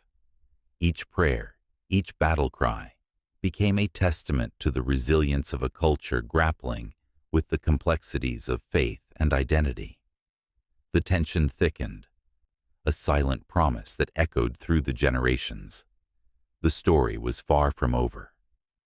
As the sun sank beneath the horizon, casting long shadows on the ground, the Zulu people stood at a crossroads, caught between the whispers of the past and the echoes of an unknown future. Each step forward was a dance of faith, a journey of the heart, where the sacred intertwined with the mundane, a testament to the enduring spirit of a people who refused to be defined by a single story. The threads of mythology would continue to weave, connecting the old with the new, the sacred with the profane, igniting a fire that would burn bright in the hearts of those who called this land home. In a small village where time seemed to stand still, the air was thick with the scent of earth and rain, and the whispers of ancestors floated on the breeze. It was here that a group of elders gathered beneath the gnarled branches of an ancient oak, its roots tangled like the stories they held dear. These stories spoke of a time when the world was painted in the vibrant colors of belief, when rituals were not merely acts, but lifeblood, wrapping the community in a warm embrace. As the sun dipped below the horizon, casting a golden glow that danced on the leaves, a hush fell over the villagers. They were drawn to the elders, their hearts pounding with anticipation. Tonight was special. Tonight, the revival of traditional beliefs would unfold before their eyes.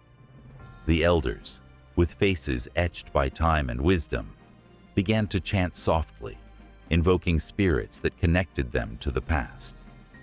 Each word was a thread woven into the fabric of their lives, igniting a spark of recognition deep within the souls of the listeners.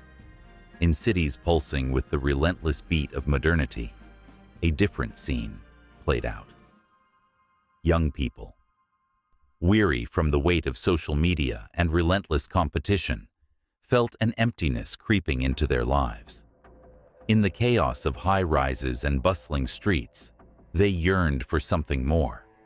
They sought solace in the very traditions their grandparents had once cherished. Late-night conversations in dimly lit cafes turned into philosophical debates about the meaning of existence, the search for identity, leading them back to their roots. The flicker of a candle, the aroma of herbs, and the sound of drums resonated with a truth they had long forgotten. Across the globe, from the Amazon to the Arctic, ancient practices were being rekindled. Indigenous tribes, once pushed to the fringes of society, found strength in their origins. They danced under the full moon, drumming rhythms that seemed to awaken the earth itself. With every step, they honored their ancestors, feeling the heartbeat of their culture thrumming in their veins. The world watched, some in fascination, others in skepticism. But the beauty of these moments could not be denied. They were alive, vibrant, and electric, a testament to the human spirit's resilience. Back in that small village, the fire crackled and popped, sending sparks into the night sky. Children huddled close, eyes wide with wonder. Legends leapt to life in the flickering flames, tales of warriors and wise women, of spirits roaming the forests and rivers that cradled their home. The elders spoke of the harvest festival, a time of abundance and gratitude, where the community came together to give thanks. Laughter mixed with reverence as they shared stories of the past, reminding everyone of the threads that connected them, even in an age that often felt disconnected.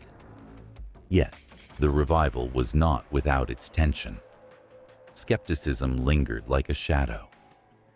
In the corner of the gathering, a young woman crossed her arms, her brow furrowed. She had lived with the convenience of instant gratification, online shopping, fast food, and the incessant buzz of notifications. The world was moving too fast, pulling her along with it. But deep down, she felt a pull toward those traditions, a flicker of hope that ignited her curiosity. What if these beliefs held the key to something greater? What if they could heal the wounds of a fractured society? As the night wore on, the sound of drums filled the air, a heartbeat that echoed through the trees. The villagers circled the fire, joining hands, a tapestry of generations entwined. With every beat, they felt the weight of their ancestors, guiding them through fear and uncertainty, lighting the path ahead. It was a moment when time stood still, where the past and present intertwined, creating a bridge that felt both fragile and unbreakable. In stark contrast, the young people in the city turned their focus inward, seeking comfort in the old ways. They gathered in small groups, sharing tales of their heritage, donning traditional clothing that felt like armor against the coldness of modern life. They visited local markets, where the smell of spices and homemade goods brought back memories of family gatherings and celebrations. They danced to the rhythm of their ancestors, each step an affirmation of identity that had been suppressed for too long. As they celebrated, they uncovered pieces of themselves, buried beneath layers of expectation and self-doubt. The revival of traditional beliefs became a silent revolution, a movement not just of the body but of the spirit. They found strength in their shared stories, a bond that transcended time, as they stood united against the tide of a world that often demanded conformity. Back in the village, as the stars blanketed the sky, the elders shared one last story. It was of a great flood that had once threatened their land, a tale passed down through generations. They spoke of unity, of how the community came together to withstand the storm. It was a warning, a reminder of the power of belief in the face of adversity. The villagers felt the weight of those words, a calling to action that resonated deep within their souls. And as the fire burned low, the night transformed into a tapestry of dreams and hopes. In the silent moments between the crackling flames and the murmurs of the elders, a spark ignited. It was a realization that the revival of traditional beliefs was not just a return to the past. It was a promise for the future, a future where the wisdom of the ancestors could guide them, where traditions could coexist with modern life, and where everyone could find a place in the circle of life. As the last echoes of the evening faded into the night, a sense of anticipation hung in the air. The revival was just beginning, and with it, the promise of healing, understanding, and the everlasting power of belief. The threads of history, woven together with emotion and resilience, beckoned to be continued, inviting everyone to partake in the dance of life that never truly ends. The rhythm of drums echoed like thunder across the rolling hills, its pulse resonating through the very earth. In the distance, a gathering of Zulu people moved, their bodies swaying and twisting with an energy that seemed to summon the spirits of their ancestors. Each beat of the drum awakened the past, a call that reverberated through the hearts of those present. The air was thick with anticipation, a tangible thread connecting the living to those who had long since returned to the earth. In Zulu culture, music and dance were not mere entertainment. They were the lifeblood of their mythological narratives. From ancient times, they told stories that transcended generations, woven together by the enchantment of sound and movement. Within the circle of dancers, the stories of their ancestors came alive, painted in vibrant colors that spoke of creation, struggle, and triumph. As the dancers took their places, the firelight flickered, casting shadows that danced along with them. Each movement was a word, each song a chapter in a story that had been told for centuries. The legendary figure of Unkulunkulu, the creator, was evoked with every stomp of their feet, representing the very essence of life and the beginning of all things. The dancers embodied his spirit, reminding the audience of their connection to the earth and the divine. The music swelled in intensity, a symphony of voices rising in harmony, echoing tales of bravery and wisdom. The songs narrated the adventures of the great warriors who had once roamed the plains, their spirits summoned with every lyrical note. The tales of Shaka Zulu, the fierce king who united the clans, were not just stories to be told. They were experiences to be relived, igniting a fire in the souls of those who listened. The dancers became the warriors themselves, fierce and compelling, as they moved with the kind of grace that could only stem from a deep instinctual connection to their heritage. Yet, amid the joyous celebration, there were moments of reflection. The slower, haunting melodies pierced the air like arrows, evoking the sorrow of losses endured. The songs of the ancestors spoke of love, of longing, and of battles fought not just against enemies, but against the very forces of nature. Each note carried with it the weight of history, the grief of those who had come before, reminding everyone that to remember was to honor. In these moments, the audience held their breath, entranced by the beauty of pain, transformed into art. As the night deepened, the energy shifted, the urgency in the drums intensified, and the footfalls became heavier, almost primal. Stories of the trickster figure, the mischievous god named Ulanga, filled the air, his laughter ringing out like bells. The dancers played with the rhythm, a chaotic dance that mirrored the unpredictability of life itself. With each twist and turn, they captured the essence of Ulanga's spirit, reminding everyone that laughter, too, is a form of magic. The audience erupted in cheers, their spirits lifted by the sheer exuberance of the performance. But as the final notes of the evening began to fade, a hush fell over the crowd. The air became thick with anticipation once more, a silence pregnant with meaning. The dancers formed a circle, their movements slowing to a gentle sway, echoing the somber stories of those who had journeyed into the afterlife. This was a tribute, a reminder that music and dance were not just for the living. They were also a bridge to the other side.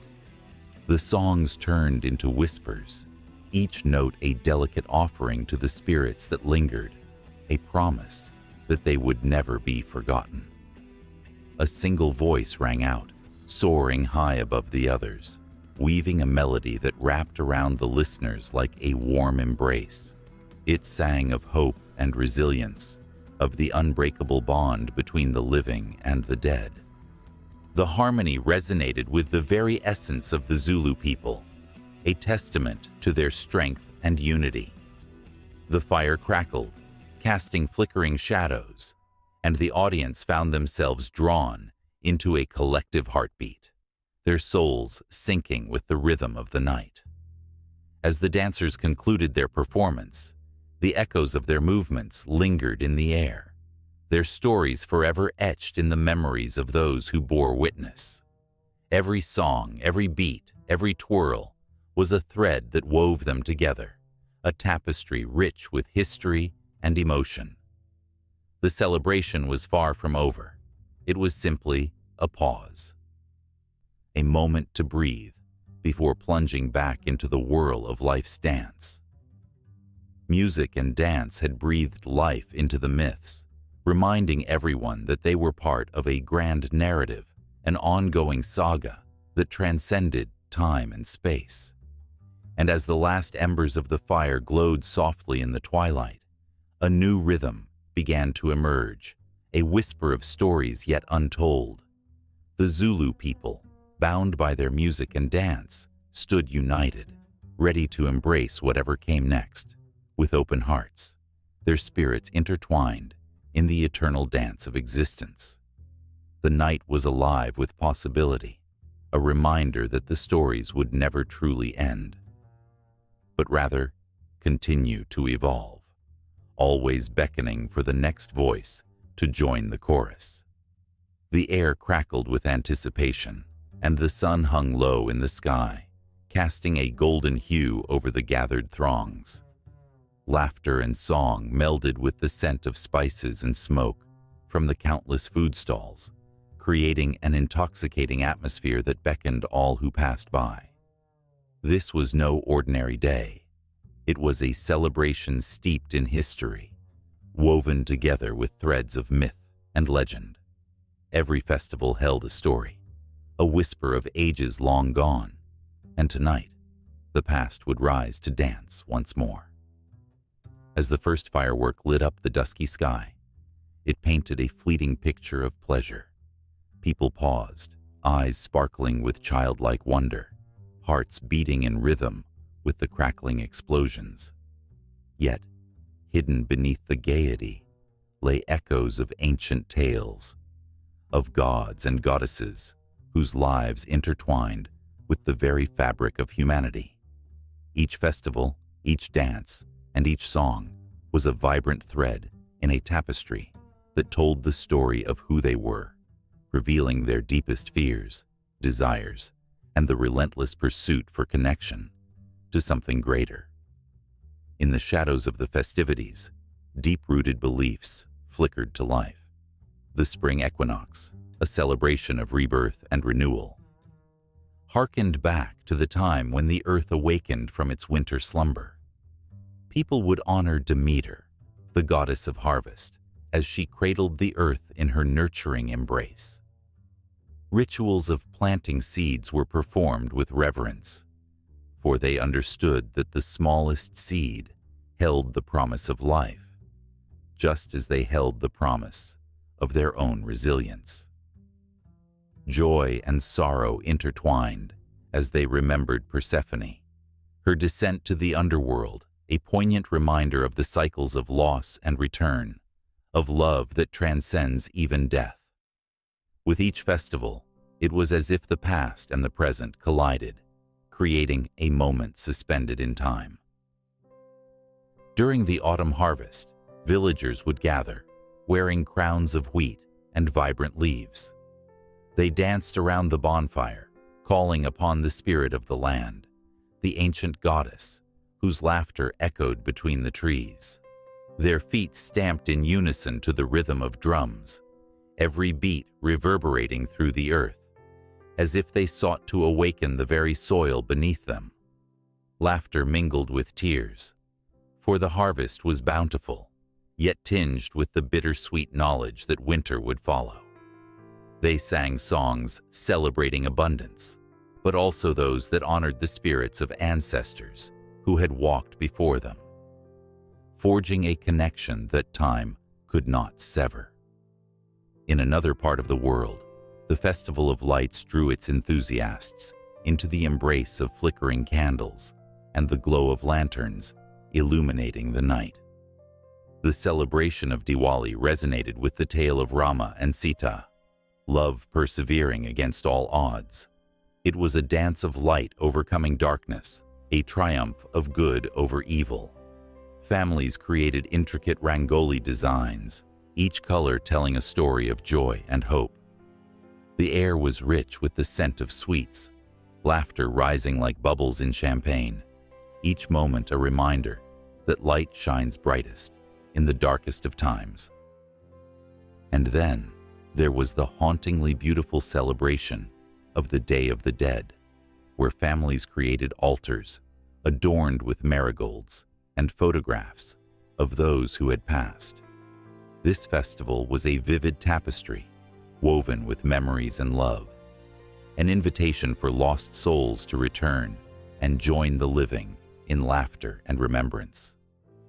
Katrinas, painted skulls adorned in elegant attire, danced through the streets, their presence both macabre and joyous, a beautiful reminder of life's impermanence. It was a festival that blurred the lines between life and death, allowing the living to embrace their grief while celebrating the legacies left behind. As the music swelled, the rhythm pulsated through the crowd, uniting strangers in a shared experience of joy. Hearts raced with excitement, and hands reached out to clasp one another, forgetting their differences. Each festival featured rituals designed to elevate the spirit, from the mesmerizing dances of indigenous tribes under the starlit sky to the solemn processions honoring lost warriors. The air buzzed with stories of gods who once walked among them, the stories of creation, destruction, love, and heartbreak that echoed through the centuries, binding generations together through shared belief and tradition. Every festival told the story of the people, but it also held the essence of the world around them. The summer solstice was not just a celebration of the sun. It was a time to honor the cycles of nature, the power of the earth, and the harmony that existed between humanity and the natural world. Bonfires blazed, reflecting the sun's power, while people offered their gratitude for the warmth and light. Rituals centered on renewal, uniting hearts and spirits as they faced the longest day of the year. In their celebration, they paid homage to the very forces that sustained them, weaving their lives into a grand cosmic tapestry. As the night deepened, the festivities showed no signs of waning. Laughter echoed, and the warmth of togetherness wrapped around each person like a treasured blanket. They danced, not just for themselves, but for the spirits that lingered just beyond the veil, for the stories waiting to be told, and for the future generations who would carry these ancient tales forward. Each festival was a bridge connecting the living with the dead, the mundane with the divine, creating a cycle that was never truly broken. The drumming intensified, a heartbeat resonating throughout the gathering.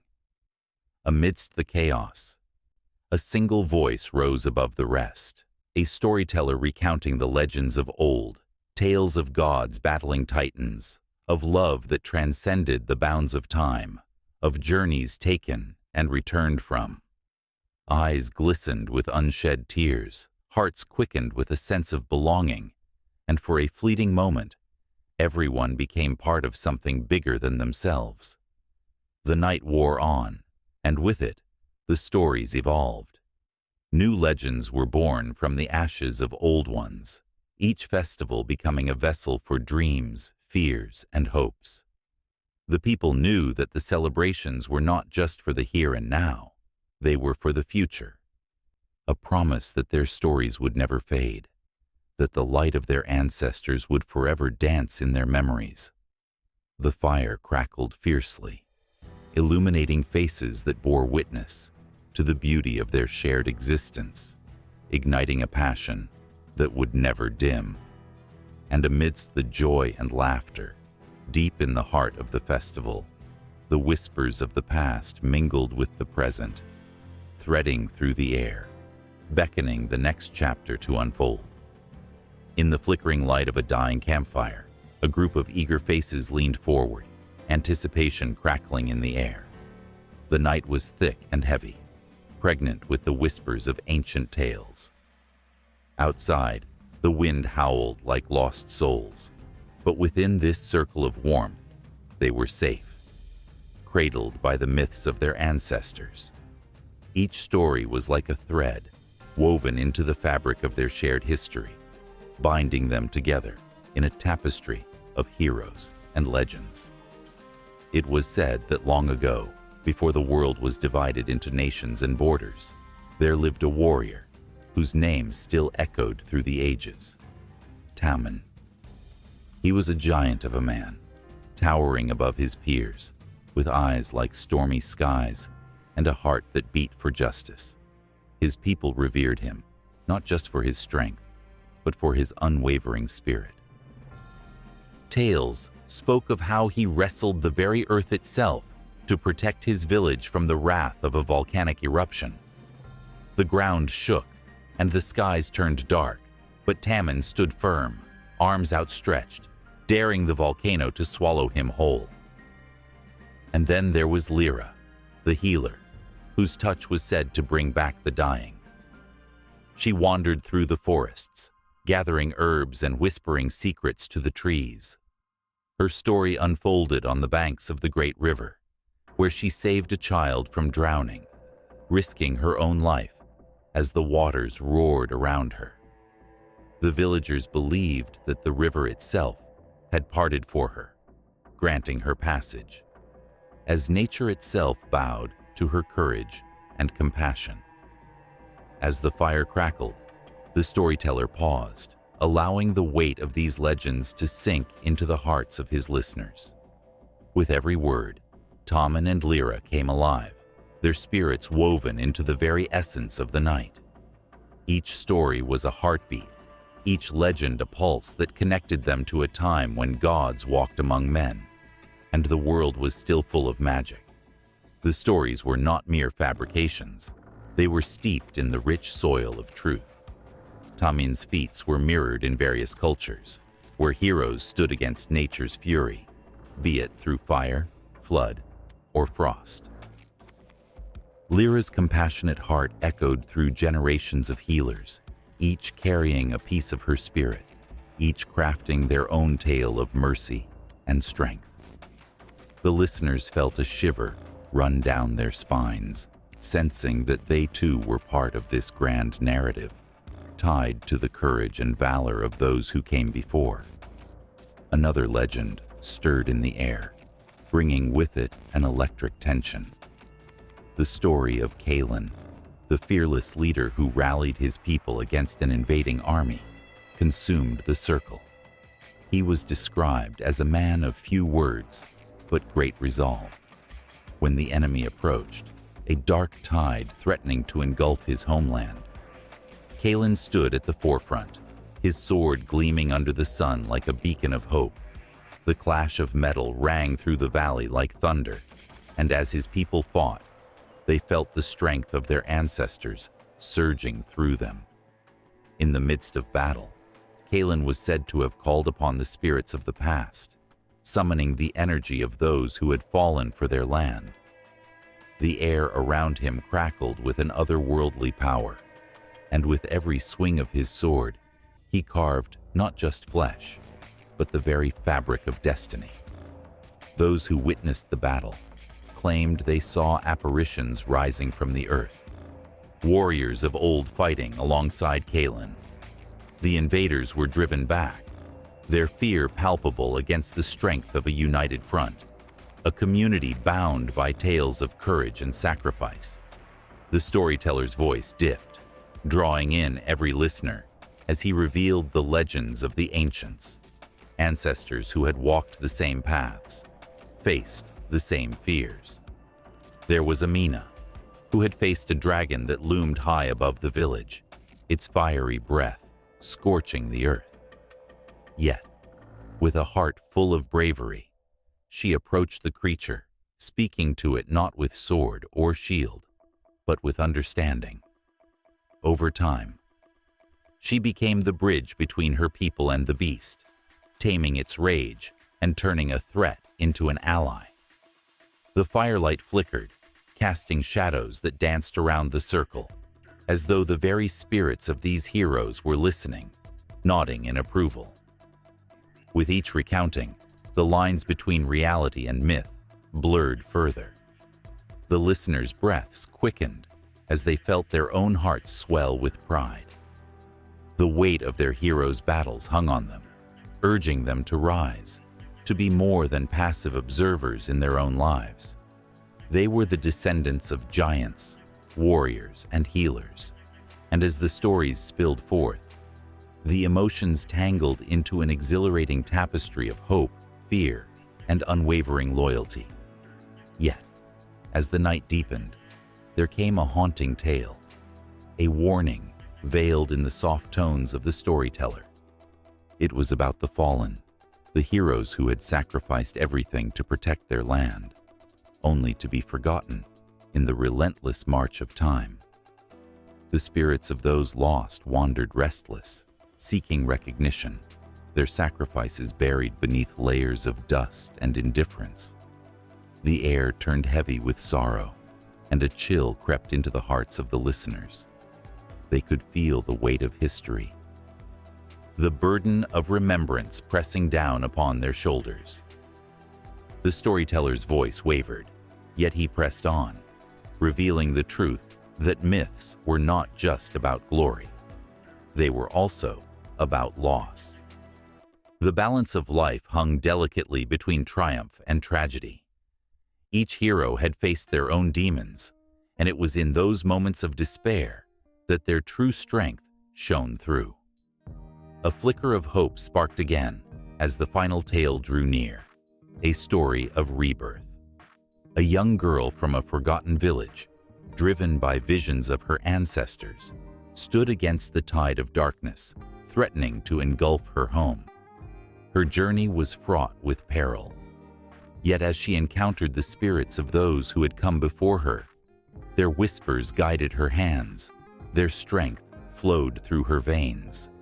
She became the embodiment of her lineage, igniting a fire in the hearts of her people, reminding them that the blood of heroes coursed through their veins.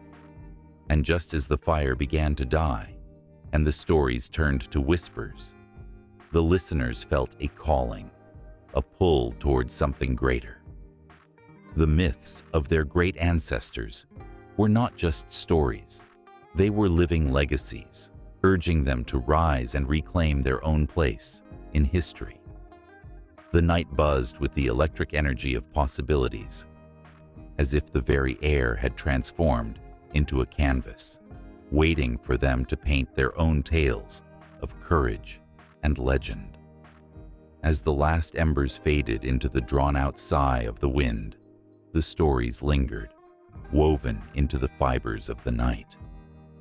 The listeners found themselves standing at the precipice of their own destinies, hearts pounding, ready to step into the unknown and carve their own paths, guided by the echoes of their ancestors and the promise of legends yet to be written.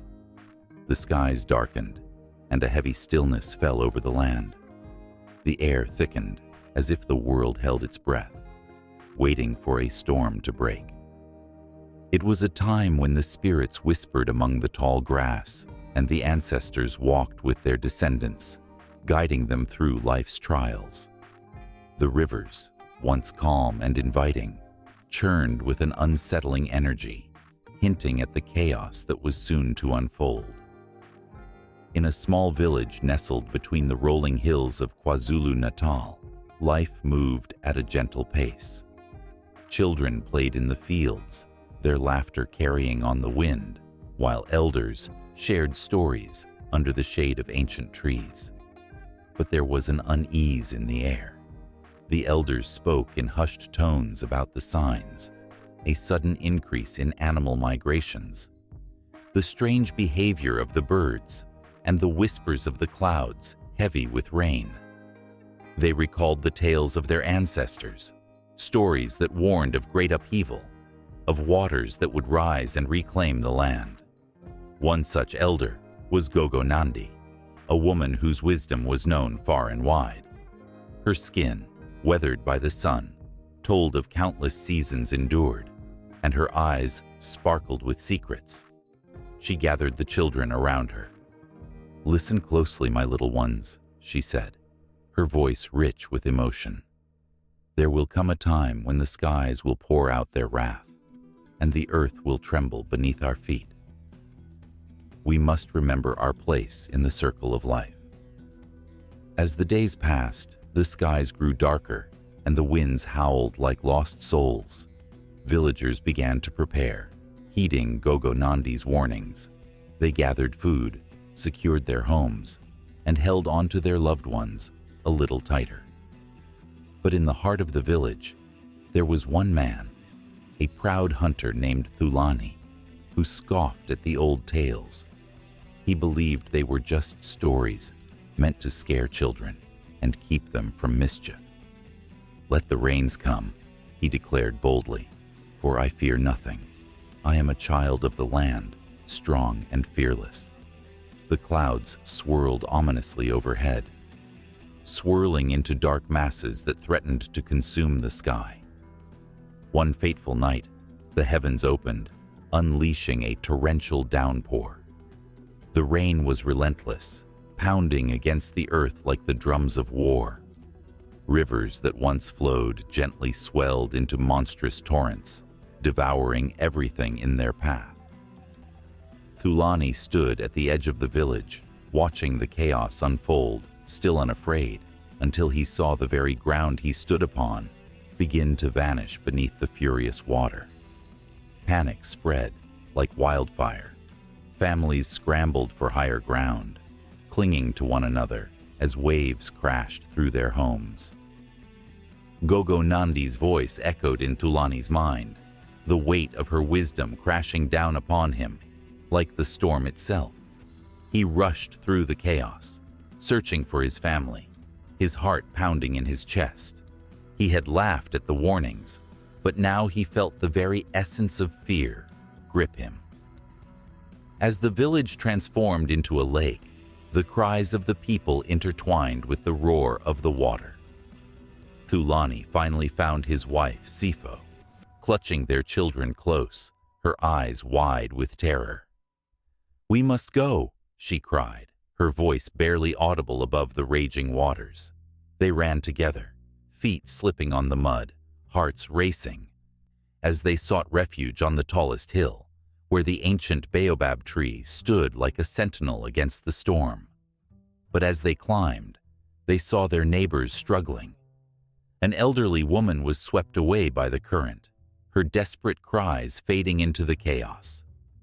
A child, lost and alone, reached out for help, eyes wide with fear. Thulani felt something shift within him. The bravado that had fueled his laughter vanished, replaced by an overwhelming sense of duty. "We can't leave them," he shouted to Sifo, his voice raw with emotion.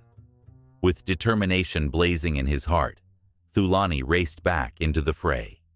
He grasped the child's hand, pulling him from the water's grip, and fought against the tide to bring him back to safety. The storm seemed to grow wilder, as if angry at his defiance, but he pressed on. Each step felt like a battle, the water clawing at his ankles, but he could not turn back now. As he returned to the hill, the weight of his actions settled on his shoulders.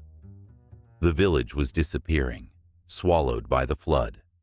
Memories of laughter, of families gathered around fires, of stories spun under starlit skies, all lost to the rising tide. Gogo Nandi's prophecy echoed in his mind, a reminder of the balance between man and nature, and how easily that balance could tip. The storm raged on, and Thulani's heart sank as he witnessed the destruction around him. The once fertile land, alive with color and life, was now a swirling mass of despair. He looked to Sifo, who held their children tightly, fear etched across her face. "We will survive this," he vowed, though his voice trembled with uncertainty. His eyes searched the horizon for hope, but the weight of the sky pressed down upon him, suffocating any flicker of light. Gogo Nandi stood in his mind, a figure of resilience and strength. Her lessons, once dismissed, now resounded within him. They were not just tales for children. They were warnings, reminders of the fragility of life and the importance of unity. The waters might rise, but the spirit of the people must not waver. In that moment, he realized that survival was not just about him and his family. It was about everyone. With newfound resolve, Thulani called out to others, urging them to join him in the fight against despair. He reached for hands, offering support to those who had lost hope. Together, they formed a chain of strength, a lifeline in the raging storm. The flood may have claimed their homes, but it would not claim their spirit. As the water continued to rise, the villagers began to sing, their voices rising above the chaos like a prayer, a promise to remember, to rebuild, to honor the lessons of the past. And so, as the storm raged on and the water surged higher, the community began to understand that they were not alone. They were bound together by their shared struggles and resilience, echoing a truth that transcended the floodwaters that threatened to drown them. The skies may have unleashed their fury, but the human heart held the power to endure. The story of the Great Flood in Zulu lore had begun, and its waves would ripple through time, forever intertwining their fates as they awaited the dawn of a new day.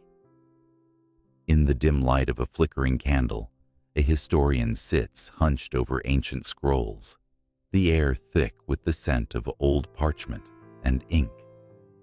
Shadows dance on the walls, whispering secrets of the past. The historian's fingers tremble slightly as they trace the faded lines of a myth, a tale woven into the very fabric of civilization.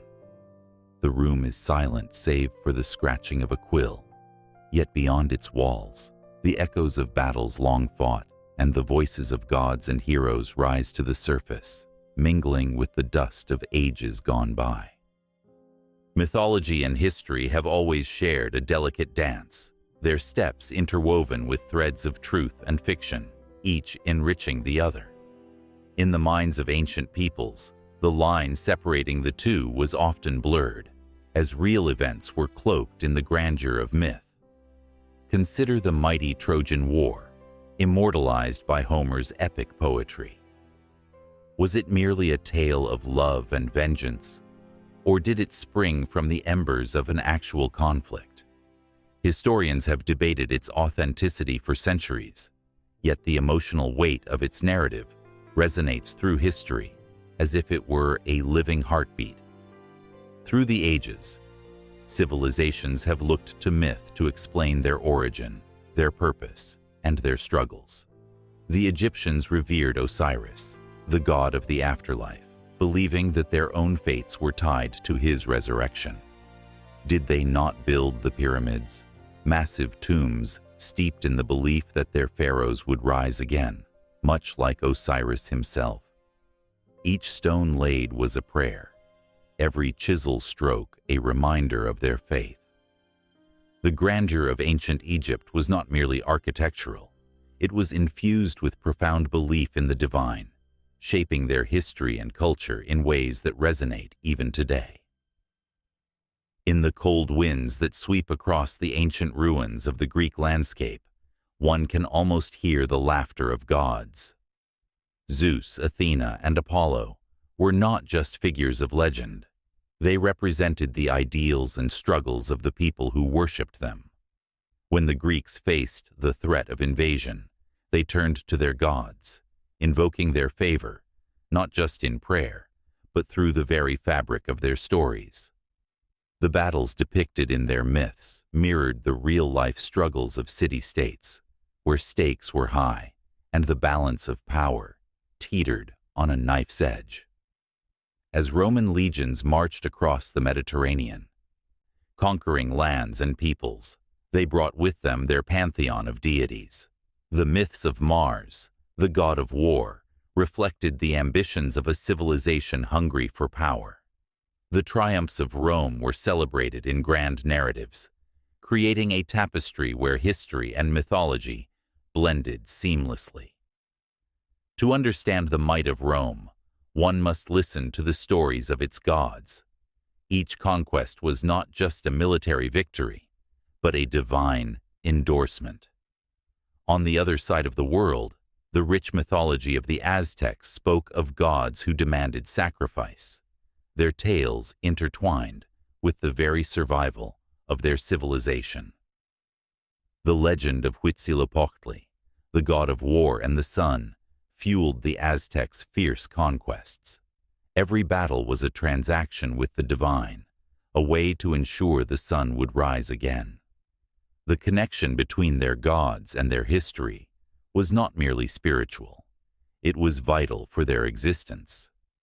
The very rhythm of their lives was dictated by these myths, feeding into their actions and aspirations. As the sun sets behind the Andes, a shiver runs down the spine of those who remember the stories of Pachamama, the Earth Mother. In the Andean cultures, the myths breathed life into the mountains and valleys. They were not distant tales, but living realities that shaped the way people interacted with their environment. The relationship between these myths and the agricultural calendar was crucial, reflecting a deep understanding of the land that was cultivated. The sacredness of their rituals was a direct response to their history, a history marked by the struggle against nature and the whims of the divine. In the heart of the African continent, The myths of the Yoruba people tell of Orunmila, the god of wisdom, who shaped the world with his knowledge. His tales, filled with wisdom and caution, served as historical narratives that guided the community. They were more than just stories. They were lessons learned from the past, woven into the cultural fabric that defined a people. The interaction between their mythology and history provided a framework through which they understood their existence and their place in the universe. As civilizations rise and fall, the threads of mythology weave through the fabric of history, leaving traces that linger long after the facts fade into obscurity. The stories of gods and heroes endure, echoing in the hearts of those who tell them. In the mist of time, it becomes difficult to discern where history ends and mythology begins. This delicate balance ignites the imagination, allowing one to grasp the emotions and experiences of those who walked the earth before us. In the shadows of libraries and the ruins of forgotten lands, the struggle between myth and history continues to play out. Every artifact unearthed tells a tale. Every scroll unrolled breathes life into forgotten voices. The historian leans in closer, captivated by a single phrase that hints at a deeper truth, a connection that transcends time. With each word, the weight of the past presses upon the present, urging us to listen, to feel, and to understand. The flames of myth flicker within the pages, illuminating the path that once was and the journey that continues, forever entwined in a dance of history and legend. In the dim light of a flickering fire, shadows danced on the faces of the Zulu people, their eyes sparkling with the reflection of countless tales etched in their history. Each story, rich with emotion, whispered of ancestors who walked the earth, powerful forces that shaped their world, and spirits that watched over them. The air was thick with the scent of wood smoke and memories, a reminder that mythology was not just a collection of tales, but the very fabric of existence for the Zulu. Zulu mythology, vibrant and alive, tells of gods and spirits who are as tangible as the earth beneath one's feet, yet as elusive as the wind. There is Unkulunkulu, the great creator, born from a bed of reeds, who breathed life into humanity. This story resonates deeply within the Zulu, echoing through generations and forming a bond that unites them with their ancestors. Yet this tale, while uniquely theirs, shares threads with the myths of other African tribes, weaving a complex tapestry of shared beliefs and cultural heritage. Consider the tales of the Yoruba people, who revere their deities, known as Orishas, with a devotion that transcends time. Their gods, like Olorun, the supreme god, and Shango, the god of thunder, command immense respect and embody powerful forces of nature. The Yoruba myths speak of creation and chaos, mirroring the Zulus' relationship with their own deities. Both cultures honor spirits of nature, but the Yoruba's pantheon is vast, filled with intricate stories that reflect their cosmology, rich with nuances and layered meanings. Across the continent, the Maasai of Kenya and Tanzania tell of Enkai, their god who creates life and governs the rains. The Maasai's reverence for cattle parallels the Zulu's own connection to cattle, seen as a symbol of wealth and status. In both cultures, cattle are not merely livestock, they are woven into the very fabric of life. Each mythology captures the rhythm of life, the pulse of the earth, and the unbreakable connection between the people and their environment. As night deepens, the Zulu recall tales of the trickster god, Umbaba Mwana Waresa, who embodies both joy and mischief. This character reflects the complexity of human nature, a theme echoed in the stories of Anansi the spider from the Akan people of Ghana. Anansi, too, is a trickster, weaving webs of cunning and wisdom, teaching valuable lessons through his escapades. The laughter of the Zulu people rings out, a reminder that humor and wisdom often walk hand in hand, binding the lessons of the past with the hopes of the future. Yet, as the fire crackles, a tension arises. The spirits of ancestors loom large, their presence felt as the Zulu recount tales of bravery and sacrifice during the fierce battles fought to protect their land. These stories are drenched in raw emotion, a stark reminder of the struggles endured, not just by the Zulu, but echoed in the narratives of the Ashanti and the Kikuyu, who too faced colonization and upheaval. Their gods and ancestral spirits became symbols of resistance, giving strength to those who fought for their identity and land. The Ndebele of South Africa share their own rich legacy, filled with powerful imagery and symbolism. Their mythology, woven with vibrant colors and intricate patterns, reflects a world where the divine and the earthly intersect. The Ndebele women, adorned with beadwork that tells their stories, embody a similar spirit to the Zulu, where art and mythology breathe life into their histories. Both cultures share an appreciation for the beauty in life, where creation and creativity are seen as sacred acts. As the night wears on, the Zulu storytelling takes on a haunting quality.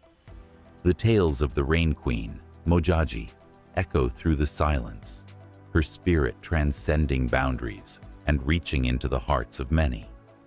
The power of women in African mythology shines through, reminding all that the stories told are not just of gods and men, but of strong, fierce women who shape destinies.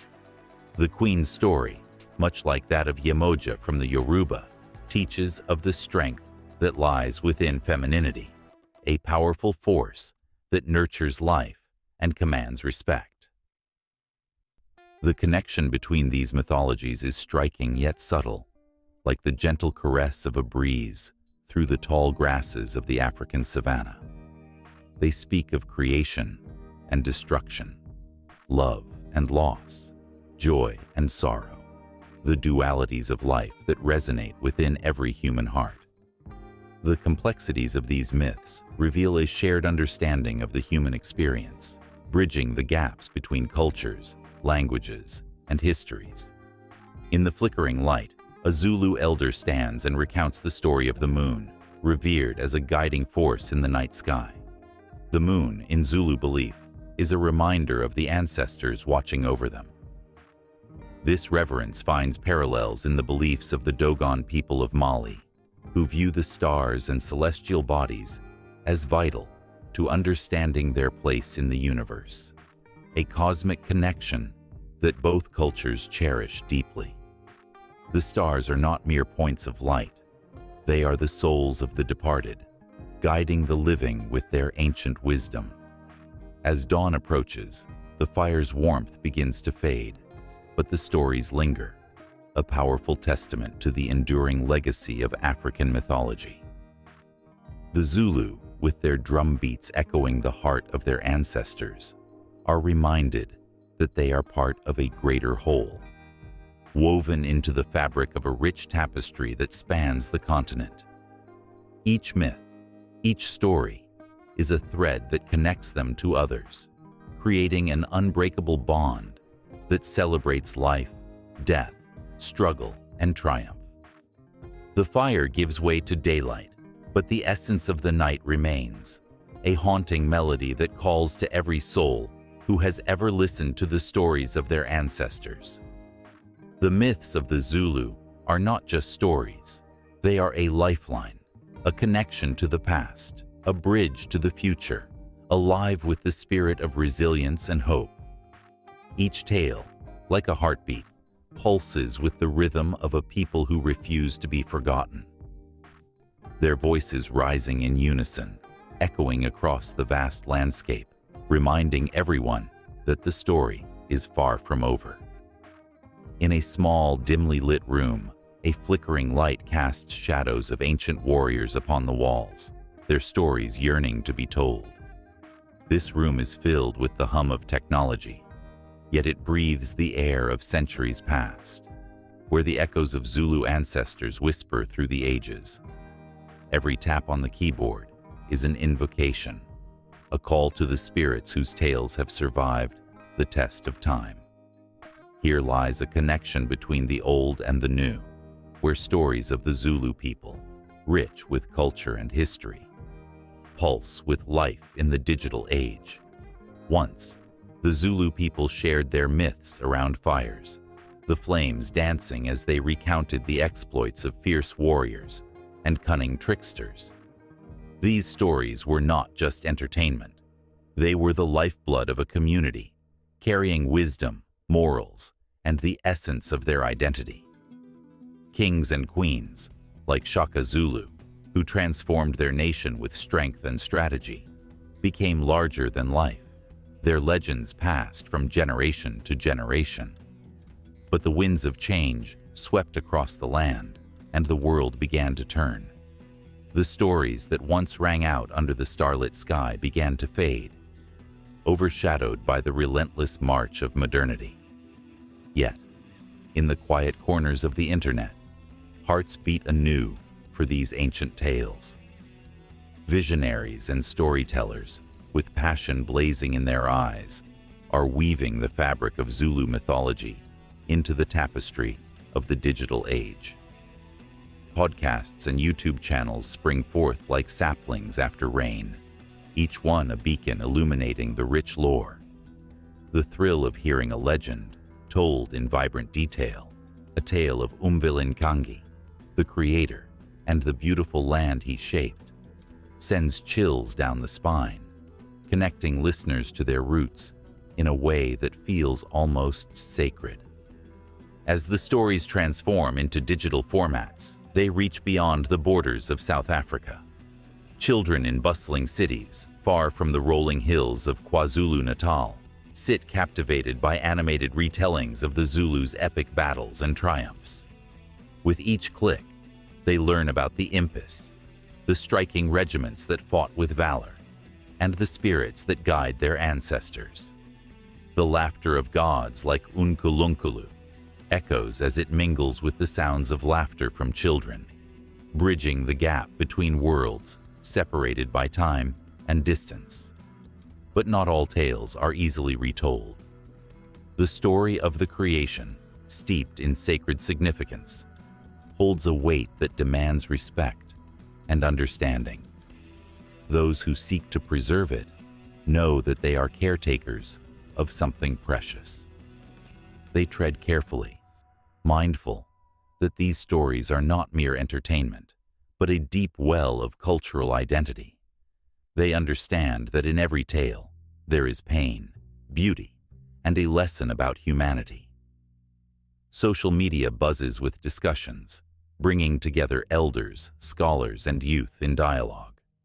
Hashtags ignite movements as individuals share their own interpretations of stories passed down through the years.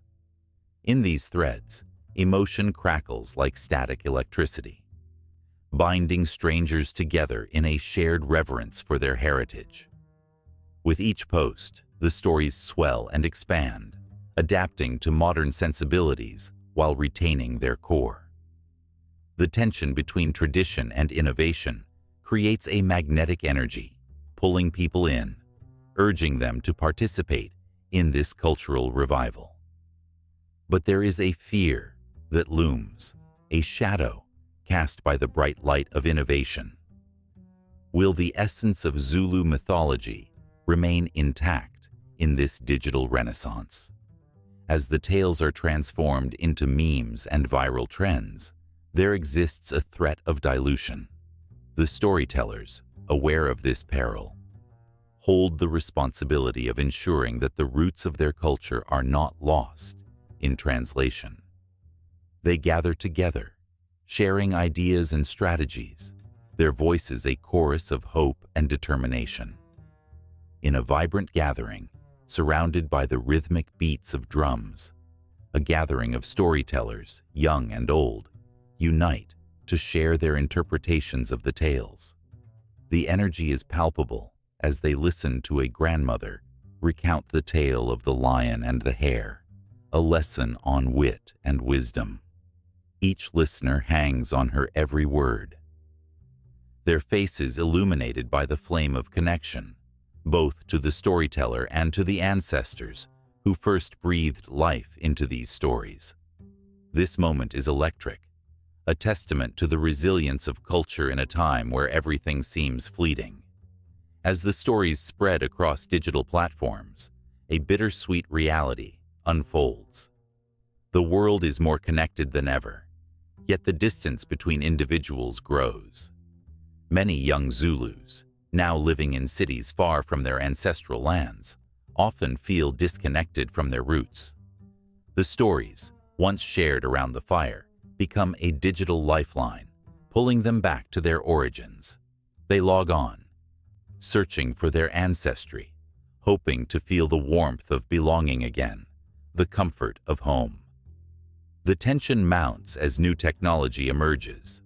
Virtual reality promises to immerse users in the landscapes of their forebears, allowing them to walk alongside legendary warriors and experience the battles that shaped their history.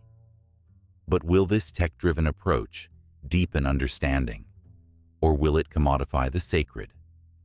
The elders ponder this weighty question, their eyes reflecting the flicker of a candle, the light of tradition battling against the encroaching darkness of commercialization. Each new development, each viral trend, pulses with potential and peril. Yet the heart of Zulu mythology beats strong, coursing through the veins of its people, revitalized in ways unimaginable. It flourishes in the hands of those who are committed to preserving it authentically, who believe in a future where the past is honored and cherished. As the digital age unfolds, the stories of the Zulu are not merely preserved. They are woven into the lives of a new generation. Young voices rise, inspired by the legends of their ancestors, eager to add their own chapters to the ongoing narrative. The connections made through these tales ignite a fire within, a burning desire to keep the spirit of the Zulu alive in every heart, every home, and every screen. The future of Zulu mythology is a story still being written, an epic saga that bends and weaves through the fabric of time, forever in motion, forever alive. The sun dipped low on the horizon, casting long shadows that danced like whispers through the vast expanse of the KwaZulu-Natal landscape. Here, where the earth meets the sky, where ancestors still wander in the memories of their descendants, Zulu mythology breathes with a life of its own.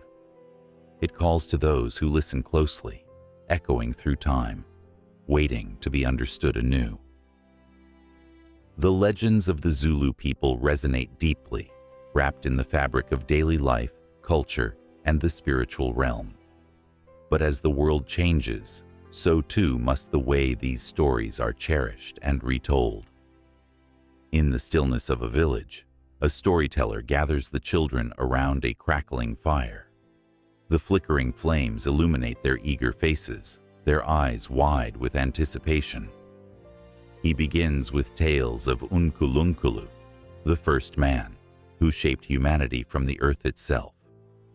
The children lean in, captivated by the sound of his voice, the way he wields language like a master craftsman. Each word is rich with emotion, threaded with the wisdom of generations.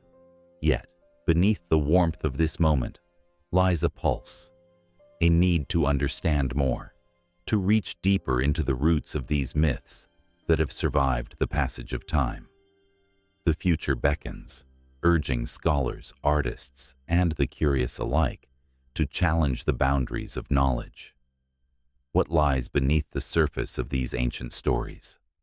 The potential is immense. New technologies could bring forth fresh interpretations, allowing people from all corners of the globe to engage with Zulu mythology in ways previously unimaginable. Virtual reality could plunge one into the vibrant landscapes of Zulu narratives, walking alongside the heroes and spirits, feeling the weight of their journeys. Imagine a child in a city far away, donning a headset and finding themselves amidst the tales of the Zulu, feeling the thrill of the hunt with the lion or the serene wisdom of the river spirits. But technology alone isn't the answer. Understanding the fabric of Zulu mythology requires interpersonal connections, elders sharing their knowledge with the younger generations, continuing the oral traditions that have been the backbone of these stories for centuries.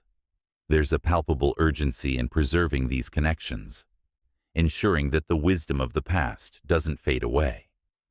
Community gatherings, storytelling festivals, and workshops can serve as vibrant spaces for the exchange of ideas and stories, where the old and the new collide in a beautiful dance.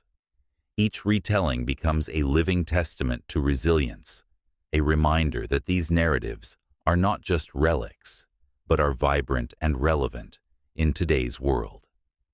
As scholars sift through records and oral histories, they must strive to approach their work with respect and sensitivity. The richness of Zulu mythology lies not only in its content, but also in its context. The stories are intertwined with the culture, the beliefs and the struggles of the Zulu people. Future studies must honor this intricacy, recognizing that each legend carries with it a history of survival, resistance, and identity. The quest for understanding is not just an academic endeavor. It is a way to pay homage to those who came before. In the echoes of ancient drums, the voices of spirits linger. Future researchers might find themselves drawn to the hidden meanings within these soundscapes, exploring how music and rhythm weave through the fabric of Zulu mythology. How do songs honor the ancestors or call upon the rain? What stories are told through the beats and melodies that are an inextricable part of community life? Tapping into the emotional landscape of music offers a new lens through which to view the myths, forging connections that transcend time and space. As dusk deepens, the stars begin to shimmer, illuminating the night sky like a tapestry of stories waiting to be told. Each star becomes a symbol, a piece of the vast mythology that underpins the Zulu worldview. The future may see collaborations between artists and scholars, bringing forth visual interpretations of these legends. Imagine murals that celebrate the great battles of Shaka Zulu, or sculptures that embody the spirit of Ingwe, the leopard, revered as a symbol of power and agility. Through art, these myths gain new life, reaching audiences who may never pick up a book, but will feel the pulse of the stories through powerful imagery. And there lies the beauty of Zulu mythology. The way it breathes and shifts, absorbing influences from the world around it, while remaining rooted in its own essence. The stories adapt, ushering in new interpretations and meanings that resonate with the contemporary heart. How can these myths inform current social issues? How can they speak to the challenges of modern life, offering wisdom and guidance in a rapidly changing world? This exploration invites a dialogue between generations, cultures, and ideas, creating a tapestry rich with diversity and understanding. As the fire crackles and the storyteller's voice softens, a chill runs through the air, a reminder that not all tales are lighthearted. Dark themes swirl within the myths, the struggles against colonialism, the sorrows of loss, the fight for land and identity. Future studies must not shy away from these complexities. Instead, they should embrace them, allowing the raw emotions of history to surface. This isn't merely about recounting hardships. It's about understanding resilience, the enduring spirit of a people who have faced adversity, yet continue to rise, to tell their stories. The flames flicker and dance, casting shadows that twist and twirl, echoing the stories still waiting to be told. As the storyteller captures the audience with another powerful narrative, the weight of history looms large.